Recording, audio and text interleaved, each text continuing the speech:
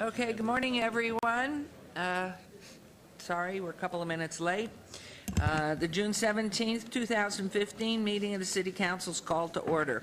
This meeting has been properly noticed and posted in compliance with the open meeting law. These proceedings are being video recorded as well as presented live on KCLV Cable Channel 2 and are closed captioned for our hearing impaired viewers. Please note customers of CenturyLink, they may view this program in high definition on channel 1002. And some customers of Cox Communication who do not have a cable box may view this meeting on digital channel 89.5. The council meeting, as well as all other KCLV programming, may be viewed on the internet at www.lasvegasnevada.gov. The proceedings will be rebroadcast on KCLV Channel 2 and the web the Wednesday of the meeting at 8 p.m., also on the Friday at 4 a.m., Saturday at 7 p.m., Sunday at 7 a.m., and the following Monday at 1 p.m. This building is protected by state-of-the-art fire detection and suppression sprinkler systems. If alarms should activate during today's meeting, please evacuate using the exit at the back of these chambers out to the mezzanine. Proceed out the double doors to the terrace and down the back staircase. For anyone who has difficulty with stairs, please see our marshal or fire official for assistance. Once outside, assemble on the northeast corner across the street from City Hall at Lewis and First Street. Employees wearing safety vests or city marshals will inform you when it's safe to re-enter the building. For public comment related items on the agenda, citizen participation and public hearing items, we have available a speaker card, which you may complete and submit to our city clerk up front here. Cards are available online, clerk's office, or at the rear of these chambers. If you do not submit a card, it does not prevent you from speaking under public comment, citizen participation, or specified public hearing items. If anyone is present today whose need for hearing impaired equipment, please come forward and see our city clerk staff. And if you parked in the parking garage across the street, please be sure to have your ticket validated by the security officers when exiting.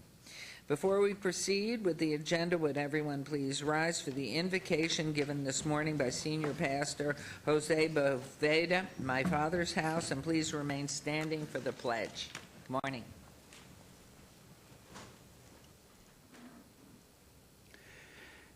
Good morning, Lord. We're here to take care of your city, of your people. So many different races being represented, so many different beliefs. But we're here together for the good of this city. Father, we ask that you would leave your fingerprint upon every decision, that you would give us the power and the ability to put a smile on your face and upon the people's faces. Thank you for your wisdom. And we pray in Jesus' name, in Yeshua's name. Amen. Thank you. To the flag of the United States of America, and to the republic for which it stands, one nation, under God, indivisible, with liberty and justice for all. Yes, please. Yes, absolutely. Because Councilman Coffin has been in a car accident, we're excusing him. Councilwoman Tarkani, unfortunately, I think has the flu. And Mayor Pro Tem Ross has also got just the ceremonial. He will be skipping, but he'll be watching us. Thank you.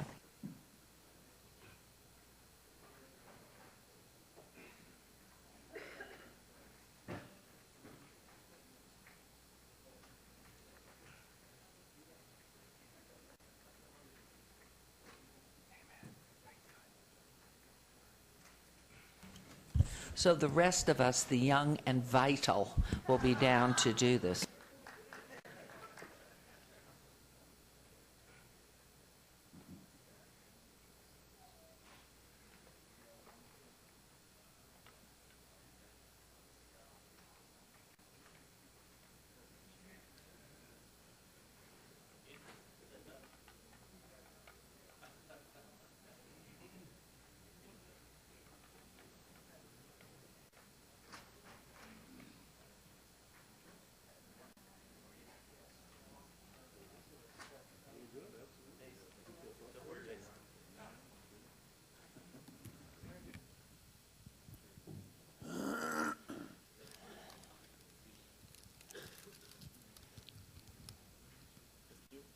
Okay, we're ready.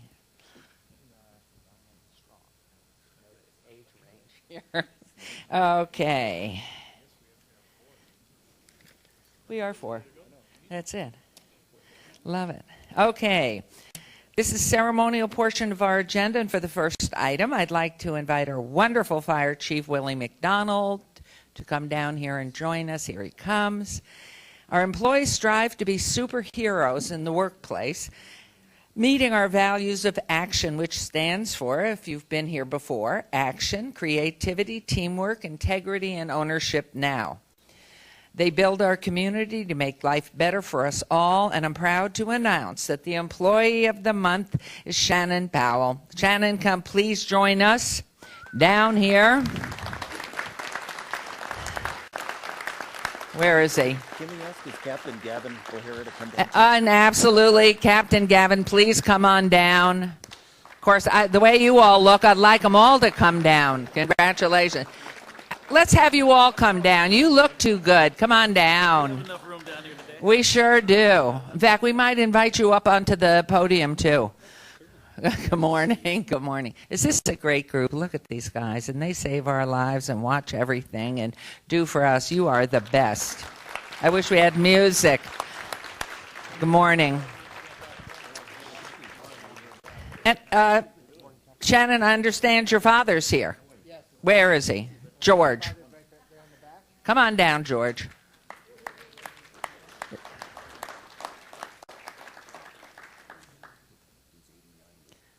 Oh, wow. No, it may, oh, good. Okay, we have a chair. I just heard that this wonderful father is 89 years young.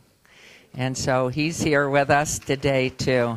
Healthy and wonderful. So Shannon gets no credit for his genes and his stamina. It's all George, all the way, and we can have you sit down up front. So congratulations to you. Handsome man, too. Oh, you've got a chair. Oh, wonderful. Okay, so let me tell you about this wonderful firefighter and paramedic. He is a firefighter and a paramedic and works out of Station 4 downtown. Everyone thinks of our wonderful firefighters and city marshals when they need help. These people care about our communities and serve in very dangerous situations sometimes to ensure our safety. Shannon takes it to a whole nother level. After serving his shifts at Station 4 on his own time, he takes it upon himself to go ahead and continue to help others beyond the workday. For example, he recently assisted an elderly resident on a call and found the person was in need of some help. At his own expense, and as I said, after hours, Shannon returned to this individual's home with bedding and pillows and toiletry items at his own cost. He's also assisted others with getting to doctor's appointments.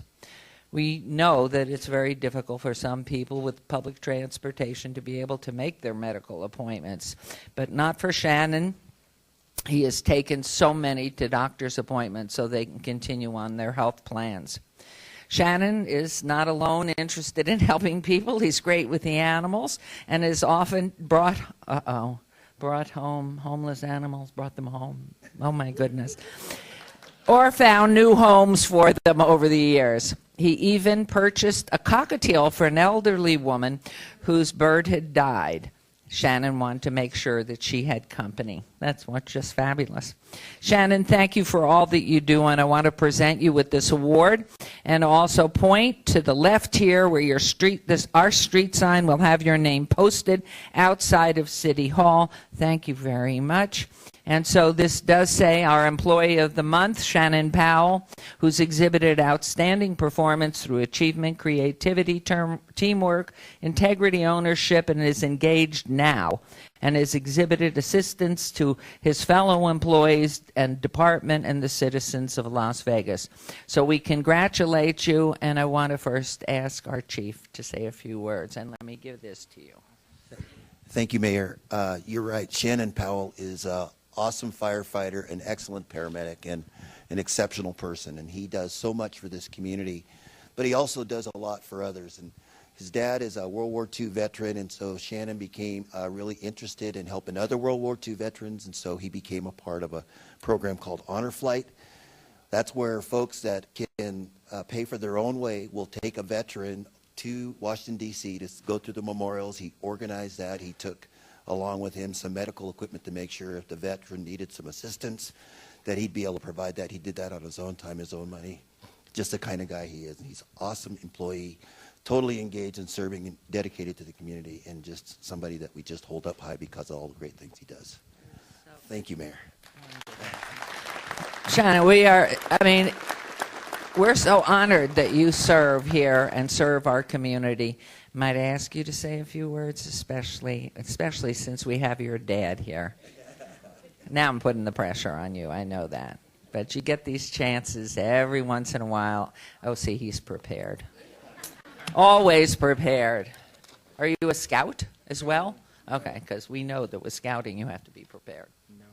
Thank you. I really never thought I'd end up in this kind of situation, so kind of bear with me. Las Vegas Fire and Rescue has trained me for an infinite number of situations, but never to really speak in front of this many people while being filmed. So, again, I try to muddle through this. As a paramedic for Las Vegas Fire and Rescue, I have the most unique job in the sense that it's not very unique. The job is about just showing up and solving a problem. I've just waited for parents to come home when their kids need us. I've held a hand or two. I've just hung out for a while the anxiety subsides. And as the mayor had mentioned, I've bottle-fed several kittens in between calls. I must have a sign attached to me that says, "Send animals to this guy," because I've been in the middle of the street when it's 115 degrees outside with 5 other fire personnel, 2 Metro officers, while loading a patient, and somebody singles me out to tell me there's a kitten stuck in the newspaper stand. His name is Lincoln, and he's at our house making sure that the birds are safe on the back patio. So, and I believe this is why Gavin named me the Cat Whisperer. So that's floated around for a while. Fire Station 4 serves a small city within a city with its own special sets of needs. Sometimes the needs fall outside of what the book says, or it can't just be fixed by the hospital. So all we can do is what seems right for the moment. That's all. And I hope that a small gift or gesture would make a bad day a little bit better, even if it's only for a short while. Often telling myself that I'm not part of the solution, I'm not part of the problem, I'm just part of the solution for now. I really can't accept this recognition without mentioning some of the amazing people that I've had the honor to work with. Station 4 is home to 24 firefighters that give more than what's expected every single day. And it just comes with the territory. My partner, Mario Romero, we've been partners for 4 years. And he just kind of goes along with it sometimes. But he's even helped me search for that kitten when it got out at night at 3 in the morning. And I was hoping that there wasn't going to be a mess for the next shift to clean up. So he's always been there for me. And Captain Gavin O'Hara, he's been the greatest supervisor and even a better friend. He's given the community in this department more than you can ever measure. To summarize, I love my job. It's not always easy, physically or mentally, but I would never have it any other way. The career has taught me that giving a little bit extra returns even greater reward. And I'm not giving something of mine away. I'm taking away a feeling of fulfillment when I go home to my family. Thank you so much, Alicia, for being the foundation of my family and giving me our beautiful daughter, Evan. I love you both with all my heart. And thank you all so much for appointing me the City Employee of the Month. This is the highlight of my career, and I will continue to represent you all to the best of my ability. And thank you, Dad, for being able to be here. Congratulations. Is Alicia and your daughter here? Come on down. Come on down. Oh, what a cutie pie. And your baby's name? Her name's Evan Lilly. Evan, look at this beautiful child. Alicia, congratulations. And how wonderful. And Grandpa, Thank you for your service to our country. None of us would be here without each one of our veterans that have done so much to keep us free, and we thank you, and I know you're so proud of your son and his family. This is wonderful. I have one question for Mario or for Gavin. Gannon, I would like to know, how good a cook is he? Oh. Just so that you know, as you see our wonderful fire personnel out in the supermarkets, they have to go together in case there's a call. I used to think, oh my goodness, what is the city doing with its money? I also thought that each station had its own chef. Wrong. Everybody gets a chance to cook, right? So forget his skills? Okay. Wonderful. Please, Alicia, make sure he practices. Okay, so let's go over here if we can, have a picture taken, and bring the team if we can do it around over here on the left. Okay, well done. We'll go right over there. Come on over. So proud. So come right on over.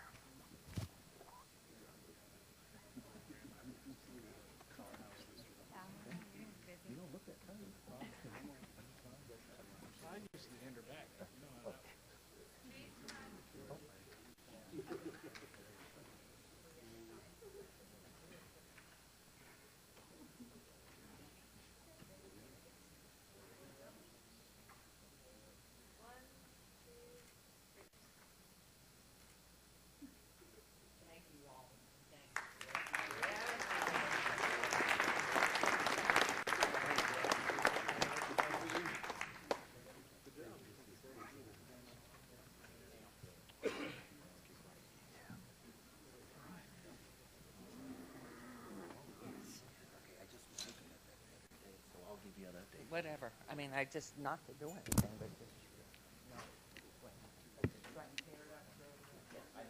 Great.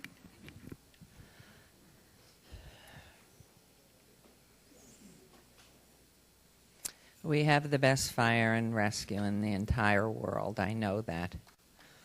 This is just so wonderful.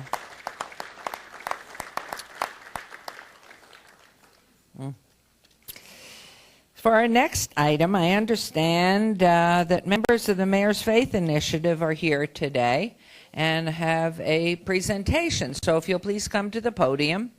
This is a great group. You wonder why our community is safe. It is because our Metro, our fire, our Clark County School District, and all faith initiative groups get together on a regular basis to make sure that our faith initiative pastors and ministers and rabbis and everybody that is involved in our community is working hard to make sure we're reaching every human being in every community.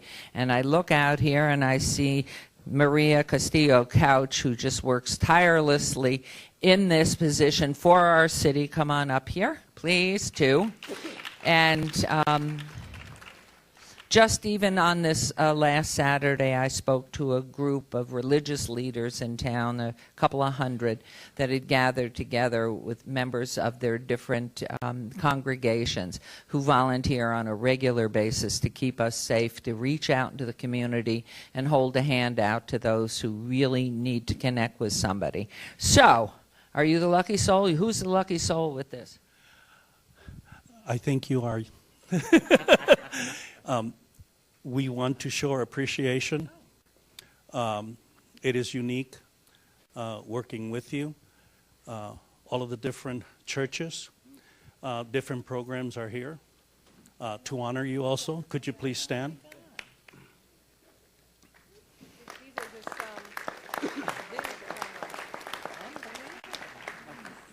So thank you for letting us partner with you. Oh, the city's so proud.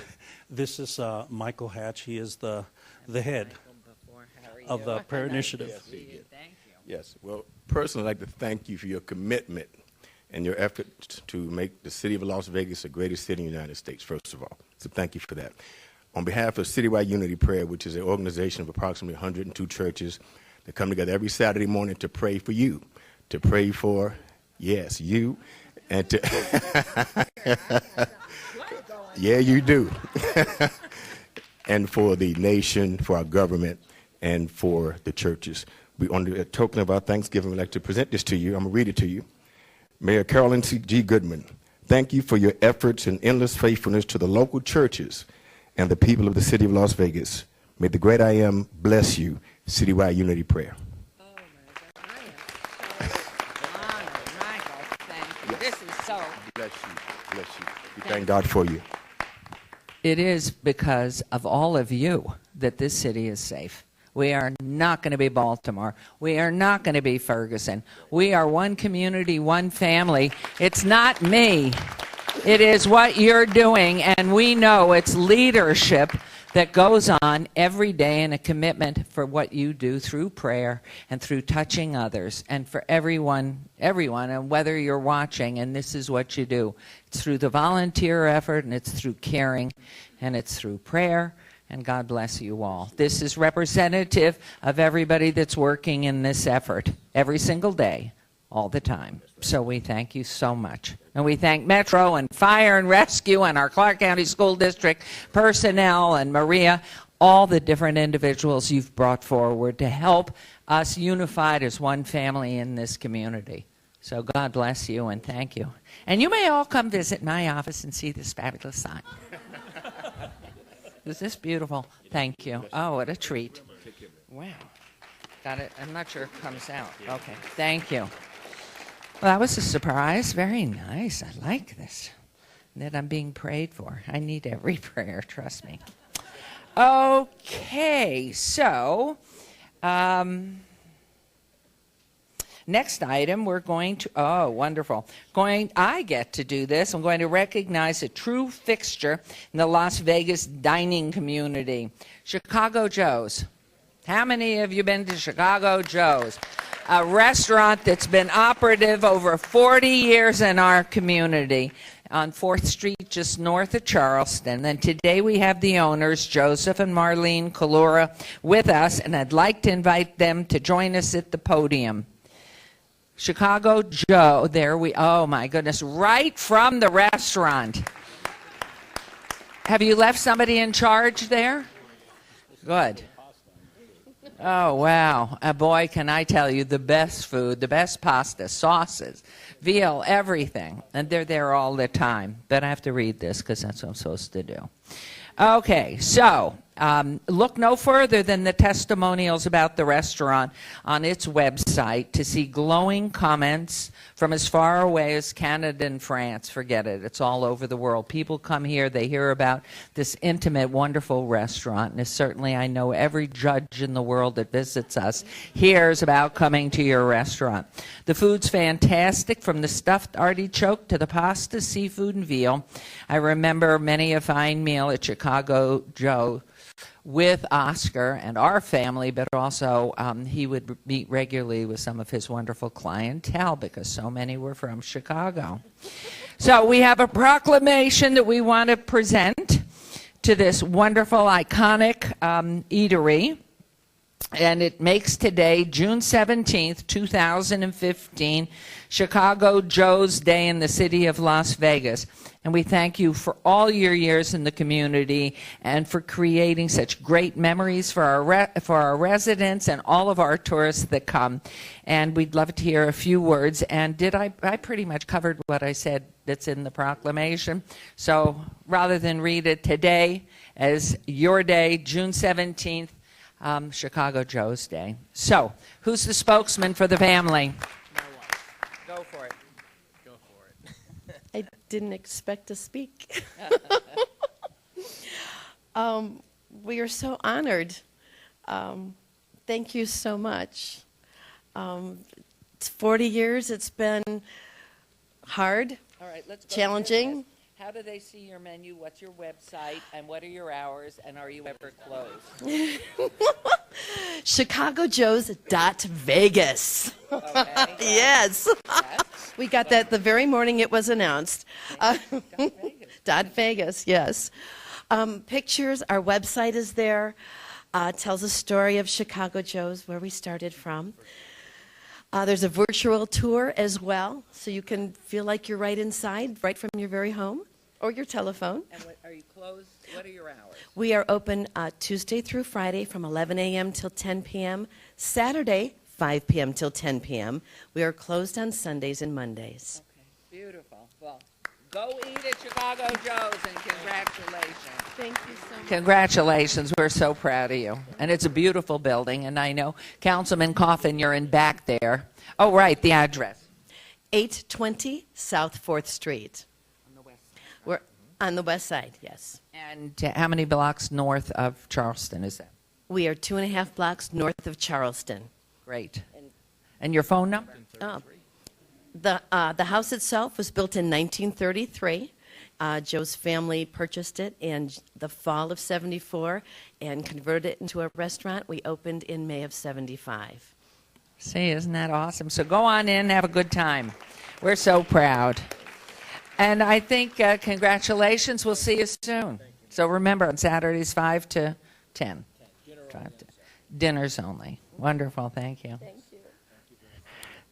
Okay, thank you. Okay. For our next item, I believe our next item is yours, Councilman Anthony. Yes? Oh, he's ready to roll. Looks very handsome today. Healthy that we all are. Healthy. Thank you, Mayor. Good to hear Dot Vegas, Chicago Joe's Dot Vegas. We have the creators of Dot Vegas right there. Those four good-looking men right there are going to do a presentation later on. But if you're interested in, instead of the boring .com, if you want Dot Vegas, that's a lot more exciting. They're the guys right there. So give them a nice round of applause. They're making Las Vegas famous. Well, today it is my honor to recognize several individuals from a local community church who have volunteered to partner with the City of Las Vegas and Ernest May Elementary School in Ward 4 to design, build, and sustain a community garden. The two individuals I'd like to recognize are Lori Clark and Janet Schertzer of Fun in the Sun Community Garden. Could you please come forward, both of you? Give them a nice round of applause. And I'd also like to ask the principal of Ernest May Elementary School, Principal Bridget Leatherman, would you please come forward also? You brought lunch. All right. Actually, we'll give this to Chicago Joe's, and they'll spruce up some of the stuff they make. Before I continue further, I'd like to ask our technicians back there to begin a PowerPoint presentation on the garden. So if you could look at the screens and get a sense of what exactly these folks are doing, and I'll continue. The Fun in the Sun Community Garden is a ministry of the Christ Community Church of the Nazarene. Their mission statement is to build a caring community of all ages working together to create a sustainable, eco-friendly food supply while developing community leaders.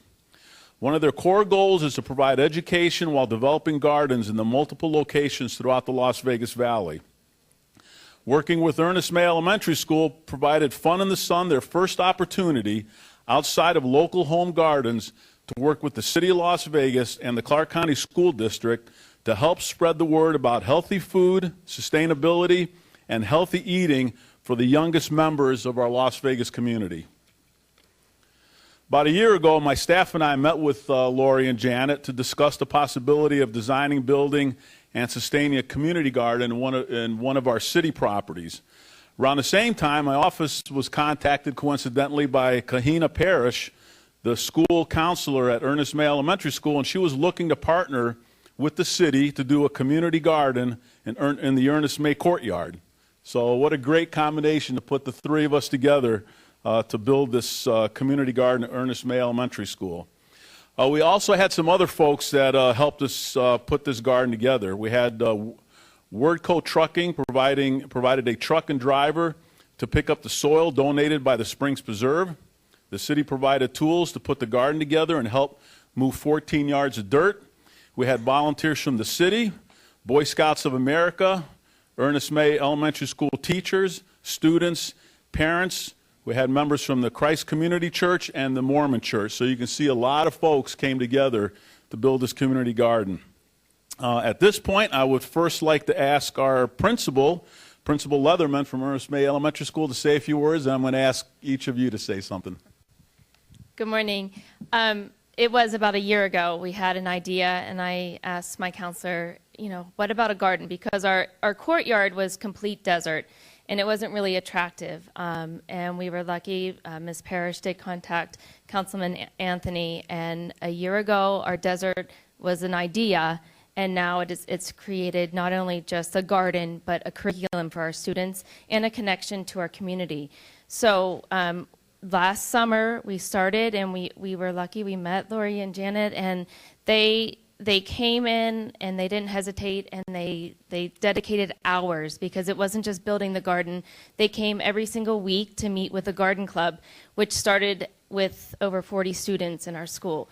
So every week they met with the garden club, and then they also stayed throughout the morning to meet with our classes, and they taught curriculum about farming and gardening, and these students not only garden, but they also cook their food, they ate their food, and it's now become a curriculum and part of our school. So it's a symbol of a connection to our community, and as well as a new curriculum at our school, and we just look forward to see what the future holds, and we're so lucky that they're coming back next year. So it's a start, and our pumpkins are growing right now, and our tomatoes are growing right now, and they're still coming during the summer to help continue the garden so when it's ready for the fall. So thank you. Thank you. Thank you. Something came out of their garden. Yeah. All right. I want you two to come up here and talk about your garden. And, these two ladies brought a lot of people together and really created a community at Ernest May Elementary School. And I really, really appreciate you doing that. So come on over here and tell us what the heck you got in here. And are we passing this around to everybody? Okay, Fun in the Sun Garden was just an idea a couple of years ago, and Janet and I had the opportunity to sit in my backyard and plan this. I give Janet all the credit because Janet is the farmer.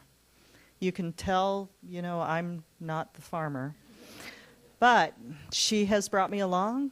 We have over 6 different gardens besides Ernest May in people's yards, and we just keep growing.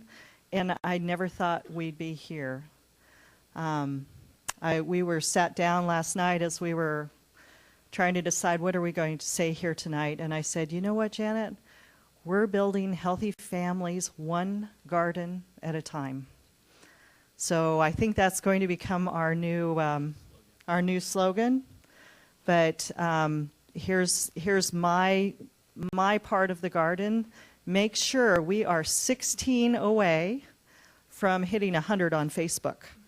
So if you will, type in Fun in the Sun, all one word, S-O-N, not S-U-N, and please like us on Facebook. You'll see all the beautiful pictures that we have. We also have a web page that you can find on there as well. It's not as updated as the Facebook. And if there is anybody in the audience that wants to get involved in community gardens, I was thinking of they've left already, the firemen. We would be happy to plug you in. And I'm going to give you over to the gardener now. Thank you so much. Thank you to Councilman Anthony. When we sat in his office, we were talking about community gardening, and I hope you don't mind, but I kind of pushed him a little. I said, other councilmen have gardens in their ward. So anyway, thank you very much. Thank you, Mayor Goodman. Thank you, Bridget. And we are just so pleased to be a part of the Las Vegas community and building gardens here.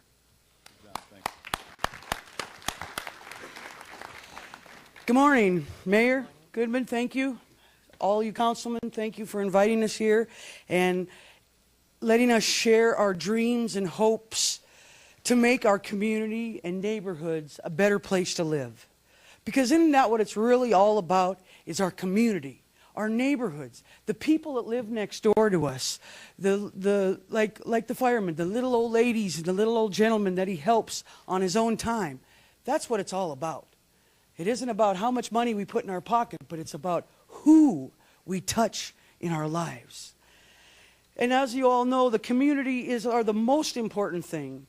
And it is very, very important that we interact with everyone. We interact with the 7-Eleven clerks, the gas station people, the mechanics. Everybody is our community. There's no one left out. Even from the lowest little child to the elderliest person here, we're all part of that community, and we all have to get together and come together and love each other. That's all there is to it. Neighborhood gardens are a very big passion of mine. I think every yard should have a garden. Every yard. You know, whether you don't garden or not, you should have a gardener to do it. Because this was my harvest this morning. Just this morning, I picked all of this out of my backyard garden, which was just the available space where there's not a pool or shrubs. There are a lot of empty lots in this town. I drive around all the time looking for recycled things to build gardens with. And there are a lot of empty lots. So if you know anyone, please contact us, and we would love to start a garden on their empty lot.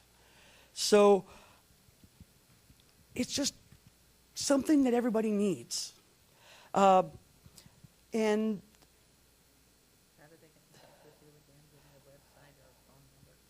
we are Fun in the Sun Community Garden. Phone number 702-526-2737. That's my personal cell phone number. Any questions, you can call me, ask me, and I will tell you any information that I know. Our goal still is to start a true community garden, Mr. Stravos. And so anytime we can talk again and look at some property that the city's not using maybe, that they would love to get a project started like that, we are still very interested in that. And I thank you all again for listening and for giving us this opportunity. And please like us on Facebook and help us get to 100. And I've got business cards. Anybody wants it, just let me know, and I'll give it on you to you. Thank you.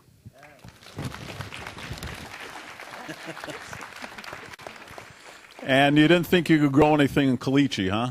I guess you can. So I just want to thank you for putting this together. So I have a certificate for Principal Leatherman. Here you go. And I have a certificate of appreciation signed by the mayor for Janet and Lori. So there you go. Thank you. And do I get to keep this? No, she's taking it. So what do you got in here? You got onions. You have potatoes. Garlic. You have garlic in here. Okay. Garlic. Garlic. All right. Sweet carmine peppers. Okay. Sweet banana peppers. Anything hot? Yeah, jalapeno. Right there in your fingers. Right here, jalapenos. Yellow bell pepper. All grown in Caliche. Jalapenos. So it can be done. Green beans. And carrots. Can I give these to Chicago Joe's? Yes. Okay, there you go. I want that for lunch today.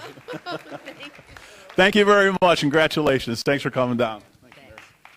So we're going to just be 2 minutes while we conclude everything. We congratulate you. We thank you so much. It's wonderful. Wonderful what you do for the neighborhoods and the children, everybody. So we're just going to wait. We're going to go right into our council meeting. So we'll just take a couple of minutes as we transfer over the technology.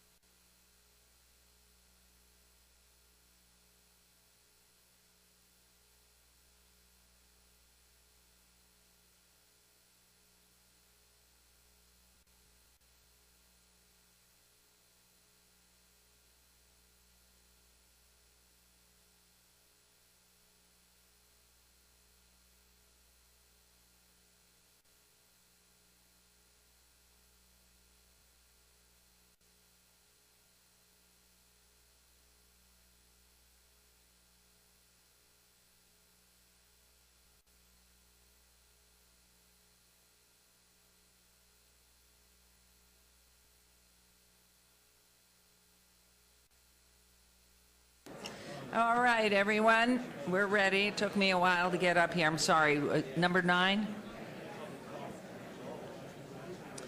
Okay, public comment during this portion of the agenda must be limited to matters on the agenda for action. The amount of time any single speaker is allowed may be limited.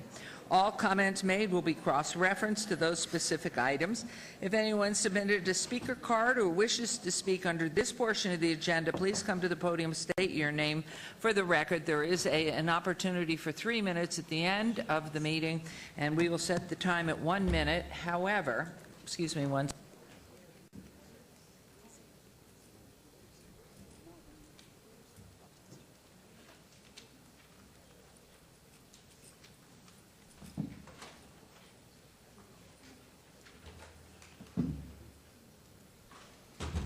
And if there's anyone here on agenda item 101, because we know that there was a desire to speak on that, that is going to be obeyed. Agenda item 101. So if you're here on that, 30 days. 30 days. it's a what? Okay.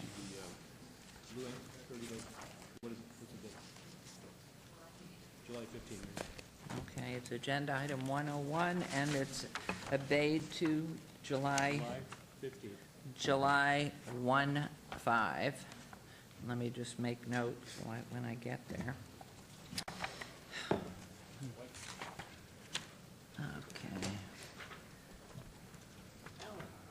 Okay, let's proceed, and we'll keep the time to 1 minute up in the front part. Good morning, and please state your name for the record. We don't need an address. Good morning, Your Honor and fellow council. My name is Alan Karcher, President of Karcher Insurance, 955 Hillwood Drive, Las Vegas, Nevada. I'm a native-born Las Vegan, and our firm is one of the oldest in the city.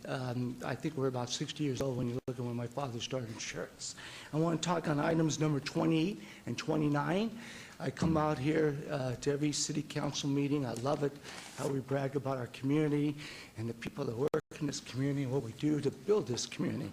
And once again, I'm looking at this.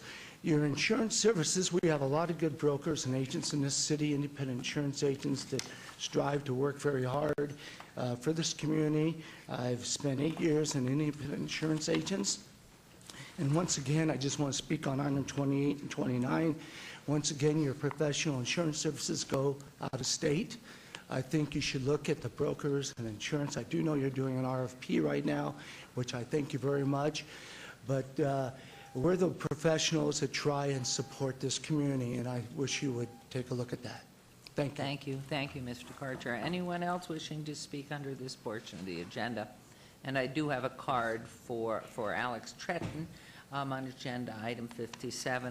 And if you want to make some opening comment now, we'll pick you up then too. You're welcome to. You'll wait for 57, okay? Anyone else? Again, please keep your items to 1 minute, and we'll go from there. Thank you.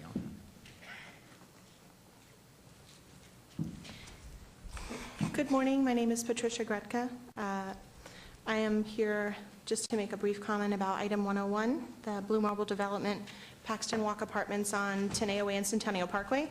First, I would like to thank you, Mayor Goodman, and council members. Many of you met with me, and thank Councilman Barlow for attending our neighborhood meeting on June 15th. At the meeting, we had a very passionate crowd who came looking for answers and leadership and direction. They came hoping to hear a plan, and they didn't. And people are fearful of what they don't know. We met individually with Mayor Pro Tem Ross, and we talked about some of the fluff that was given out at the meeting, and that representation didn't really get kind of to the meat of the issue, which was the proposal of the plan today. We talked about a sort of a focus group meeting with the developer and owner about moving their plans towards something that looks more like the high-end model and garnering the type of rents that they've indicated. We look forward to opening that channel of communication, working together on a project that the city and the developer will be proud of and community can be comfortable with. Councilman Ross said not everyone's going to be happy, but we'd like to work cooperatively toward being comfortable. Thank you. Thank you. You did hear that that's been obeyed. Yes, thank you. Thank you. Anyone else? You brought us gifts? Sort of. Okay. Mark Newman, 1033 Olive Mill Lane, here on behalf of the residents over in the neighborhood regarding Agenda Item 101. Here are 450 signatures of people in the area that oppose that project. And I think if due diligence had been taken care of and just not relied on a neighborhood meeting, maybe gone out into the neighborhood and talked to the people, a lot of the miscommunication would not have existed. And want this being submitted in on the record so that this way the voices can be heard for those that couldn't be here. And Thank you. Thank you. If you can give them or leave them with our city clerk's office. Thank you very much. They will become part of the record. Awesome. Thank you. Anyone else? Morning. Good morning, Council. My name is Andy Stahl. I live at 7400 Deer Springs Way. Also here about number 101, the project going in. My concern was with the traffic patterns. I know there's been a traffic study done. I'm not sure if that was for the current traffic patterns or the Phase 3A. I know Councilman Ross, you said that there would be an on-ramp for 95 South in addition to the two that were explained at the meeting in May of last year, but I can't find any clarification on that. So at some point I'd like to meet with you or speak with you about whether these traffic patterns are considering the current traffic or the proposed traffic with Phase 3A. So just another concerned citizen. Thank you. Yep. Thank you. Anyone else? Okay, I'll close this part of the public hearing, and we'll move on to Agenda Item 10, business items for possible action. Any items council staff and our applicant wish to be stricken, tabled, withdrawn, held in abeyance to a future meeting may be brought forward and acted upon at this time. Mayor Pro Tem. Thank you, Mayor. Agenda Item 33, a restricted gaming license, Nevada Restaurant Services Incorporated, DBA Dottie's at 110 in Suite 110 and 110,000 West Sahara. Staff has requested that be obeyed to July 1st. Agenda Item 42, Resolution -31-2015. Staff has requested that be stricken from the agenda. Agenda Item 56, report from Alan Pavelka, City Engineer, regarding the condition of infrastructure in the city and the state. Staff has requested that be obeyed to July 1st as well. Agenda Item 62, Memorandum of Understanding between Luminous Park, City Parkway 5 Incorporated, and the City of Las Vegas regarding development of an art museum on a currently unidentified parcel in Symphony Park. Councilman Barlow has requested that be obeyed till July 1st. And Agenda Item 66, appeal of a work card denial for Ariel Palomares for Carson Kitchen. Staff has requested that be stricken from the agenda. And that's my motion, Mayor. Thank you. There's a motion. Please vote. Mayor, question on the motion. Excuse me? Question on the motion. Okay, please. Councilman Ross, Mayor Pro Tem, what were the two items prior to 62? That would be, I'll give you all three of them, Councilman. 33, 42, 56. 56. And the 56 was obeyed until? July 1. Thank you, sir. Thank you, Mayor. Thank you, Councilman. Okay, thank you. Please vote and please post.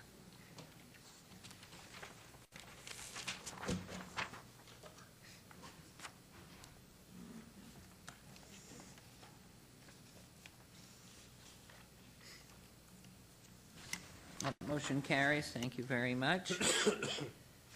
Okay, for possible action, approve the minutes, the final minutes by reference to the May 6th and May 20th, 2015 regular city council meetings. May I have a motion to approve? Move to approve those? the minutes, Mayor. Thank you. This motion to approve the minutes. Please vote and please post.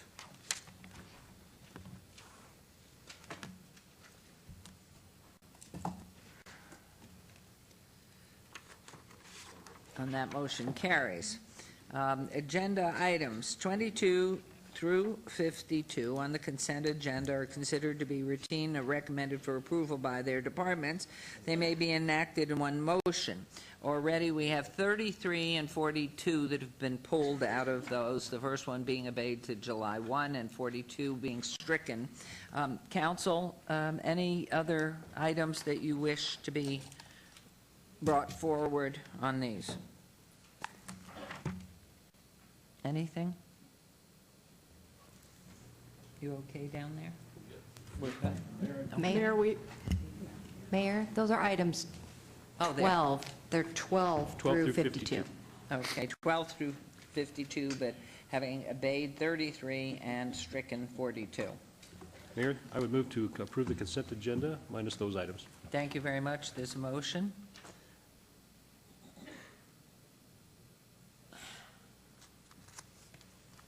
Please vote and please post.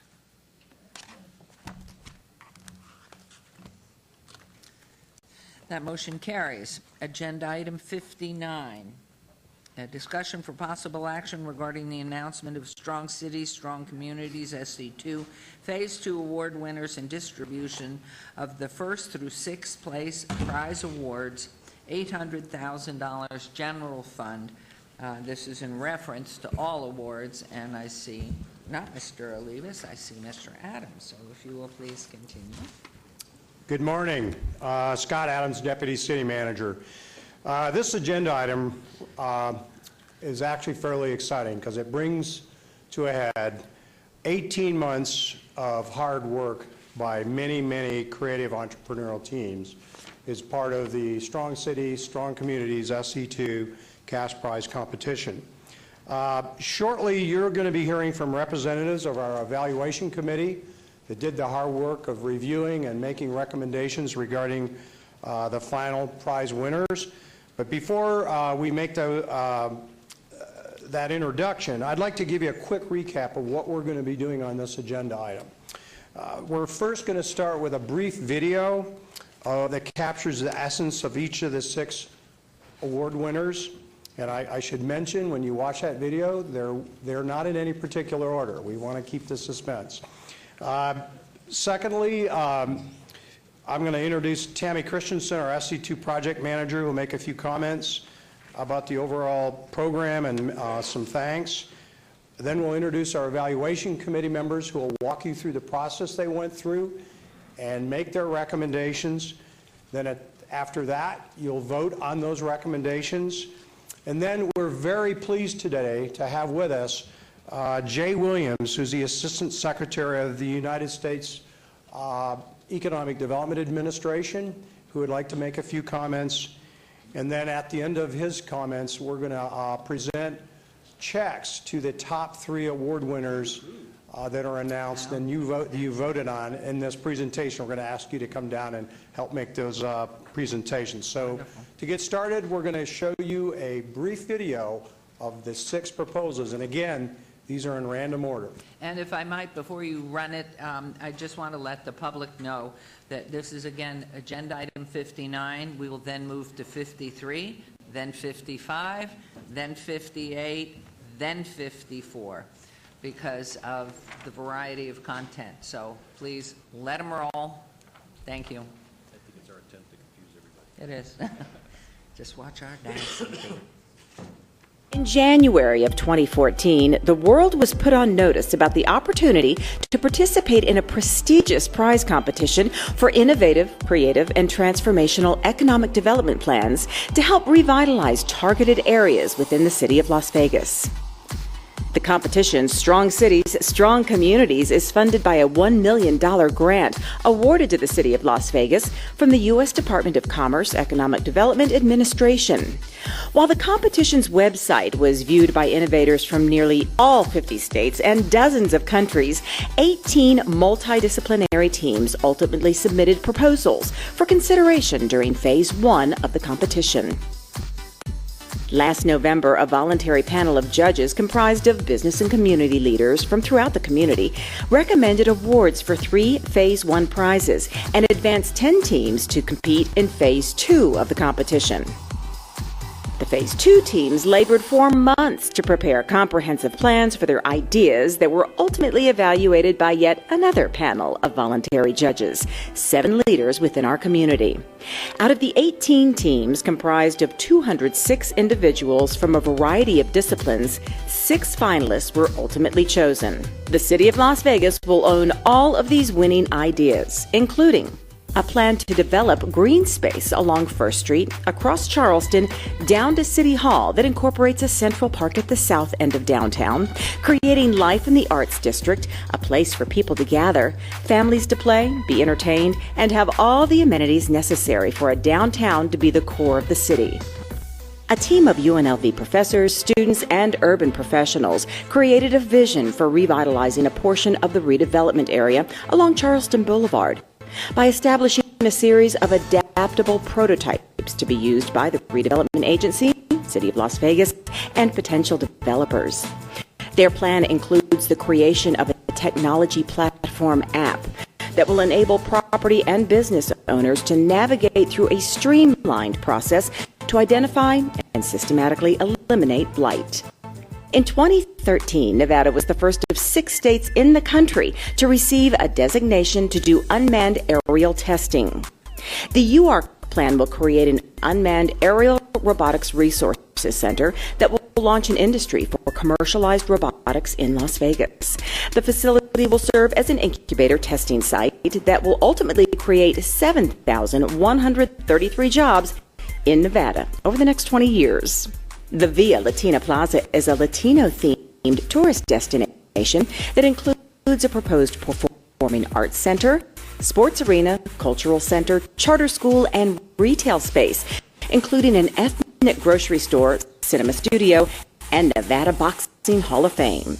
The Green Sustainable District Plan introduces a concept to rebrand the redevelopment area along the Charleston corridor between Valley View and Decatur and over to 95. The newly branded Green Sustainable District will help improve the image of an area where professional office space, retail shops, and commercial buildings are located. The Cashman Battery focuses on a center for sustainability, creating a market for companies that are focused in this industry to move to Las Vegas. Education, retail, residential, entertainment, and job creation are key components of the sustainability hub known as the Cashman Battery. While the competition, Strong Cities, Strong Communities Las Vegas, comes to a close today, it's just the beginning. The ideas presented in these creative and innovative plans have great potential to generate jobs, build industries, and seed innovation.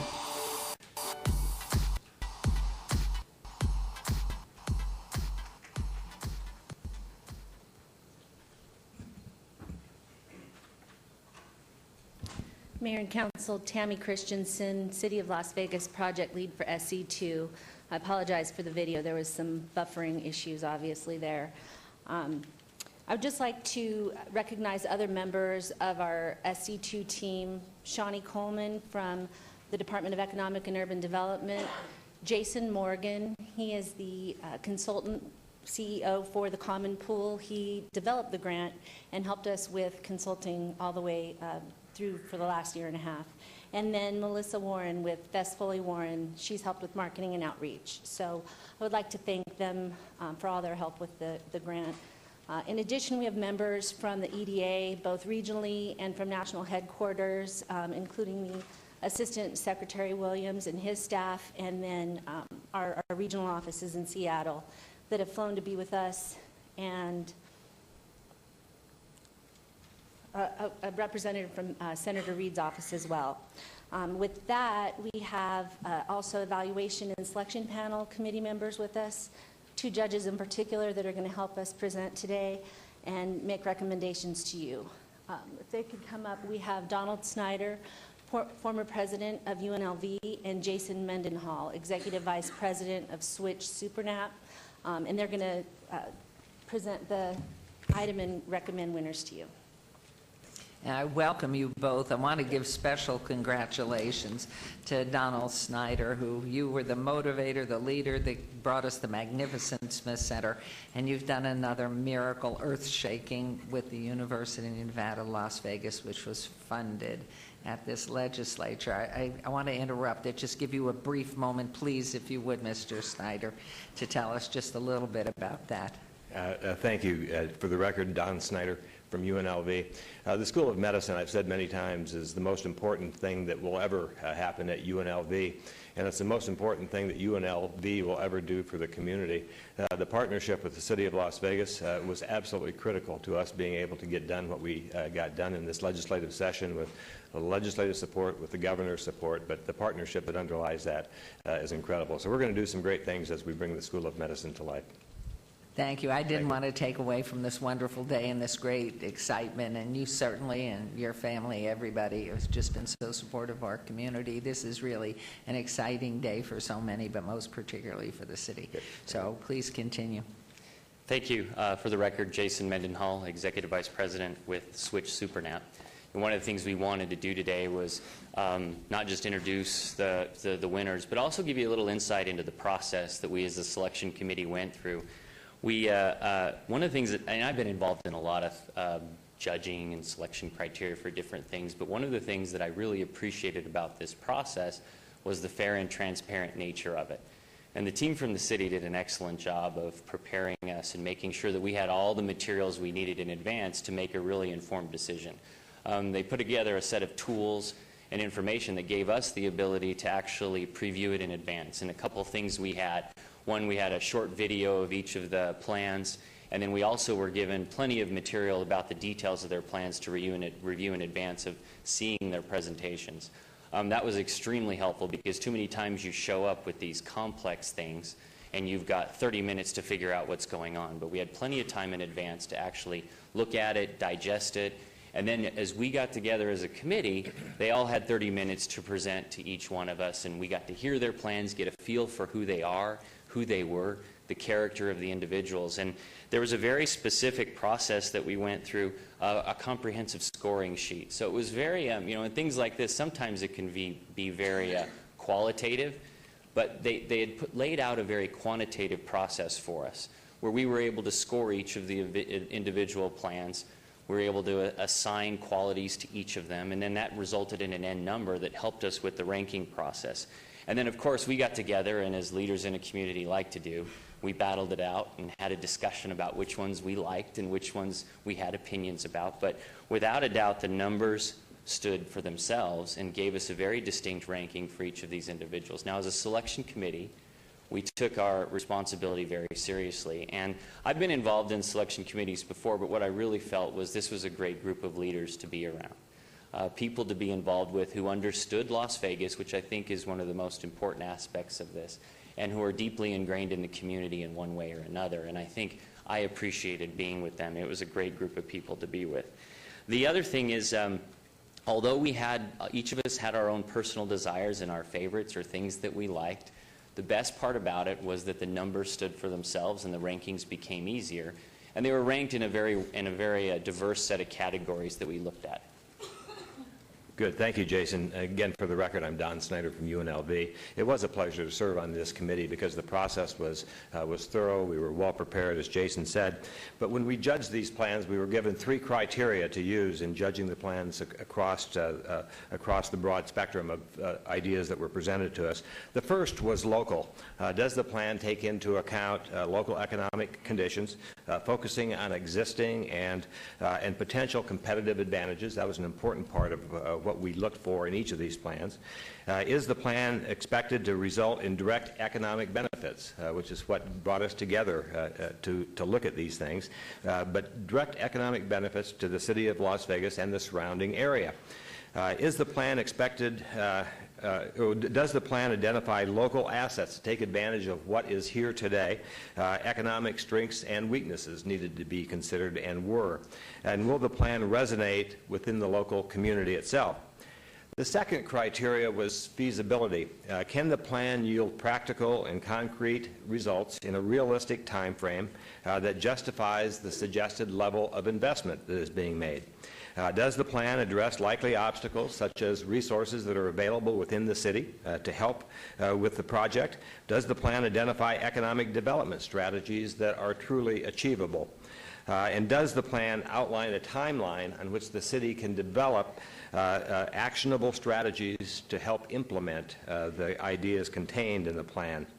And finally, the third criterion was innovative. Is the plan offering a fresh and forward-looking approach that will lead to a clear set of strategically aligned goals? Does the plan have strategies that propose to utilize city resources in more effective and efficient ways to realize city economic development goals? We stand before you now, excited and proud to present our recommendations to you, the City Council, for the Las Vegas Strong Cities, Strong Communities Economic Development Challenge. the teams, and they're represented in the audience behind us here today. We know that there's a considerable excitement amongst these groups of individuals that came together, but please remember that these recommendations require a vote of the City Council before they are finalized. Jason? So I'd ask for a drum roll, but since maybe the drum roll would actually occur before the vote. So our fifth place recommendation to receive a cash award of $25,000 is Her Services, led by Las Vegas businesswoman Diane Hale. Now, this was a plan that establishes a Las Vegas Green Sustainable District within the city's redevelopment area, or Agency 2. Now, in a tie for fourth place, each recommended to receive $50,000 are two teams.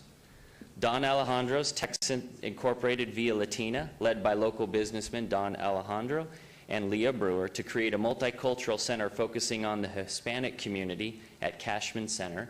And the second team, recommended for fourth place and $50,000, is Every Neighborhood Needs an Architect. This was a team led by UNLV visiting professor of architecture, Mark Roddy, and UNLV Assistant Professor of Architecture Joshua Vermillion, utilizing a prototype development process that demonstrates how blighted properties can be reimagined in the city's redevelopment Agency 2. Okay. Thanks again, Jason. And recommended for third place and a $75,000 cash award is Team Gensler, a global integrated architecture and design firm with offices in Las Vegas, which developed a proposal for Cashman Center as a geographic center for sustainability that will attract and establish sustainable businesses. Recommended for the second place and a cash award of $100,000 is Strain Stock, a team led by local architect Eric Strain and community developer Arnold Stock for their plan to develop a mixed-use, mid-strip Main Street master plan.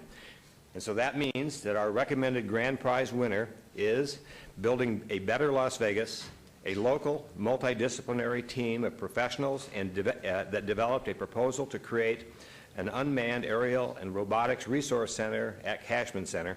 This prize is a whopping $500,000. Unmanned aerial vehicles and robotics are rapidly growing industries that have broad applications for a wide range of businesses. Establishing a true resource center where research and development, manufacturing and design, and testing occurs under one roof will create synergy, attract and retain talent, generate jobs, and put Las Vegas on the map as a leader in this exciting and emerging field. Collectively, we were impressed not only with this team's winning ideas that we believe will generate jobs and growth, but also their comprehensive presentation and proposal.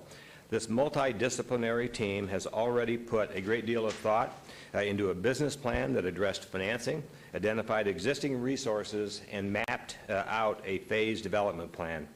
Again, the selection committee, which includes the two of us, along with Tina Quigley, Curtis Miles, Jonas Peterson, Rich Worthington, and Betsy Fretwell, stand by these recommendations. We spent a great deal of time reviewing the materials, asking questions, hearing the presentations, and discussing the benefits of each.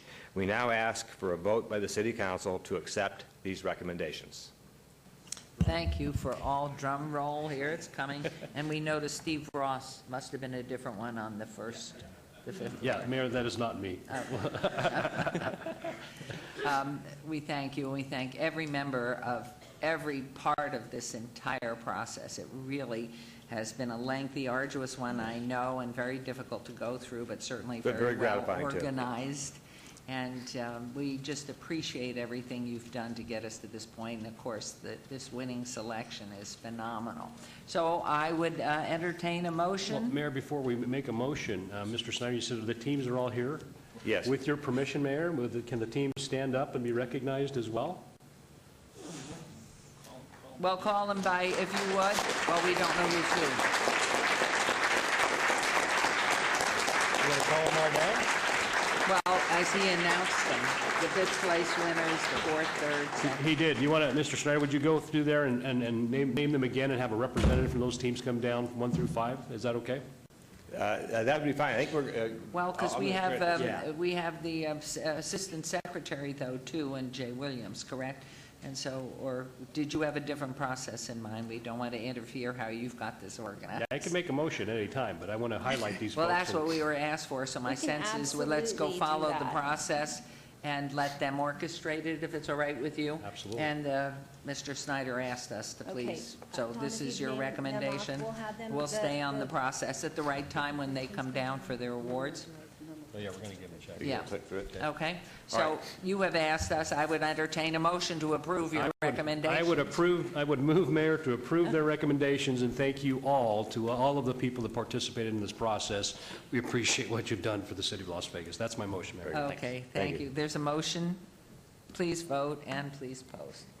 And Councilwoman, if you're watching, I know you would vote with this as well, so the motion carries. And again, we thank you so very much. This is such an exciting day. Very good. Beyond for the winners for the city. See, there's your name. All right. We would now like to introduce the winning team, Build a Better Las Vegas, who will give us a brief overview of the plan that we reviewed and were so impressed with. But I'd like to ask them to come forward. Brandon Wigand, Zachary Conine, Sally Dobler, Mike Russell, and Kurt Carlson. Congratulations, folks. Come forward.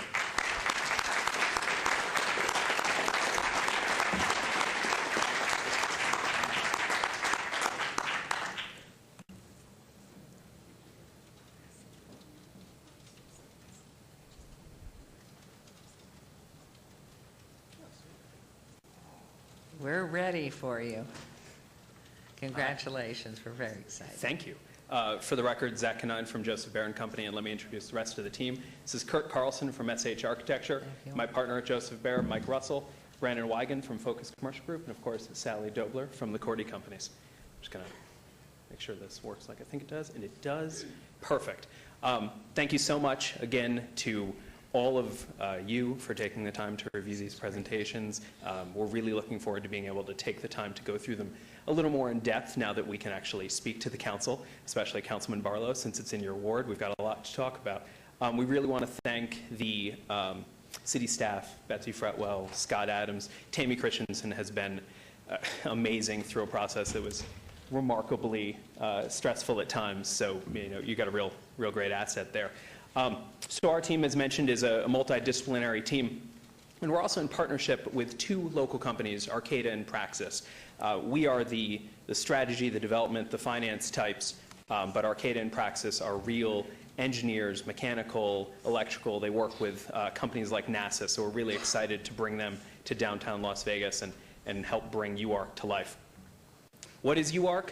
UARC is the Unmanned Aerial and Robotics Resource Center, or a redevelopment of Cashman into an incubator space for the commercial robotics and UAS industry. It creates a nexus for industry development, entrepreneurialism, innovation, and STEM education in Nevada, in Las Vegas. Now, when we started this process, as we looked towards the SE2 competition, and this is a group, that we knew each other, but we really didn't know each other like we do now, and we really started a business because of this whole thing. So thank you for that. When we started to look at different industries that we could play into, Brandon identified that the commercial robotics industry was really just staggeringly large. Expectations are $1.6 trillion of global economic impact over the next 20 years. And the U.S. is going to get about 658. Now, this is 654. This is a very large market. Think everything from driverless cars to AI in your phone to package delivery from Amazon and Zappos. But when we came up with this model, we realized this would work anywhere. This incubator for commercial robotics would work anywhere. But what made Las Vegas perfect for it? And Sally Dobler kind of led up our efforts on this front with her experience with the LVGEA and GOEDS reports. There's a massive amount of state support for the UAS industry. We're right down the road from Creech and Nellis, who are producing amazing talent every year. And unfortunately, that talent has to leave the state because there aren't jobs for them in their chosen profession here. UARC creates those jobs, allows them to stay here. And it also plays into the commitment of STEM education that we've seen all up and down our educational spectrum. We've got representatives from Rancho High School here. We've got Dr. Paul O, who is no longer where he was, but Dr. Paul O from UNLV, who was recently transported. He's over behind the gentleman in the Okay, orange. he's shifty. who was recently transported from Drexel and took the UNLV robotics team to the DARPA Robotics Challenge, winning 8th place in a team that had about 3 months to prepare. There are geniuses in this town, and we just hope to give them a place to be. Now, why Cashman Center? Well, when Kurt Carlson, our architect, started looking at potential places, Cashman Center made perfect sense. It has an existing facility that is well kept. It has a lot of power. It has a lot of land. So our plan of creating a multi-phased approach that integrates with the cultural corridor. We have some cultural corridor partners. Marilyn Gillespie is here from the Las Vegas Natural History Museum. And our intention is to tie everything into the cultural corridor, again, creating this nexus of STEM education. How does it work? It's a relatively simple model. UARC takes over control of the facility from the city of Las Vegas. UARC then provides access to office space, testing equipment, and expertise through our partnerships with UNLV and the other educational institutions in town to tenant companies. Now, who are tenant companies? Tenant companies are small startups. They're companies coming out of the garage, out of hiding, to be in the same area and bump against each other, to collide with each other. There are also companies like the ones we've been talking to from Lisbon who wanted to go to Silicon Valley, but they simply didn't have enough money to have enough time to develop. They could come to Las Vegas now. And in exchange for those resources, the companies provide equity back to the investors. Now, let's just talk about some numbers real quick. Over 20 years, UARC will generate $467 million in tax impact to the state of Nevada, create 7,133 jobs, and create a total net economic impact to Nevada of $14.2 billion. Now, that seems staggering, right? How are we going to do that? That seems like a really, really large number. But let's look at what's already expected to happen. Nevada is projected to get only 0.3% of the commercial robotics industry in the United States because our neighbor states, California and Arizona, are doing the things right now that they need to do in order to build this industry. Our employees right now, our assets, our great individuals from Nellis and Creech and from UNLV are leaving the state to find jobs in their profession. We estimate that we can take about 10% of the market share from both Arizona and California, which moves the total number to 15.1. Net of what we were going to get already, that takes it to about $14.2 billion in net economic impact. Really, thank you for the time. We have spent 18 months developing this project, talking to VCs, talking to experts in the space like Arcata and Praxis, meeting with UNLV to try and tighten that relationship, as well as individuals from all of the local high schools. And in that process, we met Brandon. Brandon's on the top right corner here. Brandon's a graduating senior, just graduated from Cimarron Memorial High School. He was part of Cimarron's first robotics challenge team, which was won first place in the United States and second place worldwide to a company, NASA. They lost to NASA. He's in high school. He is so smart, he had to build a robot to wear some of his medals. He could not wear all of his medals, if you can see it in the corner there. Brandon was going to leave the state and go somewhere else for college until UNLV recruited Dr. Paul O. Now he's staying at UNLV to study. What he and his classmates told us is they hope UARC is up and running, and it will be, by the time he graduates from college, so he can stay here and start a business. We've received over 35 letters of support from members of the community, ranging from Senator Reed to Congresswoman Titus to the whole slew of UNLV schools, the local groups, local businesses, and educational leaders in the cultural corridor. Thank you so much. And thank you to all of our supporters who came. I saw Paul O., Gary Archibald from Rancho High School. I'm not talking in the mic, and I appreciate it and apologize for that. And everyone else, thank you so much. We're just really happy to be here. It's very exciting. You've done a great job. Very exciting. And we did have Cimarron's team down here and recognized them. We're so proud of them. But this is really a future that hope is in the near future. But congratulations, each one of you and the teams and all the work hours, everything that you've put into it. Just very, very exciting and absolutely worthy winners. Congratulations. We're so thrilled. Thank you. Thank you. Scott Adams again. I think I mentioned at the outset that before we make the formal presentation of cash prizes to our top 3 winners, we're very privileged today to have Assistant Secretary of Commerce Jay Williams here, who would like to make a few comments. Jay is the Assistant Secretary of Commerce for Economic Development. In that role, he's the head of the U.S. Economic Development Administration, and he's responsible for setting the federal economic development agenda. He has a very illustrious career. In reviewing his bio, he has done a lot of things, been very engaged in local government. He has an illustrious career in banking, but I think one particular thing that you may find interesting, that he was formerly the mayor of Youngstown, Ohio. So he has particular affinity to local government. So without any further ado, I'd like to introduce Jay Williams.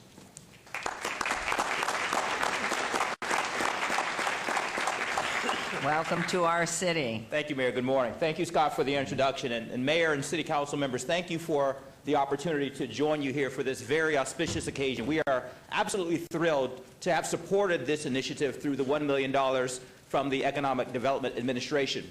Mayor, thank you for your leadership and your advocacy of this world-class city known for its $45 billion tourism industry. But thank you for the things that don't always make the front page. Your support for improving public education, your support for helping to diversify the economic base of this great city. And any mayor worth his or her salt knows, and I know you know this firsthand, Mayor, that a mayor can accomplish nothing without the support of City Council. So thank you all for your vote of leadership and your vote of confidence in all of the teams that presented their ideas today. To all the teams, to say that the level of the quality and the quantity of the presentations was impressive would be an understatement. Truly, it's a testament to the spirit of SC2 that we saw these teams present innovative thinking and innovative approaches to build and diversify the economic base of the city of Las Vegas, Nevada. The program that the President initiated back in 2011 was really to help local communities become transformed through neighborhoods, through the regions, to help build local capacity. Understanding that local governments are often challenged in terms of the capacity and thinking outside of the box. That's exactly why President Obama initiated the Strong Cities, Strong Communities initiative back in 2011, to make sure that local communities also had access to federal agency expertise, having federal experts on the ground residing in those communities to help bring to bear additional knowledge and additional innovative thinking to the long-term economic challenges that these cities have faced. And most importantly is to help to facilitate public-private partnerships. Knowing firsthand how important those public-private partnerships are, we are seeing the success and a testament of that today in the award winners. The SC2 Economic Visioning Challenge is a subcomponent of the larger SC2 initiative. And as was talked about earlier, the goal is really to spark local ideas, local expertise, and local development. The communities that we identified were Las Vegas, Nevada, Hartford, Connecticut, and Greensboro, North Carolina. Those three communities received $1 million that were ultimately the basis of running these prize competitions. And to see the success of all of the winners, and every one of them are winners, from the first place winners to all of those who received or are going to receive cash prizes, and even those that weren't cash prize winners, the ideas and bringing together expertise from across the country and indeed from other countries, I think speaks exactly to what the President was hoping that would happen. So let me conclude by saying this. As the President has said time and time again, one of the top priorities since he took office was helping to lead this country away from and out of the greatest economic decline this country has seen since the Great Depression. And we've made progress, but we also know, and I know firsthand as a former mayor, that local communities suffered tremendously. You all had to make tough decisions about reducing services and trying to prevent layoffs of those brave men and women of the safety forces. Mayors, city council members across the country face those challenges. But we have made progress. We have seen the unemployment rate drop from over 10% to 5.5%. We have seen the deficit under this administration cut by 2/3.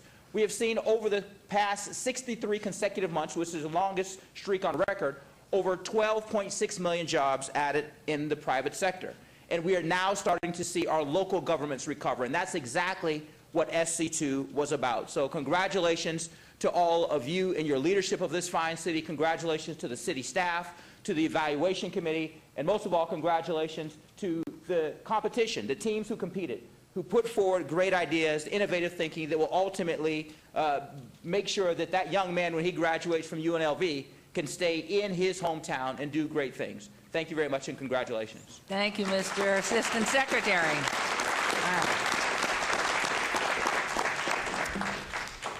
Mayor, Council, Tammy Christensen. At this time, we'd like to have you come and take photos with the third, second, and first place teams with Councilman Ross, the big checks.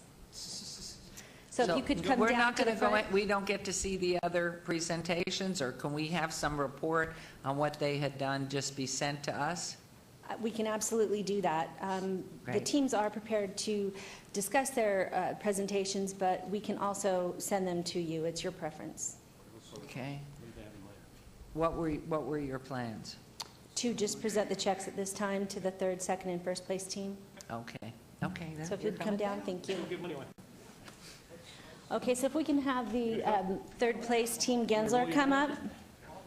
Yes, everybody. Representing Gensler is Beth Campbell, James Caviola, Glenn Curry, Esther Carter, Sean Gell, Michael McGettigan, Jacob Rivard, Brett Robillard, Michael Schaefer, Charles Simmons, Derek Sola, Stanton Southwick, and Kevin Tay.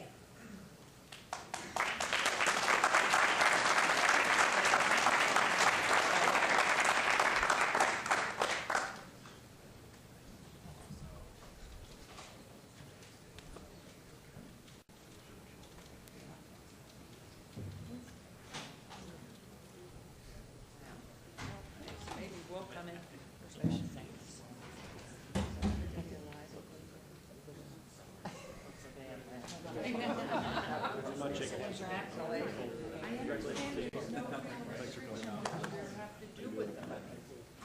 Congratulations. I mean, you know, there isn't a restriction. Thank you. Congratulations.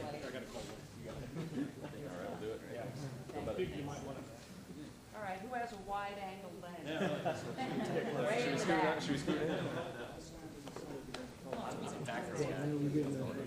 Yeah, let's do 2 Are you echelons. all right? Are you all right standing? I'm okay for a while. Okay.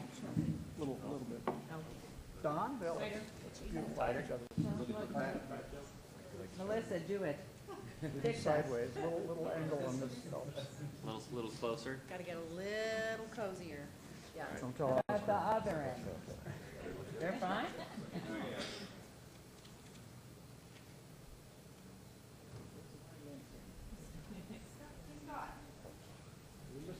Come on, hurry.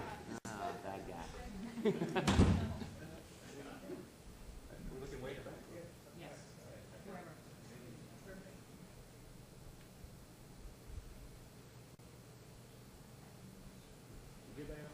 Right? Who is taking the pictures, by the way?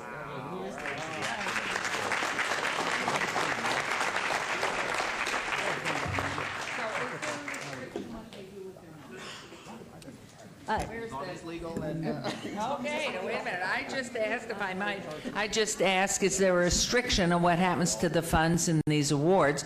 And I was told by the Assistant Secretary, no, as long as it's legal. If they want to help boost the economy of your fire city. Mayor, also to let you know, Team Gensler, we have a video from that team that we can send to you and the rest of council to see, so that you can see their full concept. In second place, Strain Stock, Arnold Stock and Eric Strain, Assemblages Studios. They have the Mid-Main Street project. If you could come up, they're the $100,000 prize winner. How much is this check? 100,000. 100,000. Oh. Oh, wow. Wonderful. Come right on up, congratulations. And no restrictions on this, you know? Congratulations. Yeah, you can reimburse yourself. now. Right, congratulations, awesome. Okay, you got to get cozy, everybody. You got a big group here. Congratulations. Awesome. You guys get over here.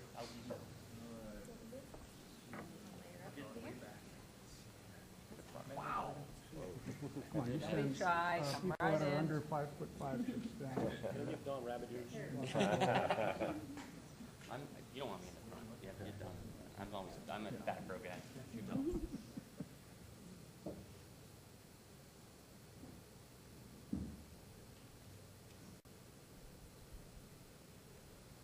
Another round of applause.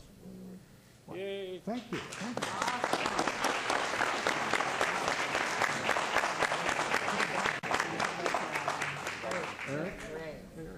Good job. Now you guys can reimburse yourself finally for all of it. You're probably still out of pocket. Yeah.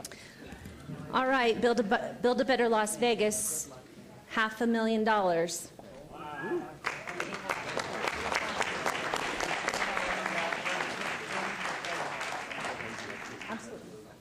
If Dr. O and Marilyn and Gary and anyone else who helped us out could join us in the front, please.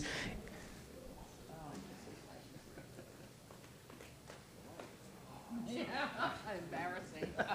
Congratulations. You can buy a Starbucks. That's what it is. Congratulations. Well done. Well presented, too. Awesome. Thank you. Pay yourself back. Wonderful. You want to get Little guys like there's a way. You're fine. As long as you can see the cameras, they can see you. Mayor, can Tammy be in the picture, please? Sure. Tammy? Yeah. Okay, see the bonding that occurs?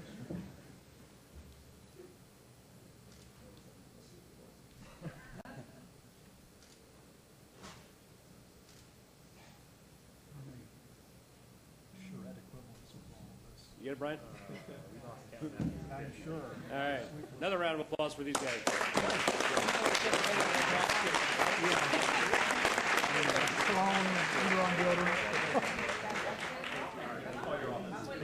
Everybody knows everybody's sent now. Feasibility, financial, so let's get it going. Hey, Mr. Secretary. Councilman? Absolutely. Congratulations. And it is your award. Well, yeah. Or do you have a piece of it? No, I don't, but it could be anywhere, you know. Besides, when we reapportion, I'll grab it. Right. The snatching grab. Yeah. Good God, what else can do that in 2 years?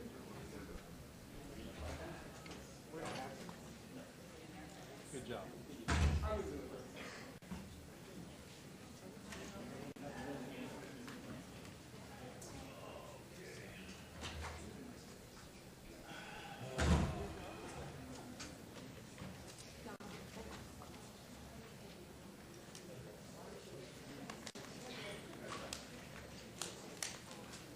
That'd be great to get it going right away.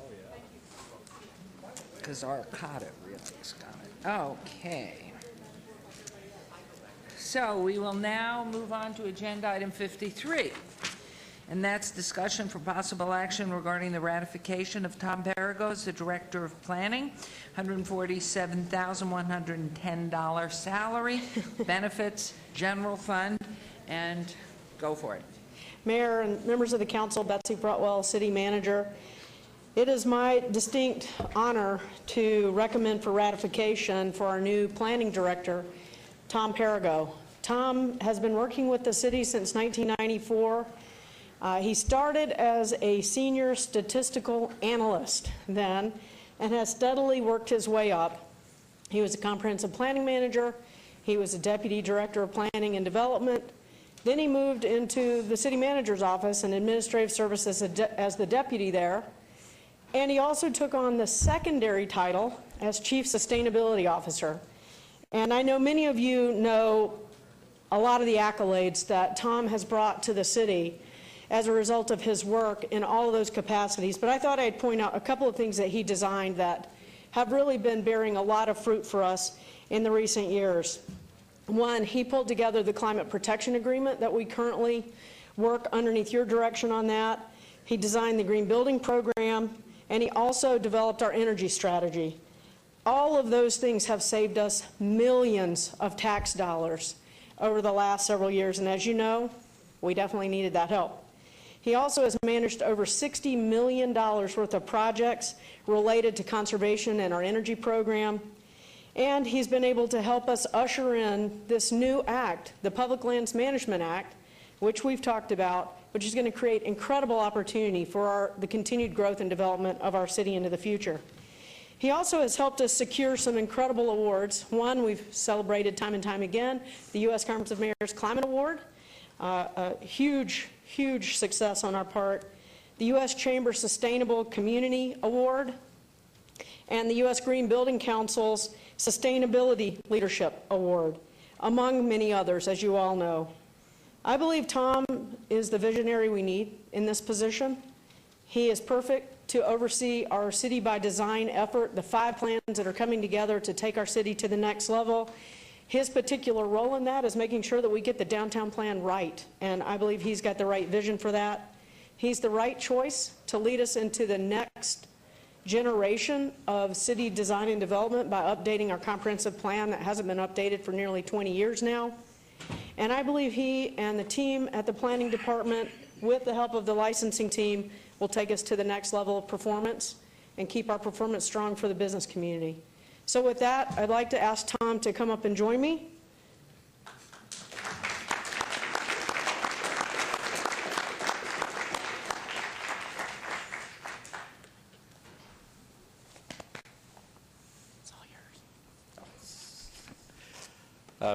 Thanks, Betsy. Mayor, Council, I consider it a real privilege and an honor to work for this great organization.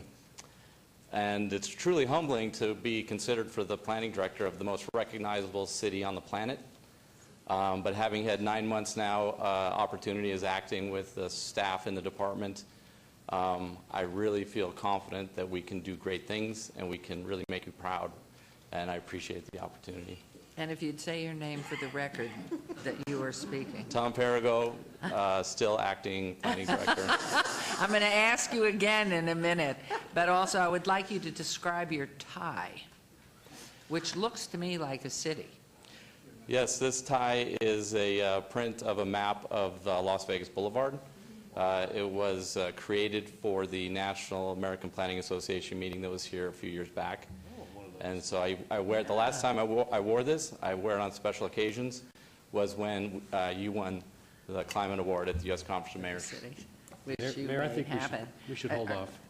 We should hold off on ratification until all of us have one of those ties. I think it's one of a kind. How many were made? I don't know. Okay, you'll give us the contact. All right, I'd love to have it. Are there any comments? Anybody comments here, or should we just move this along? Okay. I'll comment and then move. Okay. Ms. Perigo, congratulations. You've done a phenomenal job for the city of Las Vegas. Even when Oscar was sitting in this chair and he never knew what you did, most of us did. So we appreciate all that you continue to give to our city. And with that, Mayor, I would move to ratify Mr. Tom Perigo as our planning director. Thank you. This motion. Please vote and please post. And while we're waiting for the posting, I have to tell you I've been snooping behind you to see, and that carries unanimously. If, in fact, the people that really got the feet on the ground, they just think you're doing great. So we are proud. Would you re-announce yourself, please? Thank you. It's a pleasure to be before you, Mayor and Council. Planning Director Tom Perigo. All right. Congratulations. Excellent. He really is superior, and the work he's done in sustainability, I just hope you have enough time in your day to keep us moving forward. It is nationally recognized what's happening in this city in sustainability and environmental protection. So, Tom, don't forget that part of your job. Right? Right. Okay. Agenda item, now we're going to 55. And this is a report for possible action regarding the Wells Fargo Bank Neighborhood Lift Program and the City of Las Vegas Foreclosure Registry, presented today, hopefully, by Kirk Clausen or representatives Wells Fargo Bank and Vicky Azuna, City of Las Vegas. This is in reference to all wards. Good morning. Top of the morning. For the record, Kirk Clausen, Wells Fargo. And while our team assembles over here, they're a little slow. They didn't understand. But they're bankers, so you'll have to give them a little room. So I'm going to introduce the team here in just a moment. But just as a reminder, it was probably around May 2012, Mayor, as I like to say, the new and improved Mayor Goodman, and Betsy and I sat down and we talked about the Wells Fargo Neighborhood Lift Program. And that was a program that my company came up with that was to reinvest in communities given where we were in the economic, call it downslide, that we were dealing with, particularly for homeowners at that time. And I could not have imagined a warmer reception from you, Mayor and Betsy. You embrace the program. You know, it's one of those deals where you come talking about offering something not just for free, but we're investing money, and usually you meet with some resistance around those types of terms, and you folks didn't. Your team was extraordinary in helping us put it into place. And so joining me today, Joel Sarmiento. Joel is our consumer lending group for community relations and outreach. Joel will be doing the presentation. Raise his Joel hand. is right here. Joel can stand. You can Thank say you. hi. These are friendly people. Go ahead. Hi. Nancy Hamilton, who is with our community and reinvestment team. Nancy, please stand. Okay. We have Tony Timmons, communication, who I think many of you have gotten to know very, very well. Tony's Tony great. markets himself extremely well. Dave Howell, government relations. Dave. Sean Halsey with Wells Fargo Home Mortgage. Sean. And then we have Dawn Labonte and Jackie Ingram with our community relations group. Great group. And then one of our key partners, we'll talk a little bit more about Neighborhood Housing Services of Southern Nevada. We have joining us today Lenny Chide and Michelle, I want to get this right, Vierro. Why would you be over there, Michelle? Oh, good for you. Okay. Multitasker. She's very, very good. This is an extraordinary team. In collaboration with your team, we hit one out of the ballpark. We put over 400 families into homes here in Las Vegas. And we added on North Las Vegas, kind of at the 11th hour. That included another 22 new homeowners. And Councilman Ross, you said 2+ years ago that Wells Fargo was giving hope back to the community. And I like to think we did. But in addition to that, we actually provided solutions and put people in homes. And I think we made a difference. And so with that, I'd like to turn it over to Joel Sarmiento to walk us through a PowerPoint presentation that, with brevity and vigor, Joel, will get us through this agenda item and share with you your combined success. But Mr. Clausen, your leadership has been phenomenal in this because we were go the on. leaders in foreclosures nationwide. Yeah. And you and Wells Fargo were the ones to step to the plate. And I have to take my hat off to Steve Harson and Lisa Morris Hibbler for coming and really promoting and pulling people together to help and be behind everything that your leadership brought. And so it was exciting as we attended different events that you put on, and we're in different parts of our city, and just can't believe those numbers. I mean, that you did this in our community is simply fabulous. It was his leadership, Yeah. and I do too. Thank you. You're good. Thank you. Thank you very much. Thank you. But we could not have done it without an extraordinary collaboration. That just needs to be repeated. So thank you. And Your Honor. Joel, you're up. Yes, please, Councilman Coffin. I just want to add my 2 cents to you, Kurt. Thank you very much to you and the bank. This, you started this program in Ward 3. Ward 3 was particularly hard hit by the recession. It's not just that there was madness of foreclosure everywhere, but that these were old homes. These were 60, 70-year-old, sometimes 80-year-old homes that had been foreclosed, and they weren't beauty queens to start with, which meant, you know, a lot had to be done to fix them up and to get people in them. And foreclosure hurt everybody in all parts of the city, but at least the homes in many of the other parts were new, or reasonably new, and could be fixed up for a lot less. And so getting people into these homes has really helped the east side of Las Vegas. So again, thanks from us on the east side to you up there, Kurt, and all the other guys at Wells Fargo. Thank you. Well, thank you so very, very much. We like to think we arrested blight in so many areas of the community, and thanks for that opportunity. And congratulations to you and Rhonda on being honored, because you deserve it so many times over. Yeah, Can't well, the tell. threshold was very low, but yeah, you're right. Thank you. Modest man. Please, so we're ready for you. Well, good morning, and it's difficult to follow Kirk steps here, so good morning. Do my best, okay. Good morning, Mayor Goodman and council member. We'd like to thank you for taking an opportunity, for giving us an opportunity to give you an update this morning on Neighborhood Lift. I will do a short presentation, but first I'd like to take one moment to thank those who made this, who were instrumental in making the Neighborhood Lift program such a success. And I'd like to begin with you, Mayor Goodman, and all of the city staff, because when we needed you, wherever we needed you, you were there for us. And in particular, I'd like to thank Betsy Fretwell, Steve Harson, Dr. Lisa Morris-Hibbler, and Diana Paul. Also, Neighborhood Housing Services of Nevada, in particular Lenny Chide and Michelle Villero. Neighborhood Housing Services worked tirelessly to administer the down payment assistance program and help those first-time home buyer and those who are coming back to the market for a second time find a home. And they did that with using conventional FHA and renovation financing. As well as I'd like to thank our Wells Fargo team member, in particular our Wells Fargo Home Mortgage, Community Relations, and our communication team. So if we look at the very first slide here, it gives you an overview of the program. And the program was made up of three components.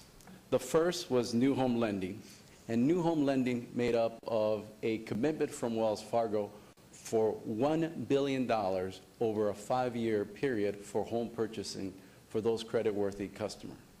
The second component was for down payment assistance, local initiative, and home buyer education. And that consisted of $9 million. And lastly, the third component was our continuation of home preservation efforts. And as we know, our market has really improved over the last several years, but there is still a need for customers today who are looking for assistance. And so we have focused over the last several years, as many of you know, we've been here doing our home preservation workshop, and I believe many of you have attended those workshops. Today we're focusing a little bit differently. We're going specifically down into those zip codes and the neighborhoods where we know that there is high delinquency. And we're doing so with our nonprofit partners with the goal of trying to help those customers stay in their home whenever possible.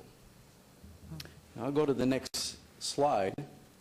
The next slide talks a little bit more around the, well, let me see if I can, there we go. The kickoff, the Neighborhood Lift kickoff. And that occurred in the middle of 2012, actually on May 4th and May 5th, over a 2-day period. We actually saw 1,096 customers, and more than half of the down payment assistance was reserved over those 2 days. Next slide. There was some changes, as Kirk mentioned. In the first quarter of 2014, working with the City of Las Vegas and the City of North Las Vegas, the Neighborhood Lift program was expanded to those eligible customers in North Las Vegas. And on May 16 of this year, 2015, the very last loan was closed. And so now we have used the full $7.2 million and 422 new loans that were made to the City of Las Vegas and North Las Vegas. If we go to the next slide, this is kind of difficult to see, right? But let me kind of share what it really tells you. So what it tells you here is this is where the borrowers who obtained the Lift down payment assistance bought their homes. And if you look at the green triangle, this is where the location, the actual location of the homes that were bought. The purple gives you an idea that this is the census, low and moderate census tract area. And there's a majority of residents in this particular area who earn less than 80% of median income. Now, I did mention that there were 422 loans that were made. And if we broke that down a little bit, we'll see that 10% of those homeowners were low income. And so they actually made less than $30,750. And there were 42 homeowners in that category. The next were 40% of homeowners were moderate between 50 and 80% of median income, which was 49,200, and there were 169 customers that were in that bucket. And then lastly, there were 50% of customers who were between 80 and 120% of median income, which was less than $73,800, and there were a total of 211 customers. So 422 customers who were actually were able to obtain a home. Let me go to the next slide. And this one really goes into our local initiative. And the city actually took the lead on this because the city were the one who actually recommended which of the nonprofit organization should apply for a grant. And there were actually 14 nonprofit organizations that, as you can see, it's on your left, that actually received the grant. They range anywhere from $50,000 to $150,000, totaling $1,150,000. What the lower graph does for you is we broke this down into 6 specific categories. And they were health and wellness, and they received $350,000. Homelessness and transitional housing, $200,000.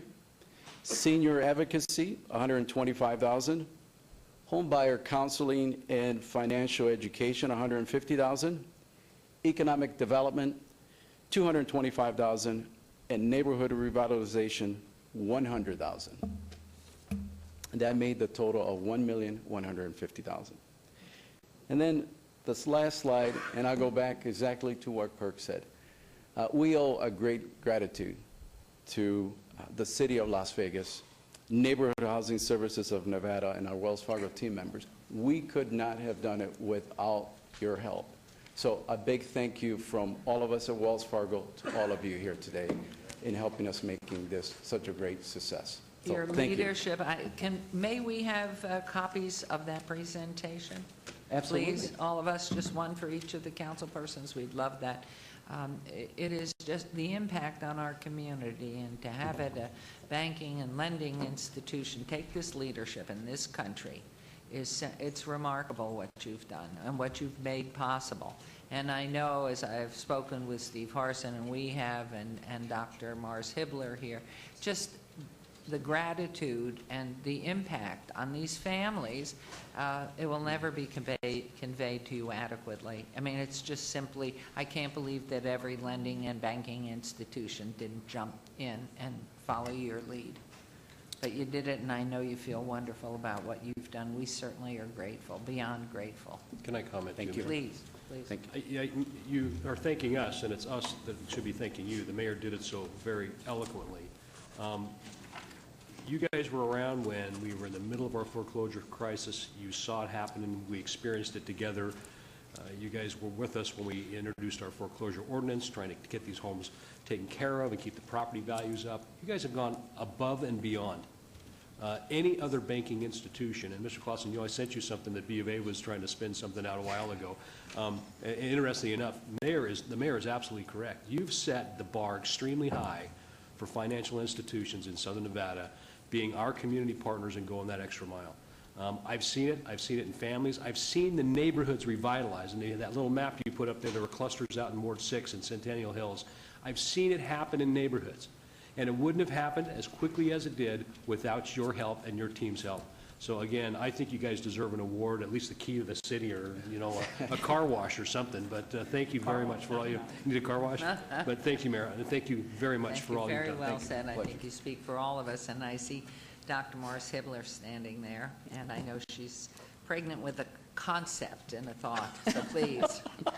Good morning, Mayor, members of the council, and as you stated, I mean, Wells Fargo was and is the only financial institution that stepped up to the plate in the midst of the recession and infused those dollars in to serve as a catalyst to help stabilize our neighborhoods. And so we are forever grateful for them. We'd hope that other financial institutions would see their lead and jump right on board, but you know what?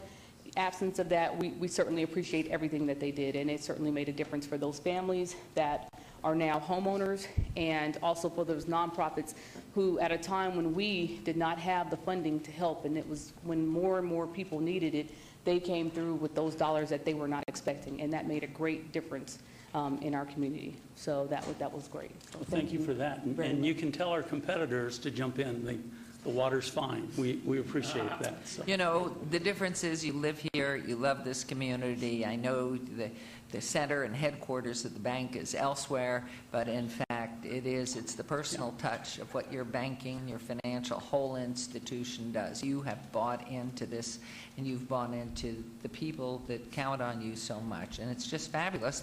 And was it not true that those initial down payments for those who were first-time homeowners, they didn't have to be with Wells Fargo? They That is didn't have to absolutely be. correct. I mean, to me, could you state it the proper way? So I want to make sure that everybody who's watching any one of these repeats here is what Wells Fargo did for these deposits, these first-time investors in a home. So the down payment assistance was available to anyone without regard to where they're banked. And the purchase of a home could be anybody's home in foreclosure or otherwise, except for Wells Fargo.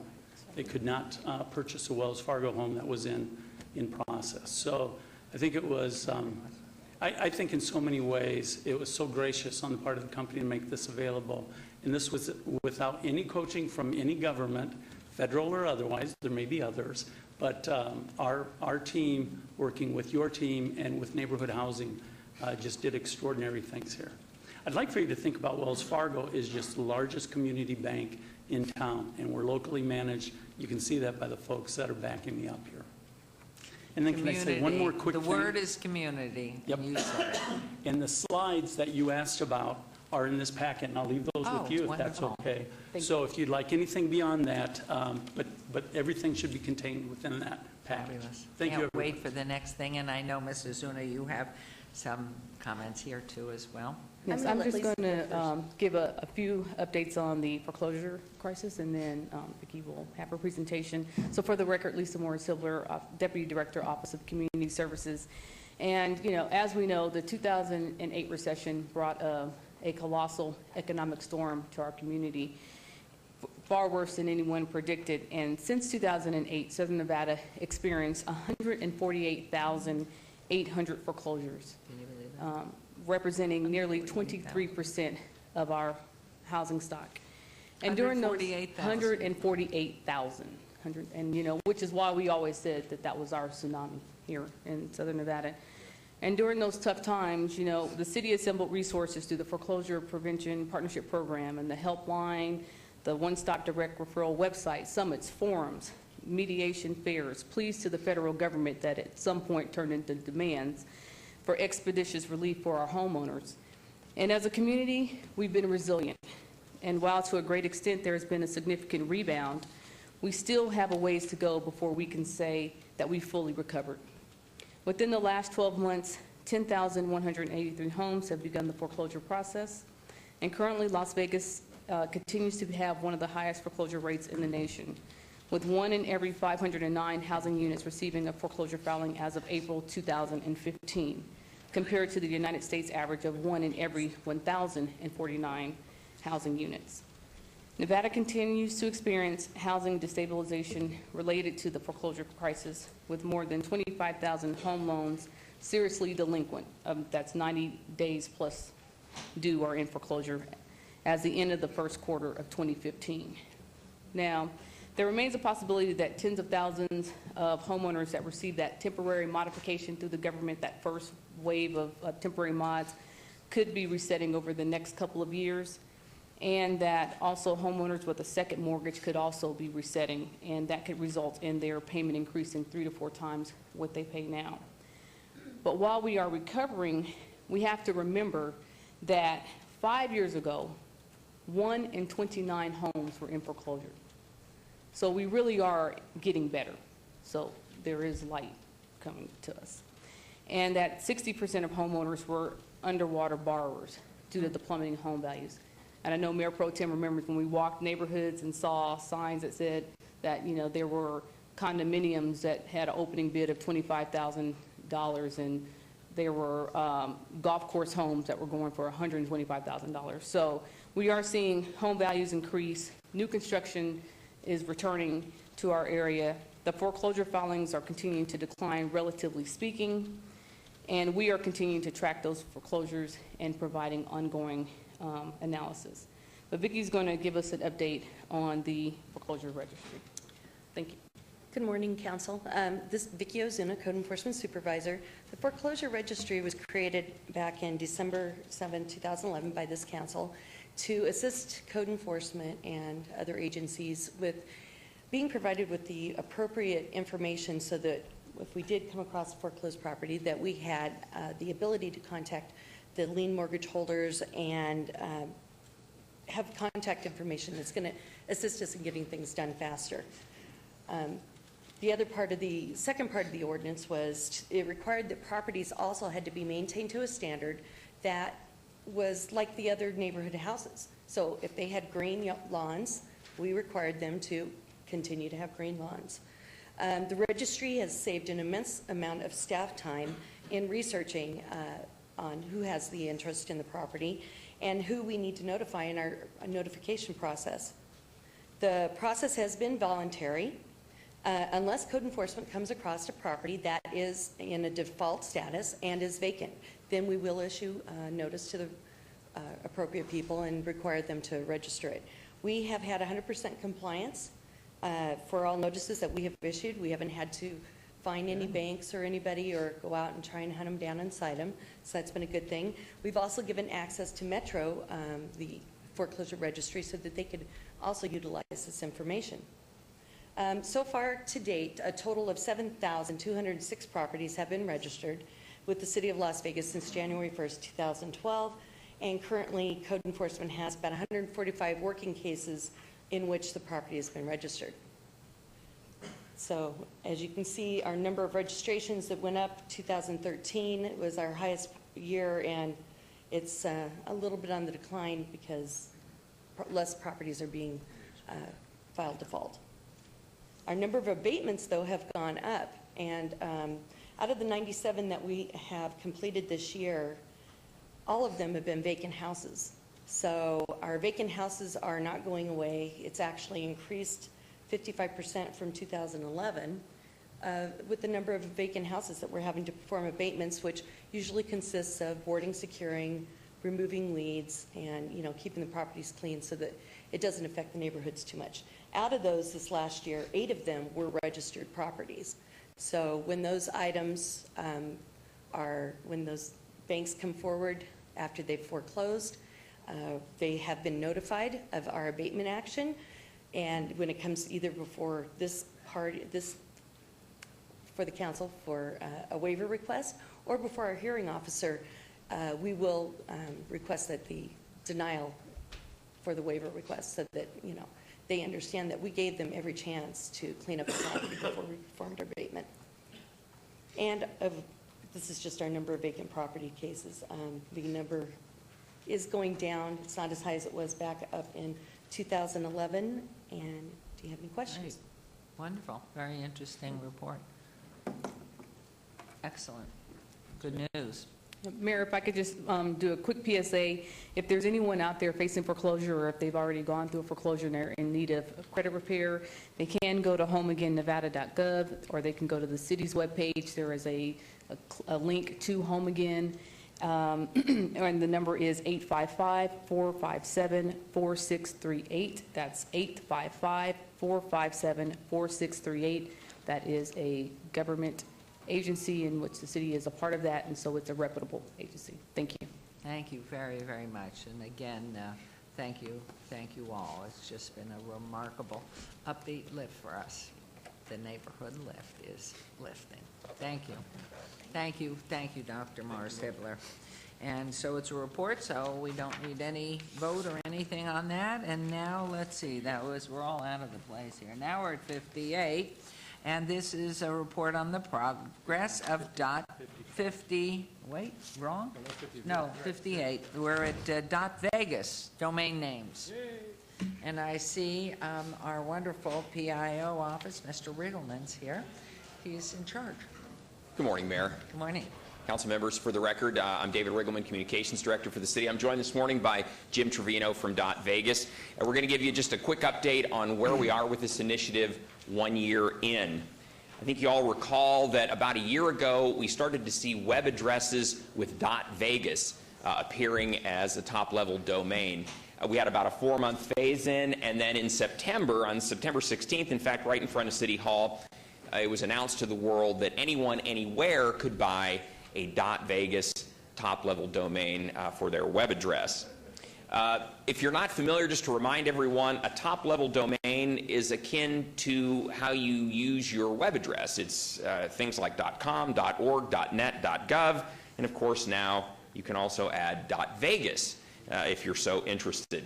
This is a big deal for the city because it puts us in a very elite status around the world. Only a few cities worldwide have their own top-level domains. Some include .London, .Berlin, .Paris, and Jim's going to tell you about some local cities or some cities around the United States that also have their own top-level domain, but there are just very few out there.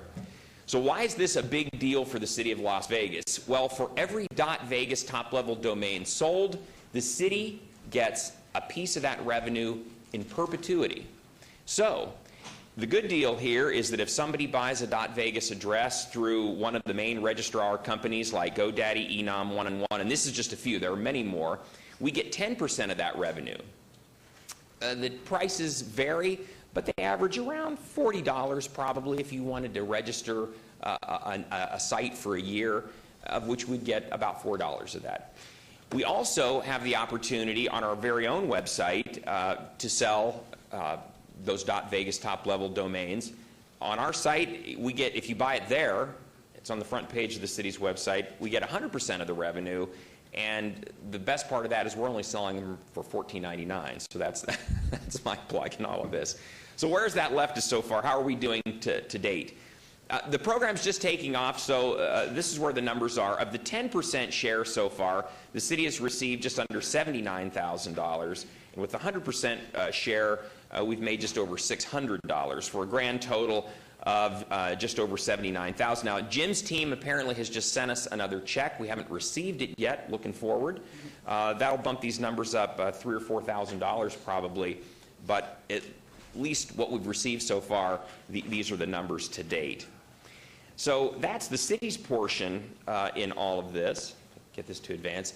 Jim is going to now tell you about the overall effort, how it's going, where it stands, and where it's likely to head after that. For the record, it's Jim Trevino. I'm the CEO of .Vegas, and I'm very happy to be here today. And let me just give you just a real quick overview. You know, it took us 7 years to get here. And I know we had some really great things this morning with the, with the Aerial Center and the UAB, but this truly is a true public-private partnership. We've spent over $1 million of our own money. It hasn't cost the city anything, which will make you guys, should get you pretty thrilled. So far, we've been sending you money, and even though we just got started, and over the length of this agreement, with no stress on any city resources, we don't require police or fire, and other than the sources that you already have, you'll receive millions of dollars through this agreement, and it's already paying you, and we really only launched in September, and it really only took off about November. So we have really spent a lot of time and energy to get this to this point. So I'd like to go through this today. There are only two types of addresses in the world, and when you think about it, there's your physical address where you live, and in the last 20 years, it's your internet address. And if I would have asked you 10 years ago what was more important, we probably would have said our physical address. But what's happening now is it's rapidly transitioning that your internet address is almost as important as your physical address. And what's happening is those two things are starting to come together, your physical address and your internet address. So let me explain. I live in Summerlin, and that's my physical address. And so if you ask me where I live, I'd say, first of all, I'd say my name is Jim Trevino and I live at this address.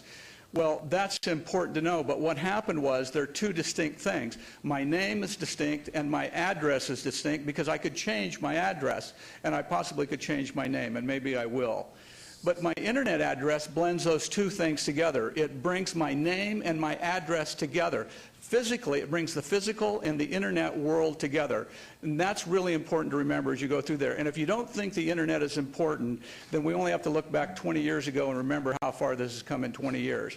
They both work the same way. The both addresses, one, the Postal Service, your physical address, is embedded in the U.S. postal system. That means that if Las Vegas, the name, did not exist in the U.S. Postal Service addressing system, you would not be able to send or receive a letter to your home here. It might go to another city and somebody could hand deliver it. The same way that an internet address works, it's embedded in the World Wide Web. Now, what's important is to remember about this is the World Wide Web covers the world, not just the city. It covers the world. And every device that's connected, over 4 billion devices that are connected to the internet today, can send or receive information that ends in .vegas. Now, that means that every time somebody types it into their URL, whether they're on the space station or whether they're in South America, .vegas shows up. That's advertising for the city. That really does say a lot. I don't think we could pay, the city could pay, or LVCVA could pay 1/10 of a cent for every time that shows up in somebody's bar, which shows up millions, if not billions of times. We're only one of 4 cities. And now think about this: New York City, Boston, and Miami. And I know some of you are from the East Coast and you appreciate how great the East Coast is. But think about this: we're not the only city in the West. We're the only city west of the East Coast. So let me tell you who didn't get one. Denver doesn't have one. Dallas doesn't have one. Oklahoma City doesn't have one. San Francisco doesn't have one.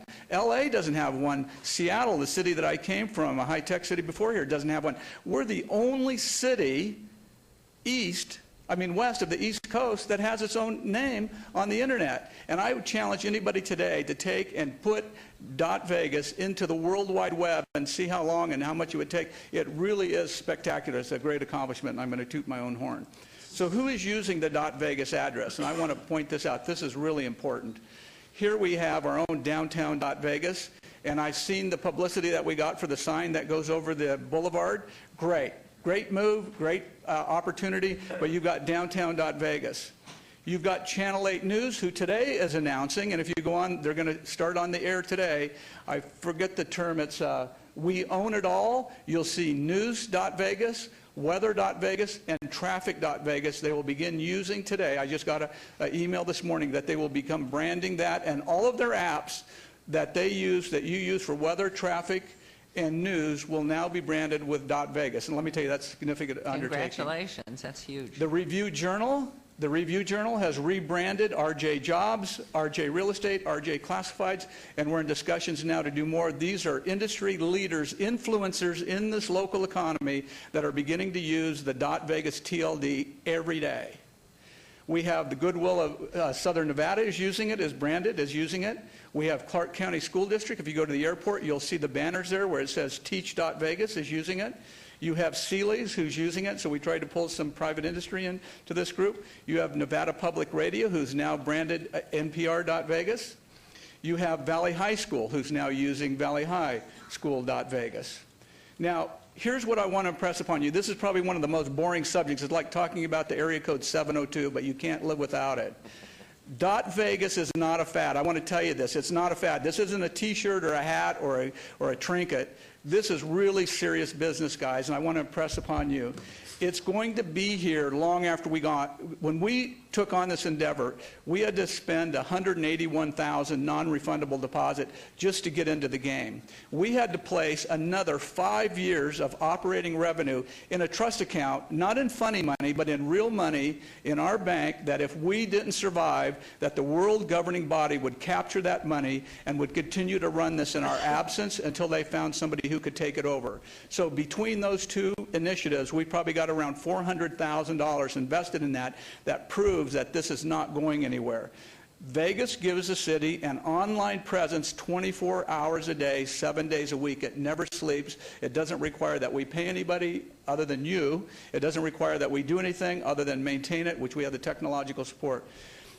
Vegas, among everything else, and we talk about change, and I'm glad we're talking about it today because we do need to become more than just a city that promotes one industry, and we're slowly becoming that. And I've often told people we're really lucky to have guys like Tony Shea and Switch, and now the unmanned aerial vehicle people here that are doing this. It's going to be a slow process, but it's going to be a process that's going to happen that in the future we're going to identify with a city as truly a city, a community, not just a world-class destination, which we all know we are, but a world-class city that has all of the resulting infrastructure and everything else we need that truly makes us a community. What we need to continue to make .Vegas a huge success are these things. We need our schools to adopt it. We need our utilities. We need our nonprofits, our big business, our small businesses, and we need our politicians. And I'm going to reach out today and say thank you, Mayor Goodman. Mayor Goodman used .Vegas in her campaign. That was great for us. That was great for everybody. Councilman Ross has been a great supporter, Councilman Anthony and Councilman Barlow, who are all part of this original process. And I couldn't go without also thanking our former Mayor Goodman, who doesn't even know anything about the internet, who I heard he got an iPad and he uses to rest his drinks on. And I'll tell you, that's probably the most creative thing I've ever heard from it. But we need you to talk this up. We need you to be involved with this. We need you to promote this as well as we do. And I want to thank David for reaching out and helping us, too, with the local initiatives that they're working on right now. And I can't say enough about Betsy Fretwell. I know there's been some discussion about what she's worth. You're not paying her enough. I work in the private sector, and that person is the best administrator I've ever run into, bar none. And she has been a great advocate, along with the business licensing department and some of the others at City, and we're thrilled to be your partner, and we'll continue to work on this, and you're going to see great things, and we need your guys' help in the future to talk it up. Thank you. Wow. Well done, and you and your team, I know you're just going to, everything that's new and innovative, and it's slow in the beginning, but you're just going to explode. Thank you, question.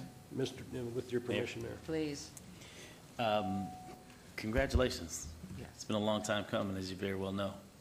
And I'm really excited to see it come to life. But I would like for you to share with your excitement and your joy all of those that are listening and watching online as well as television, how they may participate or get involved to purchase the domain. Well, there's several ways to do it, and as David pointed out before, we only set the wholesale price, and we then have a group of distributors. GoDaddy is the one that's the most known, and on the city website currently, if you go to the city website, there's a button there, and you can actually click on that button, and it will actually take you to a registration format where you can fill out a registration and get a .Vegas domain name. And as Councilman Anthony, I think you brought up today, the people here that had the grill or the restaurant are using a .Vegas, which is amazing. So they found us. And so we invite everybody, and this is really something that people have to recognize. The trend in the industry is it starts out slow and it grows big, and there are many, many really great names that can be purchased today that can really describe who you are and set you apart from the pack. And I won't get into technical things, but it's really starting to take off, and it's really starting to grow. And I can tell you, any politician, anybody that's running in politics today should have their name so it doesn't end up somewhere else. But I would say anybody that's in this industry, that's in your profession, should be looking at .Vegas as something very seriously as well. Congratulations, Councilman, Mayor Pro Tem. Thank you. I'll try to be brief. I'm trying not to speak at all because my head's about to explode because of this cold I have, but I'm trying to stick around for this presentation and one more before I exit to go home. But Mr. Trevino, that was a fabulous presentation. It was important to me through Mr. Riggleman to have this presentation to show the citizens of this community this important, I call it a handle. Your handle, what's your handle? This domain. I've got mine, my wife's got hers. I mean, we're moving in that direction. I would encourage everyone in this audience, certainly all of our council members, to get your own .Vegas, because this is a great opportunity to not only promote your address or your name, Mr. Trevino, as you so eloquently pointed out, but this is good for this community. And we are partners in this. You are our community partner in regards to driving revenue into the coffers of the city. Granted, it will be millions and millions of dollars one day, and we want that to occur. So I'm very pleased with the presentation, pleased with your A team. I see sitting out there, your boys sitting out there in the audience. So you've got a great organization. We're very pleased to be partners with you. And Steve Ross.Vegas rolls out tomorrow, by the way. Okay, great. Thank you. I appreciate it very much. Thank you, everyone. Congratulations, and thank you, Mr. Riggleman. I mean, just awesome, and team out there. Jim, nice job. Team Dot Vegas, wonderful. Just great. Thank you. Thank you. Okay, so now, this was 58, now I go to 54. And that is a report by Brian McAnallen and Government Affairs Manager concerning the 2015 78th session of the Nevada Legislature.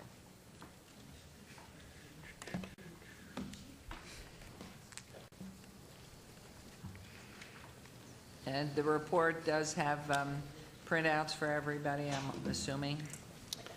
Great. Here they come. Wonderful. Thank you.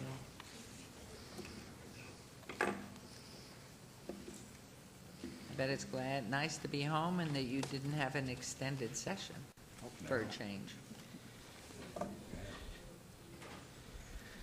Thank you, Mayor and members of the City Council. Brian McAnallen, your Government Affairs Manager. And yes, we are happy to be home from the legislative session. The heat's a little more, it's a little more warm than it was up in Carson City, but very nice to be back. And we're here today to present an update for you on our activities this session.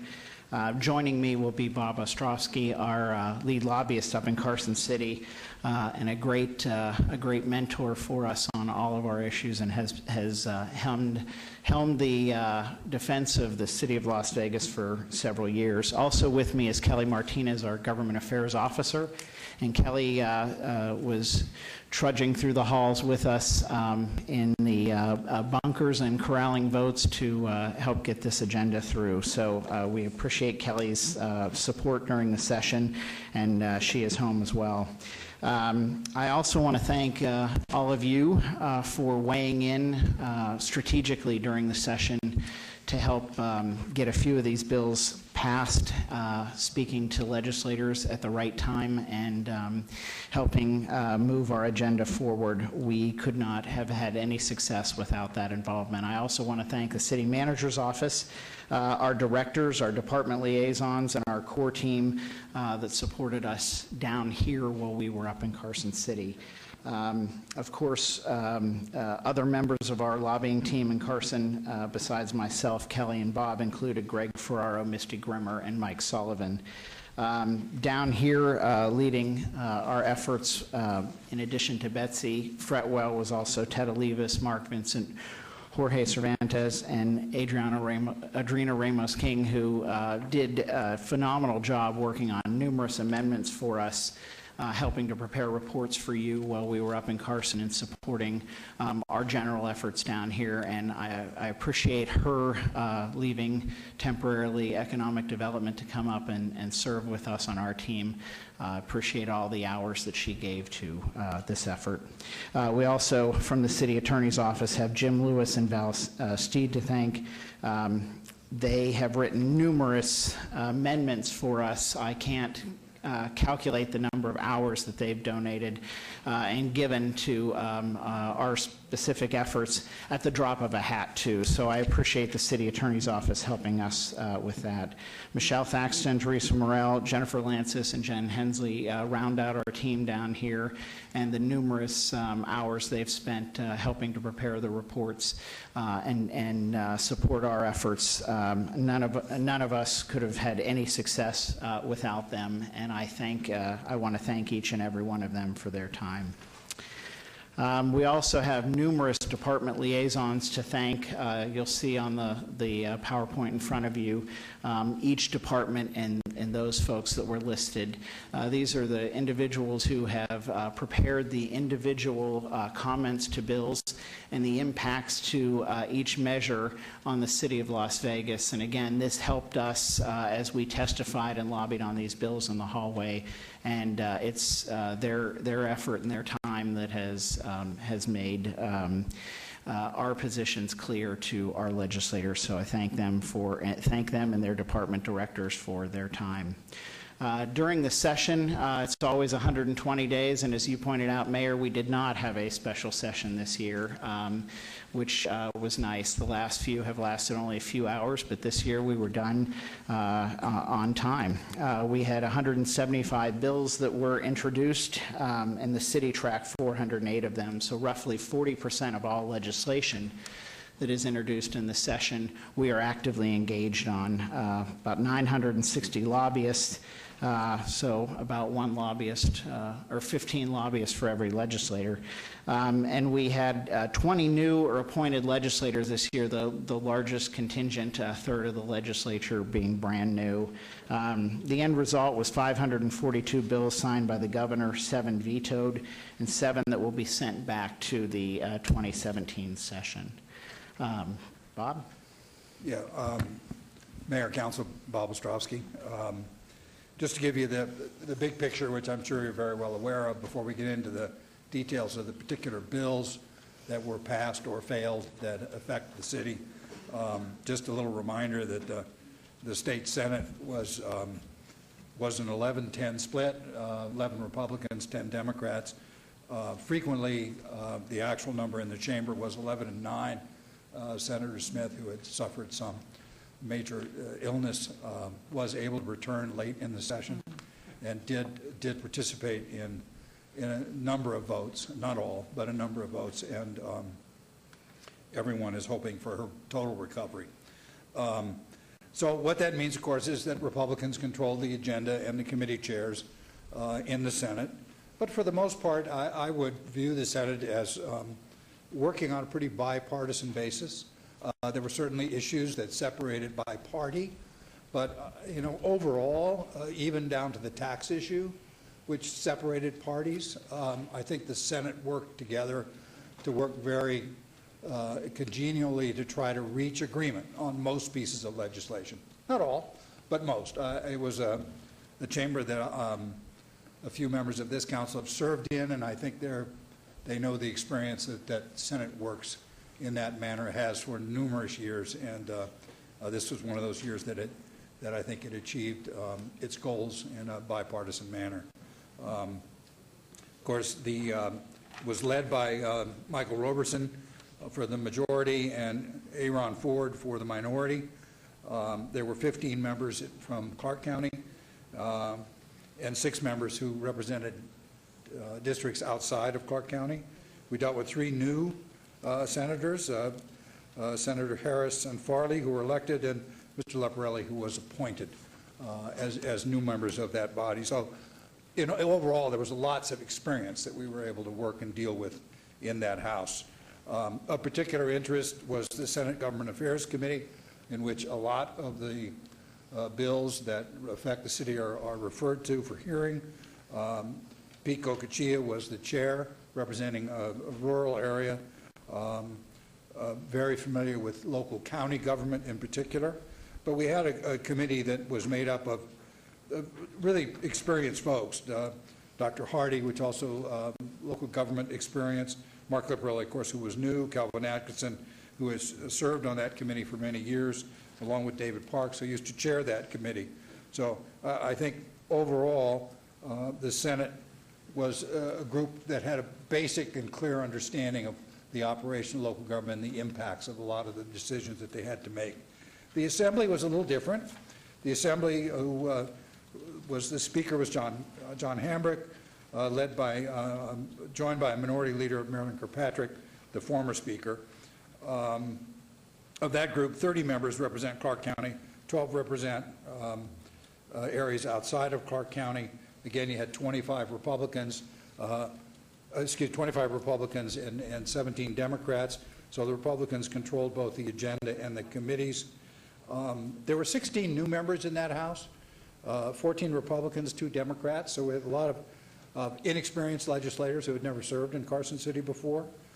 And so that creates some problems because you have to do a lot of historical work and spend a lot of time talking to folks about why we're where we're at, because they don't have a real history of why certain laws were either on the books or rejected in the past. And I think, the Assembly was compounded by some philosophical differences that occurred obviously between Republicans and Democrats, but also within the Republican caucus. There was clearly, didn't take a genius to figure out that there were internal disputes you could read about in the newspaper on a regular basis. And that led to some problems, but we tried to deal with all members of that body equally, tried to educate all of them on local government issues, try not to get involved in political issues. They're really not our fight. We're there to look out for the interests of the citizens of the city of Las Vegas and for the wants and desire of this council in creating a legislative agenda and an environment that makes your job easier and more effective. And that was compounded by some leadership issues early on during the session in which there was, arguments about who was going to be the speaker and who was going to be the majority leader. But in the end, we ended up with a leadership team that actually delivered quite a lot for local governments. And we think they delivered quite a lot for the state. And we will talk about those specifically in just a moment. But we worked very well with the speaker and the majority leader. And with the other members of the delegation, there were certainly lots of folks who needed an extra help, extra time, so we gave it to them where it was necessary and where there was shown interest on their part. And the end result is we made some progress, and we'll talk about in a minute. Again, Assembly Government Affairs Committee is a key committee. That's where normally our bills get referred to.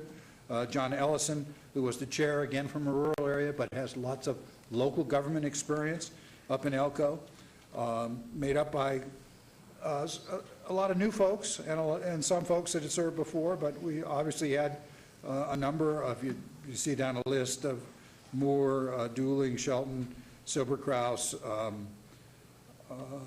Flores, Joyner, people who had not served in that body before, but they were balanced with people like Dina Neal and Carrillo and Mr. Wheeler, folks who had served in the past. So it made for, again, educating new folks about new ideas.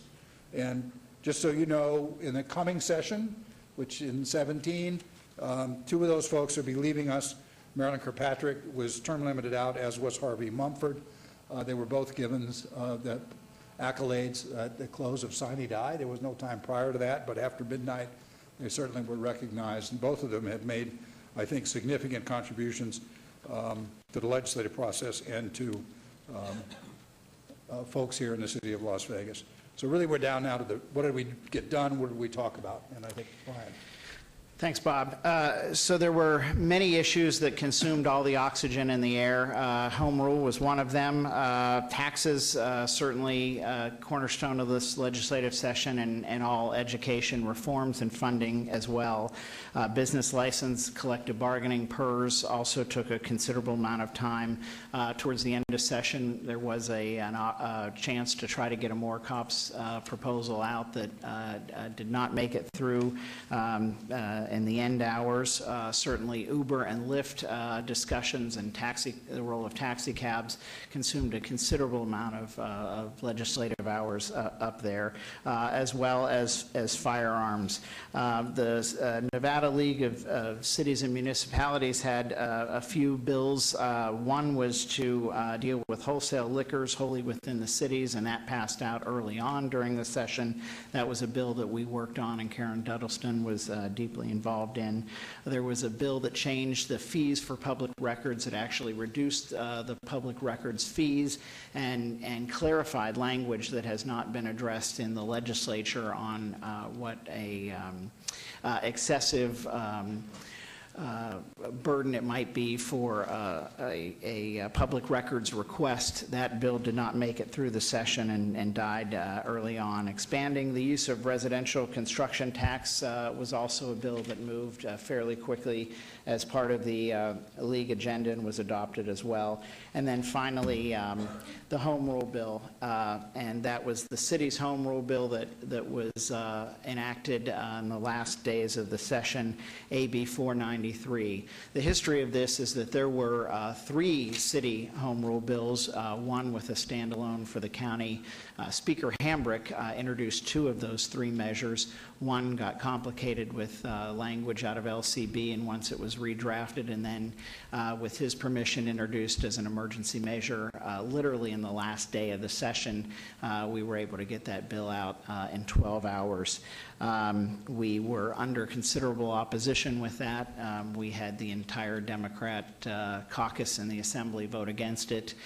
We were short 2 members of the Government Affairs Committee due to an illness in the hospital and a death of a spouse. So we had to have 2 temporary appointments to that committee for that committee hearing. All of this happened again in the last hours of the session. That bill made it out of the Senate with an hour to go. We had 3 Democrats join us in support of that measure in the Senate, while others took a caucus position in opposition. And I think it's worth mentioning that Senator Menendo voted with us, Senator David Parks, a former chairman of the Government Affairs Committee, and also Senator Tick Sager-Bloom. So we appreciate those gentlemen giving us the opportunity to have a functional home rule for cities. What that bill does not do is allow for new taxes or new user fees unless statutorily given by the legislature. And the League will be required to do a report to the Legislative Commission on activities related to home rule that will happen and happen at each one of our cities over the next interim session. It's worth pointing out some of the language in here that will be effective July 1st now that this has been signed. Section 2.6 out of that bill does expressly grant and delegate powers necessary and proper to address matters of local concern, so that this governing body and others may adopt ordinances to carry out programs for functions for effective operation of the city. It doesn't repeal Dillon's rule, but it does modify Dillon's rule in a favor in our direction. So if there's fair and reasonable doubt concerning the existence of a power granted to a local government, it would be presumed that it is within that local government's power to do that. Section 7.1 of that bill also is a key section in there that spells out where the power is expressly granted to local governments, and again presume that the local government has the authority to do that. So for the first time, a home rule measure was voted out of the Assembly. It's been voted out of the Senate many times in the past to fail over there, so we appreciate the efforts that happened there. I cannot thank Speaker Hambrick enough for his dedication, his commitment, and his support of this issue to help us out with this. The county bill had less obstacles once the language was written by Kevin Powers from LCB, and again, some credit goes to him for being the architect of the right language that we could get legislative support for. So a monumental measure that happened again in 12 hours with an hour to go before session ended. We have a question here, if we could, from Councilman Anthony, please. Thank you, Mayor. So I don't mean to put you on the spot here, but what are some examples of things that we cannot do today, but we will be able to do starting July 1st under this legislation? So I kind of have an understanding of, I mean, we have all these, now we have the power that's necessary and proper into doing things. So what are some things that I should be thinking about, or, do you have something like that? Have you thought about that, or maybe Betsy can weigh in on that? I just want to kind of get my arms around what is it that we can do starting July 1st. Okay. If I may attempt to answer this with one particular example, I would suggest what we were using during the session happened to be a bill that was related to graffiti for Reno, and that was SB 59, and that bill was 56, and that bill was going through the session, and it was taking a considerable amount of time back and forth negotiations in the Judiciary Committee, and we would have been able, I mean, had we had this language existing today, would not have had to take that measure before the legislature specific to that city related to graffiti abatement in their community. So I would use that as an example of the type of things that we might be able to accomplish here without having to go to the legislature hat in hand and beg for that. So what was the graffiti thing they were trying to do? Well, they were seeking ability to do graffiti abatement in their community that they did not have the ability to do currently. Just, Mayor, maybe I could weigh in really quickly. I think this is going to require quite a bit of conversation among the council members and the city attorney's office, and maybe even some of the other local cities over the next few months. But one of the things I think is really important about this expansion of authority for the mayor and council is that I think it's going to create opportunities for you where we have not had opportunities before. Because what historically has happened is we've taken our number of bills, whatever bills are allowed statutorily for us to bring forward to the legislature, and we've had to ask for permission. That really does stifle innovation. It also takes away your responsibility for figuring out and designing solutions that work in your community that may not work in Reno, or may not work in Henderson, or may not work in North Las Vegas. A lot of those rules will be lifted as a result of having additional discretion. One thing this doesn't undo is all the other state laws that already tell us how and what we can do, whether it's your charter, whether it's other provisions of 268, any of the other statutes that guide our behavior, 271, et cetera. But now, if there is an area that is not yet defined in state law, but is something that you would like to be able to explore in identifying a new process or new practice, we won't have an obligation to wait 2 years to go to 63 legislators, a little more than 20 who represent the city of Las Vegas, to ask permission to improve service delivery in our city or to define a new service provision for our residents. You'll get to do that. So one of the hardest things to talk about in home rule is the what could happen, because we've been trained for hundreds of years to not think like that as a local government in this state. And we've finally taken one step towards creating an opportunity for us as a city to be able to do the things that you all feel are important to have done in a timely manner. And the other thing I would stress is that it allows us to experiment a little bit, which I know sometimes is kind of scary in government. But the beauty of this is that if you all ask us to explore something, we can try it. And if it's an abysmal train wreck, we can come back in 2 weeks and you can fix it. Unlike legislation, which requires 2 years and maybe more, if you can't convince a majority of the 63 and the governor to agree with you, to do something differently based on the community demands or the community needs. So I would say part of the trap that we've been in for years is that everybody says, what can't we do? And let's just fix that. And we've done that for years and years with bill drafts. Now you will be able to do that with your own ordinances, with your own resolutions, with your own policies, unless you're told otherwise by the state.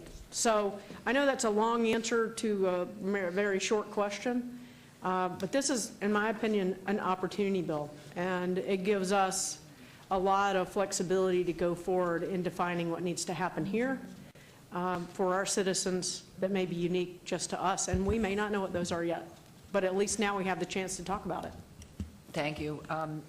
Councilman Coffin, please. Thank you, Your Honor.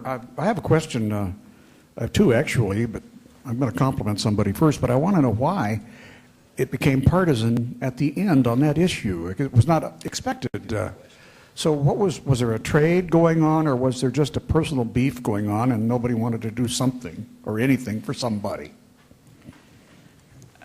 Mayor, members of the council, Brian McAnallen, Government Affairs Manager, City of Las Vegas.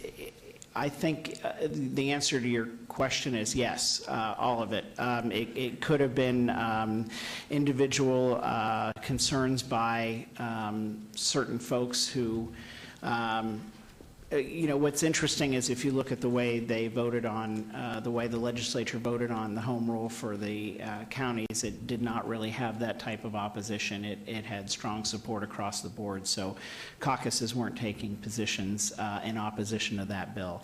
I would share with you that I think what we heard in the hallways of the legislature, cities are protected because they have their charter already, so that's where they derive most of their authority, and a lot of legislators held to that and did not want to go to the extra step to move towards the same language. And again, this is the same language modified for cities that is in the county home rule bill. So I think there was just some differences of agreement on that and the way it related to our city charters.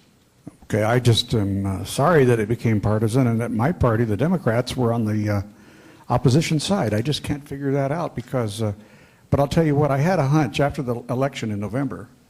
I may have told you this, that because Republicans have tended to want to devolve government, the powers from the larger to the smaller entity, whether it be from federal to state, from state to local in the past, I thought, well, maybe there is a chance for that to happen. That's my,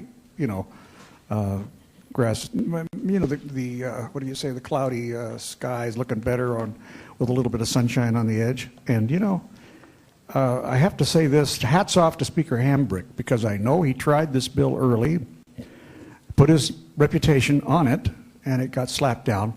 But I think part of that was because of the fights within his caucus. But for then to have it become partisan at the end, and I'm amazed and I'm surprised that it happened, but I guess nothing surprises me, having been through a bunch of sessions, to know that chemistry will affect things. But this was one where we all benefit, and you can't do a favor for a legislator unless you have the power to do that. And I have been up there before, so I knew that. I even heard things like this in the past from friends of mine. We can't give them the power because they won't return our phone calls. I heard small-minded talk like that from members of the Assembly when I was in the Senate, and literally that was one of the excuses for voting no. And so it could never happen while the Democrats were in power, but it happened when the Republicans were in power. So my hunch was right, and I hope we can get Speaker Hambrick over here, because I want to personally thank him, and I think he deserves the recognition of the city of Las Vegas for his leadership in bringing about this change. And it is huge, and because it hasn't been written about, and a lot of people don't understand it. It hasn't been communicated to the voters what this means. I think it will be, and as the city manager has said, we take it just a little bit at a time here and try to figure out what we do. And you add that to the lower court decision on the soccer stadium case, and now you see a trend here. You've got judicial decision, statutory authority, and so on coming together to improve the ability of local government to address the needs of its constituents. Thank you, Mayor. I want to point out two more bills that were extremely important to the city of Las Vegas. The next is AB 445, the redevelopment agency bill, and this is a cleanup to the bill from 2013. I shouldn't say a cleanup, a technical fix to the bill from 2013, AB 50, which extended our redevelopment agency number 1. With that, there were some parameters in that bill that we had to meet, and one of those was that the assessed value from each project had to be taken into consideration. You couldn't have had a decrease in that value. When analysis was done after the last session, we found that there were multiple properties that did not meet that requirement, thus were problematic for us, and we needed to get that language tweaked. So we did that this session. We changed the calculation from each project, the assessed value for each project to the aggregate of the projects within the redevelopment agency. We also eliminated the $100 million in total outstanding debt requirement as well, and that bill was signed by the governor and is effective July 1st, 2015. I would point out that we were sweating bullets on this. This bill was the last measure to pass out of the Assembly at 11:59. Literally within the last half hour, it was voted out of the Senate, and we can be heard on the recording shouting from the gallery to concur on this as Chairman Ellison was trying to make the motion and was a little flummoxed and stumbled over it, and our voices can loudly be heard helping him, which he did concur on this, and we got it out at 11:59. So another major bill for the city of Las Vegas. Finally, two that many of our, or some of our staff were deeply involved in, AB 364, the state business portal. Much of this was worked on by Karen Duddleston and her team, along with the other business licensing managers in our region with the Secretary of State's office, and this will improve efficiency and bounce back from businesses from the state portal to at the Secretary of State's office to our business licensing office, and help reduce that confusion and challenge for businesses. I appreciate all of her efforts. This was a year-long project, a year and a half with both the League and the Southern Nevada Forum as well.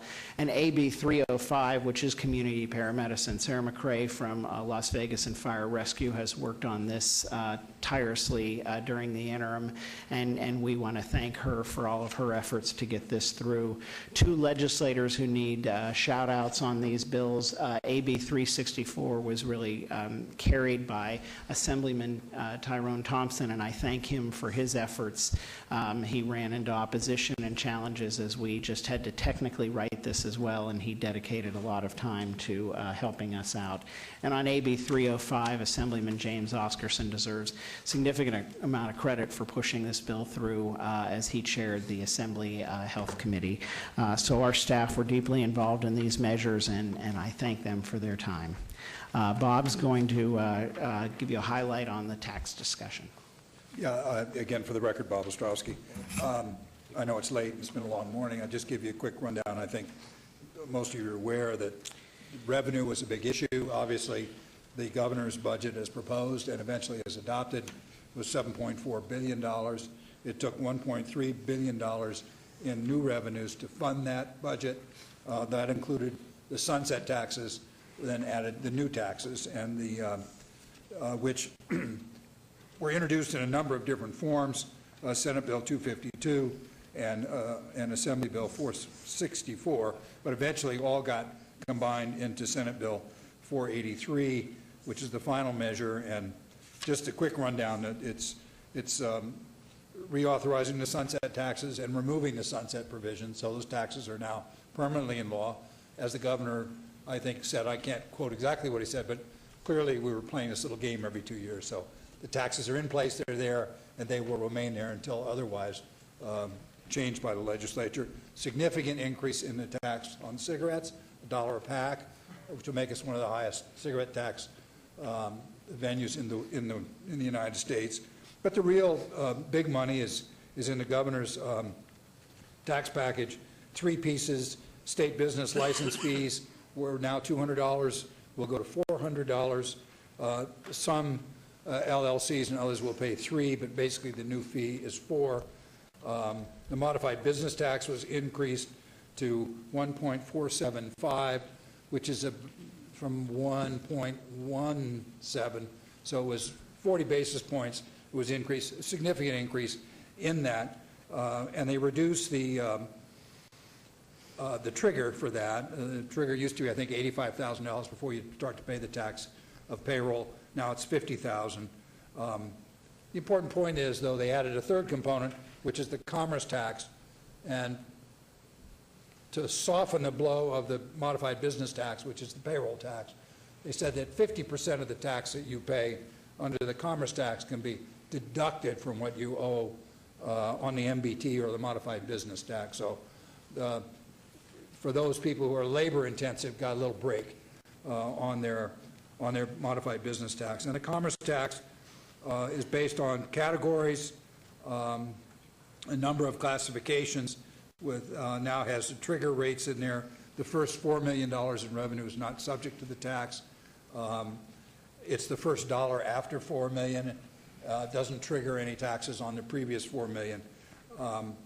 Those things became effective on July 1st. They will not actually get any payments for a year. It's an annual payment. There's no penalty for errors made in the first year to make it a little easier for business. But it generates a lot of revenue for the state. It does not directly impact the city's revenue. There's no new city money here. Didn't affect C-tax or any other revenue sources that the city has. But it does indirectly affect you because it means education, which we'll talk about in a moment, and other state-based services should improve. You should get more manpower. You should get better training. You should get a better investment in various areas. Not all, but many, which have an impact on our citizens and an impact on then the decisions you'll have to make as members of this city council. Other important bills that raise revenue is, we'll call it the Uber bill. It's really the transportation network company bill, TNCs as they're called. It has a tax increase in it of 3%. That money was partially what triggered the funding for the medical school. They were able to find the additional dollars that they needed, where the governor had some $9 million plus. It added another $20 million to that, got to the number that the university needed to get the medical school off the ground. There was also a complete rewrite of the live entertainment tax, and it also now is applicable to events that previously escaped that tax. Some events at the Speedway, some events, outdoor events that weren't previously covered, and makes it a lot easier on the gaming industry, which generates most of this revenue because it internally changed the way that the tax is applied. It didn't have a revenue effect there, but it did have an ease of administration effect. Did you want me to talk about the state budget a little bit? We've got a slide on the state budget that just very quickly that the per pupil basic support in Clark County is going to be $5,573 per pupil. Underperforming schools are going to get a $5 million grant, and perhaps you want to talk about those. Zoom schools, and Brian can define these for you, get $78 million and some change. Victory schools, another new program, will get almost $50 million. Full-day kindergarten statewide is another $171 million. There's an innovation and prevention of remediation program for $10 million. Professional development money, almost $8 million. Great teacher and learning grants, $10 million. And Brian can give you details on every one of those. What's important to look at is this legislature looked at education and said we need to put a lot more money in that. Now, some of these funds will directly impact schools in the city of Las Vegas. And do you want to mention some of that? Yeah. Many of our downtown Achieve schools will be directly impacted by this almost $50 million in the Victory School funding, which is excellent. We needed that investment, and we're pleased that the legislature did that. This boost in Zoom school funding will also help as they reallocate those. And you'll see some significant dollars made for new teachers and teacher professional development as well that will help sustain that. And this new plan to have our students reading by the 3rd grade, all of those dollars targeted to improving the outcomes and the success of our children in CCSD, not only in our city. Two other items we want to point out with regard to the budget. We did hear the money dedicated and specifically line item for the UNLV Medical School in downtown Las Vegas. 8.3 of that was in the governor's original budget. There's about 18.3 that will go to the interim finance committee, and once a plan is more directly developed by the leaders at UNLV with regard to the medical school, IFC will then authorize that money. So it's not a direct appropriation yet, but it is all line itemed and set aside for UNLV. So there's some more work to be done, but we will be working closely with them them as we did advocating on this specific dollar amount, or these specific dollar amounts that were not in the original budget. Next, $4.4 million was set aside for high-level nuclear waste. Bob Halstead's office was funded for both expert witnesses and the preparations he needs to do as they do the environmental impact statements on Yucca in preparation for what we believe will be further developments by the Department of Energy on that site. More funding for Nevada, the Nevada Knowledge Fund and the Catalyst Fund for economic development efforts. 2.8 graduate medical education to keep and retain those doctors once they graduate from their undergraduate in the medical schools, and a new $5 million for community colleges for opportunity grants to help promote education there. So you can see that there was significant investment made in this legislative session towards education, both K through 12 and at higher ed. Quickly on what's going to happen next. That we will have statutory and interim committees that we always have from the legislature, and we're waiting to see what will be funded maybe through some studies coming out of the Legislative Commission that will meet at the end of the month and may direct some interim studies, but we'll be actively engaged with the standing committees of the legislature that will move toward bill development for the next session. And then I want to let you know that what we're doing for you in response to what we do after every legislative session is develop an extensive report of all the bills that we talked about today, detailed with passage and outcomes that need to be met and followed. This is an outline of what that report may look like. It'll be very similar to a massive 3-ring binder that you've been given after every session. We are in production on that and pulling it together. We hope to have that to you in July. If there are questions that you have about specific measures between now and then, I'll be happy to work with you and get those answers for you as you await the report. Just in closing, I want to say how this was one of the most challenging sessions I've ever worked, and that goes with 11 sessions in Arizona and 4 here. But I think all in all, it was a strong session for the city of Las Vegas, and we were able to achieve some major measures and build some good alliances and relationships with legislators individually, and hopefully that will carry on into the next session. I again want to thank you all for your support and those department liaisons who have helped prepare the information for us to make us successful, and our teams. And I'll let Bob close with a couple comments, and I want to thank him and his team for all of the support that they have given us. It was a great lobbying effort up there, and I enjoyed working with you. Thanks for all your help, Bob. Yeah, just for the record, Bob, so I just want to thank council and mayor and Betsy Fretwell supporting me over the years. I've represented you for quite a number of years now, and it's enjoyable. I mean, it's really fun to represent the city. It's the kind of, I have other clients. It's the kind of client you can really stand up and say, we're doing the right thing. We need your help to do a better thing. And so it's fun. I enjoy it. I appreciate the fact that I'm still here and able to do that and work with your new team. I apologize to Betsy if we gave her heart failure on a couple of occasions with some phone calls about, oh, this may die or this may not make it. We worked a lot with staff, and they're, 400 and some odd miles away. Sometimes it's hard to perceive what's going on in the hall. And I think in the end, we came out there in pretty good shape. Thank you. Thank you for the report. Thank you for your efforts up there and everything you did manage to get on. And of course, help from City Council, whoever they were, making phone calls, and certainly Betsy. But Kelly, thank you too. And I'm sure you're delighted as you're looking forward to the next one to put plans in action.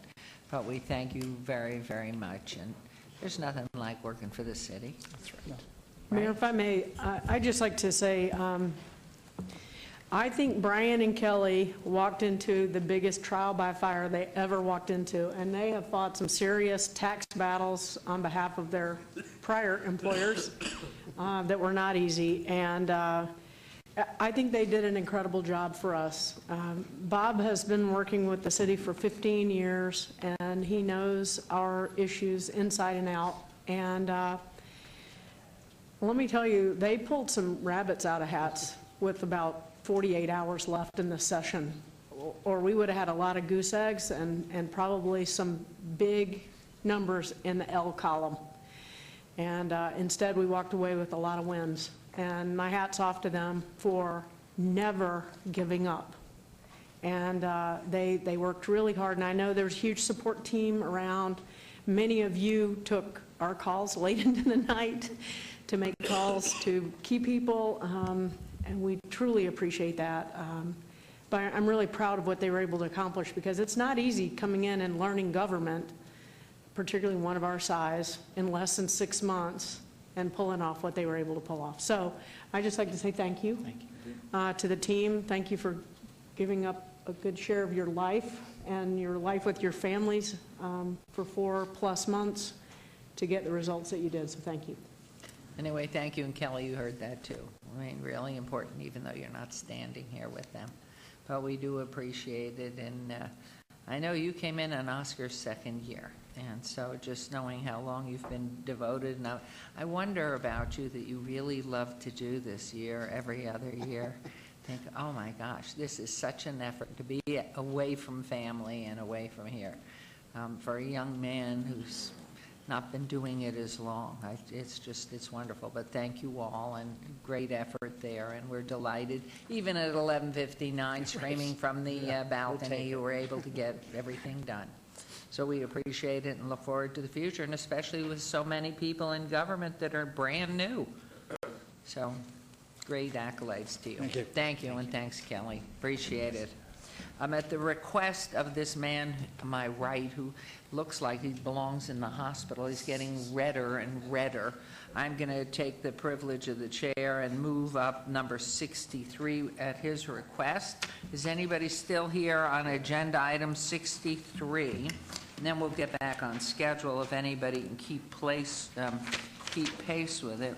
Yeah, Mayor, Why is it way over here? With your permission, while you're turning that pages, can I bring up Northwest Area Command Captain Richard Fletcher and Mrs. Nicole Beck? You too, Mr. Hacker. This is your presentation. All right, this is agenda item 63, discussion for possible action regarding the renaming of the park currently known as Indian Hills Park, located at Fort Apache Road and Iron Mountain Road, to the Officer Alan Beck Memorial Park in Ward 6 and in Councilman Mayor Pro Tem Ross's neighborhood. And again, continuing prayers, condolences, and support for you all. Just, I mean, words pale. So who's... I'll do the easy part. Okay.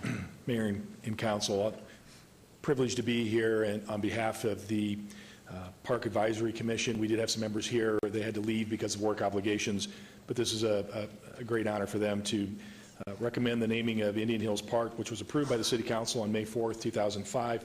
This 10.5-acre park was named during the planning phase of that development. The park has yet to be constructed. The June 3rd, 2015 Scheduled Parks and Recreation Advisory Commission meeting, the commission unanimously recommended renaming the park to the Officer Alan Beck Memorial Park. On behalf of the Parks and Rec Advisory Commission, it's a great pleasure to recommend approval of this item and turn it over to these very welcome guests. Thank you very much. Well, good afternoon. For the record, I'm Captain Rich Fletcher. I work for Las Vegas Metropolitan Police Department, and I'm also here on this agenda item to rename the park. Alan worked for me when I was a captain at Northeast Area Command, and I had the unfortunate but a distinct honor to help plan his funerals as well. And now that I find myself as a captain in Northwest Area Command, thanks to Mayor Pro Tem Ross there, he wants to name a park after Alan. And individually, I would like to say I totally support this, and on behalf of not only Sheriff Lombardo and the Las Vegas Metropolitan Police Department, but I firmly believe law enforcement agencies statewide, you have our full support of this. You know, rarely do we get an opportunity to do the right thing at the right time for the right reason, and I think this is it. I've spoken to each one of you individually throughout the last year about June 8th's events of 2014, And the question always has been, what can we do? And here's our chance. I think it's the right move at the right time to rename this park in honor of Alan. And if you look at the park that's known for its lacrosse and soccer fields, Alan was a pretty athletic young man. And I think that's very fitting that that park be named in his honor. So thank you for your time. And again, thank you for what you do for our community. Thank you. Thank you. I'm Nicole Beck, Officer Alan Beck's widow. I can't speak without tears ever, so, but I appreciate you letting me be here, and I appreciate especially Steve Ross and his push to make this a reality, hopefully. I think Alan would feel extremely honored and humbled that it's even being considered. And I agree, I think it just shows to the community that we won't let fallen heroes be forgotten, and so it means a lot too. I know I've had officers just reach out and express their support, and just knowing that the community stands behind them when they put their life on the line. And so I just appreciate the gesture. We've moved to that area of town where it's going to be built, hopefully, they're almost 13 years ago, and I've run right by that open area with Alan so many times and talked about taking our kids there, so it just will mean so much, so thank you. We appreciate your coming, and words can never express by anybody in this community our gratitude for his service, and prayers and condolences to you and your family at the unbelievable, horrible loss. Nobody can imagine anything worse. And so how wonderful that you moved there. This was meant to be. And how grand for your family to be able to go there. And hopefully the trees will come and be big and beautiful, and they'll just feel a calm and a knowledge that this is a beautiful thing, and everybody who will walk through that park or enjoy it will have a sense of your husband and your family.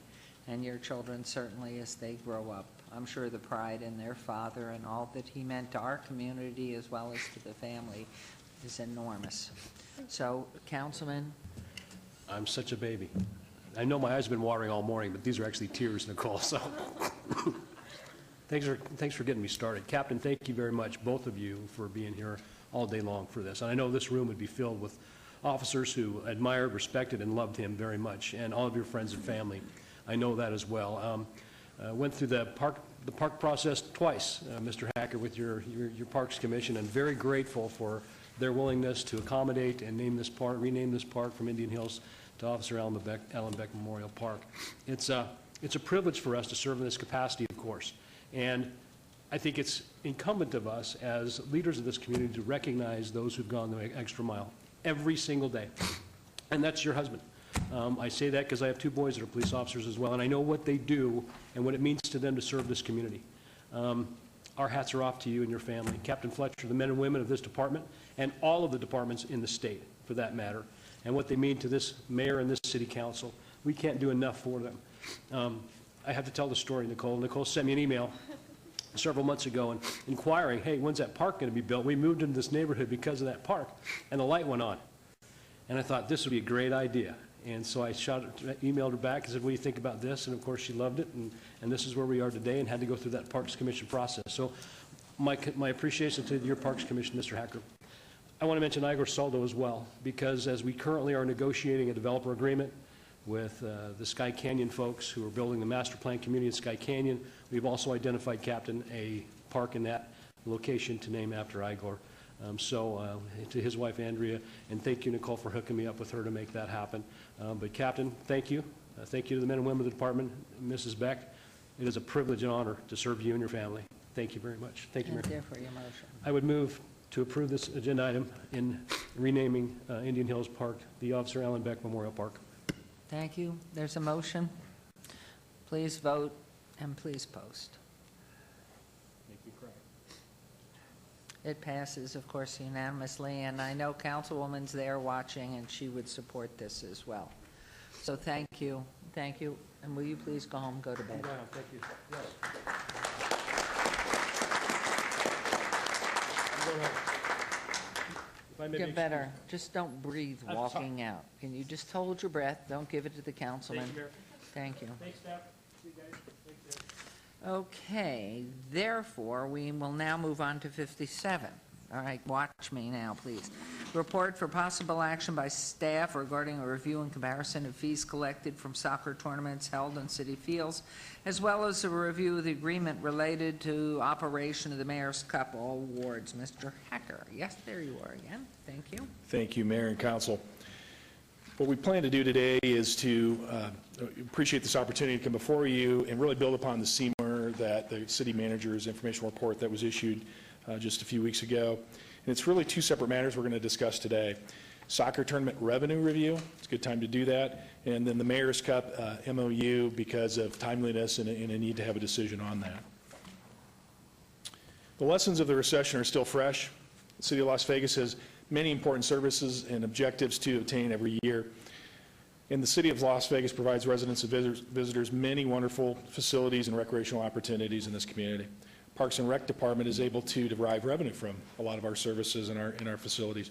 In fall of 2013, you received a recommendation that resulted in an establishment of a goal, and that goal is presented here on the slide. Pricing models are as unique and varied as there are municipalities, businesses, or entities that provide similar services, recreational services, YMCA, Big League Dreams, for example. You're probably aware that the City of Henderson is going through a thorough analysis of what they do, how they provide it, and what they want to cost as far as their recreational services as well to accomplish their goals for cost recovery. Recreational sports has undergone a unique transformation in the last 10, if not the last 30 years. A greater emphasis has really begun to be placed on player development over just that pure recreational opportunity that we may have enjoyed. I definitely enjoyed when I was a youth. Sports elicits a lot of emotions, and they remain strong even as we discuss this issue and how to provide the service and attain cost recovery objectives. But we need to stay focused on the data to help guide our sound and long-term decisions. This slide presents our fiscal year 16 budget as approved by council. It has revenues, it looks at our expenditures, and we also show operations and maintenance expenditures towards our facilities. It takes a real commitment of resources to provide desired rec and park services and programs. When you look at a budget of nearly $44 million, I think that has shown the seriousness that you all have taken in making sure that we provide these types of services. Soccer tournaments make up about 68% of our tournament revenue to our city, softball second at 17%.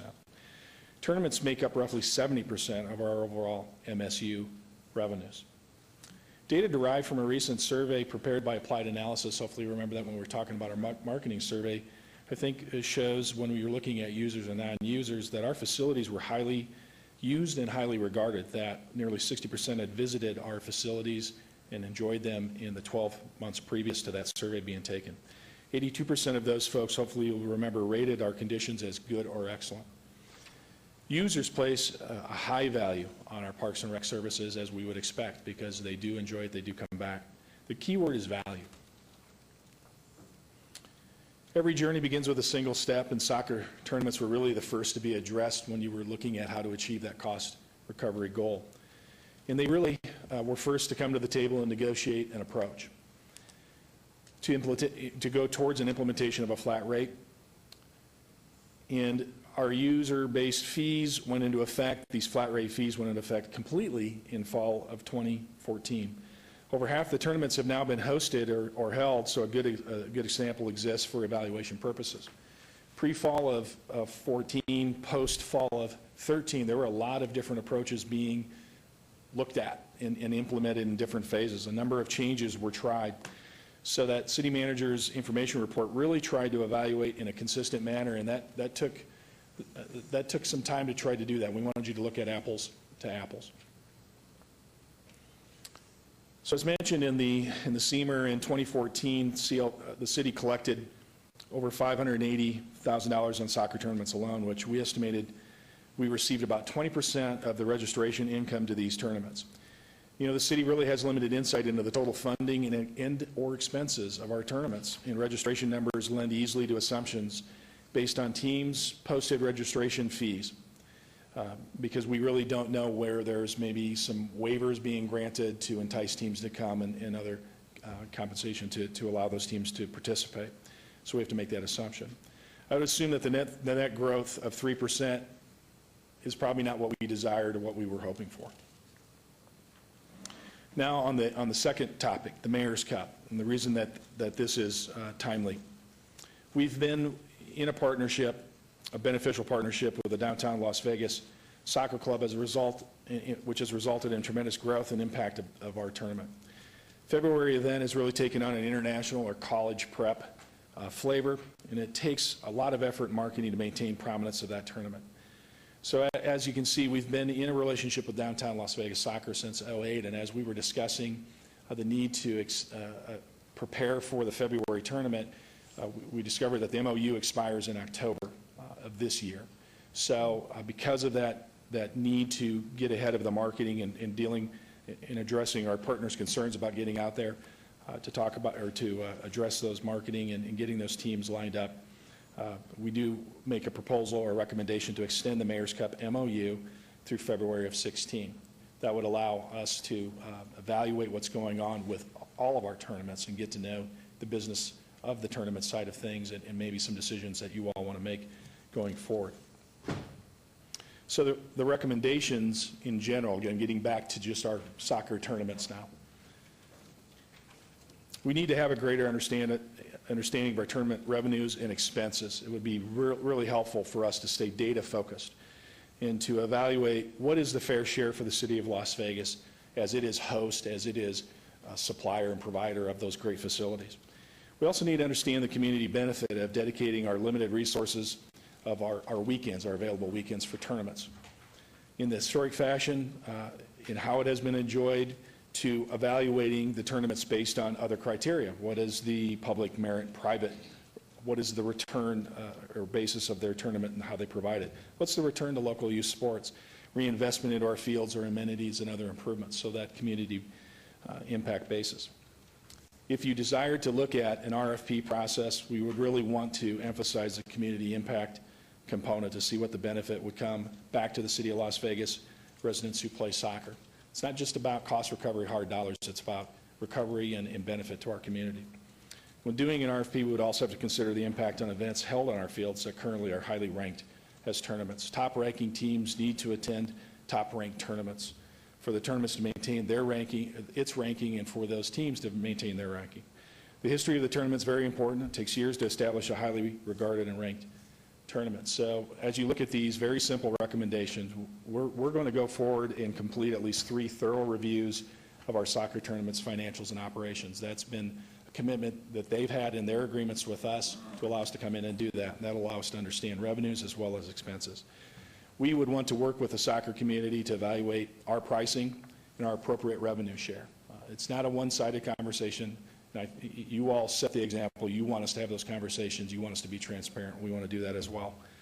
And then lastly, if the historic process, as far as those 14 or so weekends that we have available for soccer tournaments, if the historic process is something that we want to evaluate and potentially look at an RFP process, maybe starting with those longer weekends, because there is interest in all of those longer weekends and how those tournaments are conducted and held, including our Mayor's Cup. There's interest in how that's done. So that's the report. Appreciate your time, and we'll be here for questions. I believe there are others that may want to speak to this issue. Well, one of the things I would absolutely ask you in reference to item recommendation number 2, that because the whole southern Nevada area really does enjoy using our fields in tournaments, that when you go ahead to work with the soccer community, we don't just isolate it to the city, but consider all the soccer community. Yes. When you go forward with it. Please, Councilman Beers. Thank you, Your Honor. These are 3 fine goals. I guess, what percentage of our field utilization is soccer versus other stuff? I know that the All-American Park is kind of geared up for American football. So I'm kind of trying to figure out how big a piece of the whole pie soccer is. Probably, since I wasn't prepared to address that specifically, the numbers I would have, we figure we have about 156 sports fields that we program and allocate, and 44 are dedicated to soccer. So if that helps. Now, we have multi-purpose fields that will be used by soccer Can be teams. turned into soccer. Okay. Could we, because I think that original study we had more than a year ago addressed the entire universe of field utilization, if I'm not mistaken. Can we expand all this to look at the other users as well? Absolutely. Again, since soccer was kind of first out of the chute and really went through that negotiation process on the flat rates and really was applied, we applied the flat rates to them first. That's really why we're here, to let you know what the effect of that was. But we absolutely want to go back and evaluate the effect of our pricing. But we changed fees for the other users too, right? We have. Diamonds, we're stepping into it. The diamond users, the softball, baseballs of the world, we were going to go to $50 an hour flat rate. We started with $35 plus lights, and then we're going to go to $50 plus lights by fall of 16. Again, a little different use. They're not 90-minute games. They're 9 innings or so. And so the timing was a real challenge for those to make the transition into that pricing. Right. Okay, so I guess I would request something similar to the SEMR, but for the other categories of sports sometime in the next however long. Thank you. And also, when you are going through this examination or process analysis, I'm sure you get in touch with Las Vegas Events and the LVCVA to see what their big impact economic sports activities are that might conflict with something that's local, and then decide or bring it back here, what's going to take priority. I mean, it's a huge undertaking. It really is, Mayor. That's a good point. Again, sports recreational tourism is a growing. Huge. It's a growing component of our tourism, and I think you've sat on LVCVA board as others on the council have, and you hear the reports that when other tourism numbers dip, those don't. So we realize it's an important part going forward. And then too, to draw people into the city. I mean, we thrive on our tourism base, and so as you go through that evaluative process, what is the benefit to the city? What's the benefit to Southern Nevada? And the other piece is, have you, which I'm sure you have, do most other cities of our size and sort of economic balance, do they get to 50% of cost in charging, or no? Right now, the national average is in the low 30s, and we're about to obtain that this year with what we've adjusted and the adjustments we've made. But I think since our economy is so tourism-based, I think because of the quality of our fields, if average is 30, maybe we do shoot a little bit higher as far as what we want to cost recover because it's appropriate. It's a desirable location. But again, like everything else, I mean, if in fact we can get tourism dollars to pay for that to get and achieve our goal rather than our residents, and so that's all part of the LVCVA, Las Vegas Events, and everything else that's going on. So, I mean, it would be the best for us if we could reach even closer moving forward, but to use the tourist dollars for coming in to use our fields. Yes. And are you in the process, too, with this, then analyzing the artificial turf with the real turf? Is that all part of all of this, and the maintenance that you can separate out what the maintenance is on this artificial turf, and whether it's vacuumed or painting it or whatever you do with it versus our natural turf? Will that all come back as part of all of this? Actually, Mayor, our operations and maintenance crew does such a wonderful job. They've done that analysis, the fields being converted artificial, or being even now, having gone through some replacement of artificial, that programming continues. They're just more usable, not as limited as far as the opportunities to have people play and use as you are with natural grass, but we do like to have a nice component of natural grass, Betty Wilson, of course, being a wonderful example of a high-quality facility of natural grass. Well, and of course, that's looked better than it ever looked this last tournament. It was absolutely in pristine condition, and the players loved it and the coaches, so that's great. Any other? Yes, Councilman Coffin, please. Thank you, Mayor. I'm glad we're revisiting this because I know that when we first voted to try to shoot for a goal of 50% cost recovery, we had a lot of pushback from people who were fearful of that, and I believe, well, in some ways they were right, and I'm glad we're plateaued at about the national average, so we can at least take another look at it. Because I always believed parks, really, they're just like an essential part of public safety as well, and we think of that as somehow just meaning cops and fire, but in fact, we really do have an obligation to provide the playgrounds for the kids and all of the folks at all ages, but primarily kids, because that's what keeps them busy and it helps, maintain order. So I think we have to look and try to deliver that as cheaply as possible, money, allowing, Your Honor. I think that's important. So, I mean, all of those things come into hand, even the allocation of the fields. I suppose, I don't want to belabor this now, but I mean, every aspect of how we use and allocate our fields, I think, would be part of, so following up on what Councilman Beer said, I'd like to have some, response to that in your submission of information. Okay, thank you. Okay, any other comments, questions? Thank you very much. Thank you, team. I had requested. Oh, right, you requested, please. And you are, Alex here we are. You're Alex? Yes. Okay. I'm Alex Tretton. I'm a tournament director for one of the tournaments in question, and so I thought it would be appropriate to come and speak to you. Thank you very much for the time. So I run the King Cup, and it's a small adult and active senior tournament for old men. So I bring a lot of old men to Las Vegas to come play soccer. How about old ladies? Are you going to open on to old ladies too, please? Well, I don't have an old ladies tournament, but I would love to. Okay. There's just not enough allocated Old field ladies, space. listen, Alex Trenton is his name. So my oldest group is 60 and over, and there's some players that are 80 years old that come and play. Wow. So the most important thing I want to do today is express my gratitude to the City of Las Vegas for the wisdom and foresight in building and constructing and maintaining these fantastic facilities.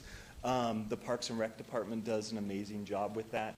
The staff is great to work with on the fields, out in the community, and here in this building. And I really do appreciate that. Over the past 20 years on this one weekend, I've brought in about 77,960 guests and visitors from outside of Las Vegas. They've come from the USA, about 15% from Canada, and as far away as Adelaide, Australia, to come play in the tournament. Based on LVCVA estimates, this economic impact is about $72 million over the last 20 years. I felt like it was important for me to respond to the city manager information report regarding soccer tournament review, the Mayor's Cup MOU, and the report contained a few inaccuracies and omissions. The omission being the economic impact of foreign guests coming to the city of Las Vegas and spending their money here.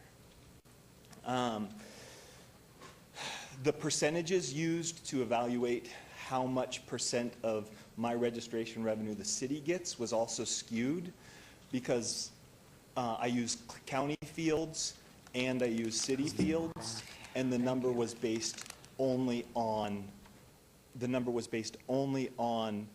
like the gross number of teams, but not the percentage of fields that I can use provided by the city based on allocation. There's only so many fields I can use. So if I had been dependent only on City of Las Vegas fields, I couldn't have had as many teams as I did. And the fee model that you went to, I really cheered and was in huge support of, because what that does is that assigns a fixed value to that resource and then charges me for that value. Then I can plan for it. Again, it saves the clerks in the Parks and Rec Department a lot of time in auditing that. It brings a lot of efficiency, so there's a huge revenue savings there, and it gives me a predictable measure of what the cost is for me to run this tournament. And so I really support that. I don't know what the price should be, but I think it's it's a great, Well, we it's a great appreciate your model. coming down, speaking on this, and I hope you will be in touch with city manager and Tim Hacker anyway as we go forward with all of this. And I realize I probably put a target on my chest for an audit, but. Well, and don't forget the older ladies going forward. I won't. Thank you. Thank you.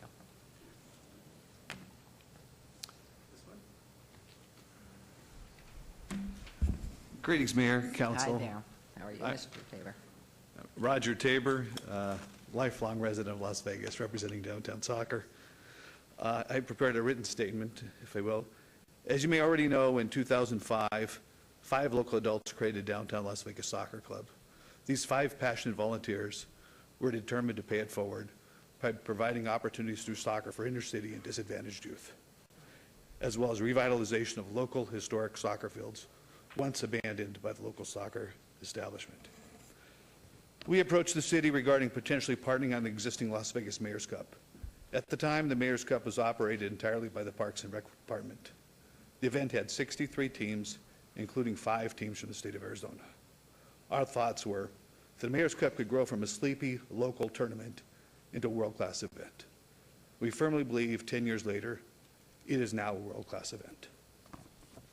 Here are some highlights just from last year's event. 896 teams participated. 400-plus college coaches were in attendance. Dozens of professional scouts were there too. 1,698 soccer games were played. All 1,698 games started on time with certified referees. 85 foreign teams participated. 56 local soccer fields were used. Teams from 41 different states participated. 18,000 plus local hotel rooms were booked. Economic impact for this year alone is estimated in excess of $24 million. The Generation Adidas program is sponsoring a 10-day training trip for this August for the champion in Spain with Real Madrid. Yet, the tournament has always remained inclusive, never once turning away a local team. Teams have now participated from Australia, Brazil, Canada, China, Colombia, Cayman Islands, Denmark, Dominican Republic, England, France, Finland, Guatemala, Germany, Haiti, Japan, Mexico, Nepal, Panama, Poland, Romania, Russia, and Sierra Leone. We now have participation from every continent on this planet. Downtown Las Vegas Soccer Club is proud to say that we've brought the following partners in the project: Adidas, Telemundo, Rotary Clubs of Southern Nevada, Nevada Consular Corps, Chapman Automotive Group, Western College Development Association, Las Vegas Events, Genova International Soccer School, Colorado Rapids of the MLS, and Soccer United Marketing. The Mayor's Cup was also recently recognized by Monaco's Prince Albert for his Peace and Sports Global Initiative. However, I'm most proud of these facts. Downtown Las Vegas Soccer Club is organized as a 501c3 charity.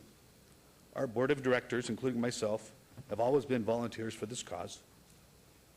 Our club's proceeds from the Mayor's Cup profits have been used entirely to support local children through soccer. We have secured over $150,000 worth of in-kind donations to improve inner-city soccer fields. I'm here today to ask for a decision. The uncertainty of pricing your soccer fields has delayed our marketing efforts for the February weekend of the Mayor's Cup. We need a decision regarding field rentals soon in order to continue the growth rate of this event.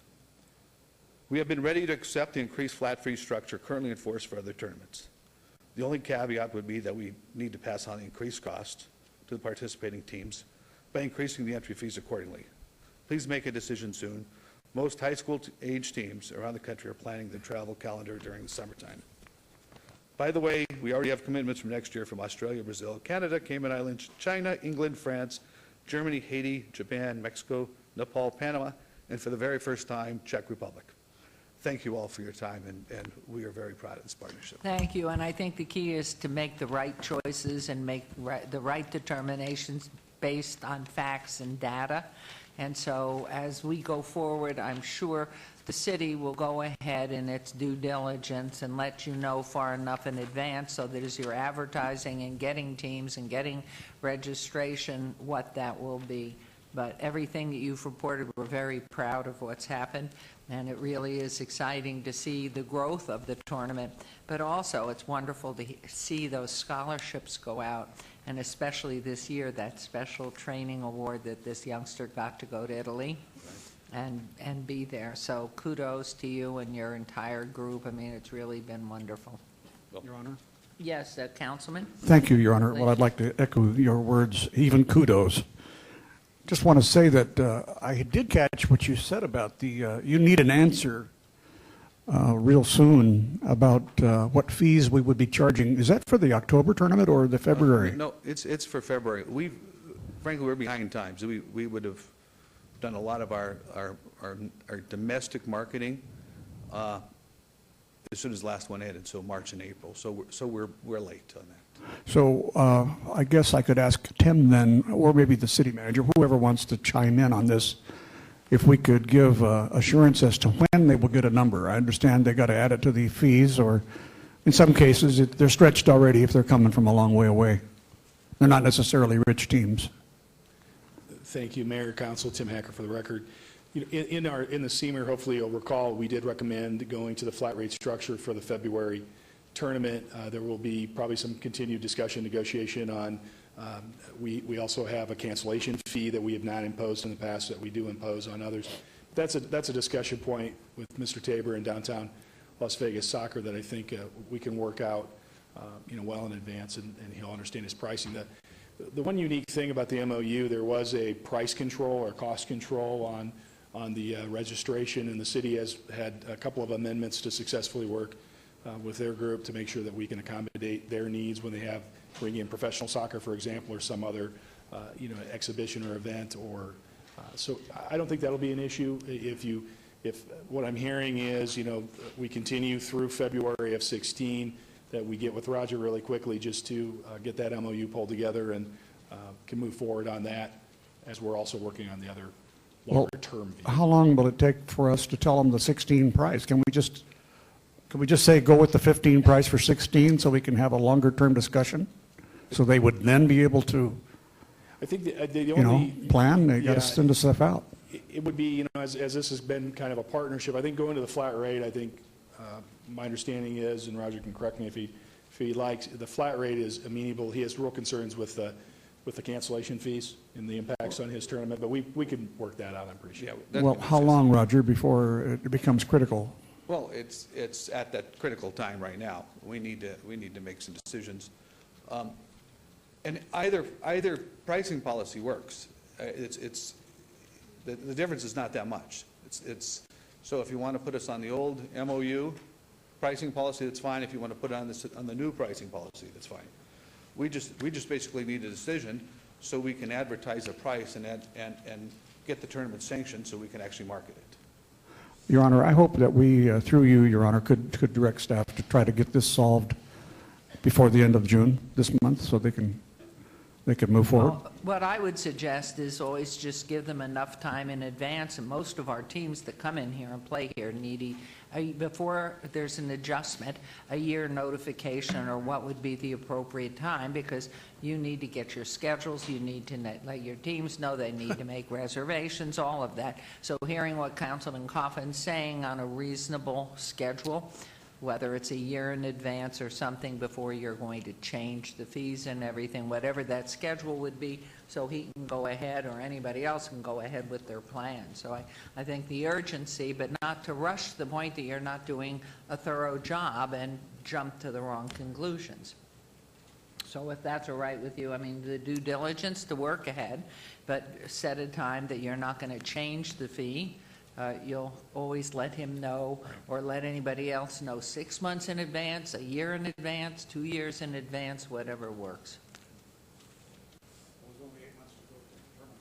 Right. We'll work We'll Fine. work on it I right think away. that you've got to base it on the facts and the data that you have too. So we're with you. Congratulations. I know Good that. job. Thank you.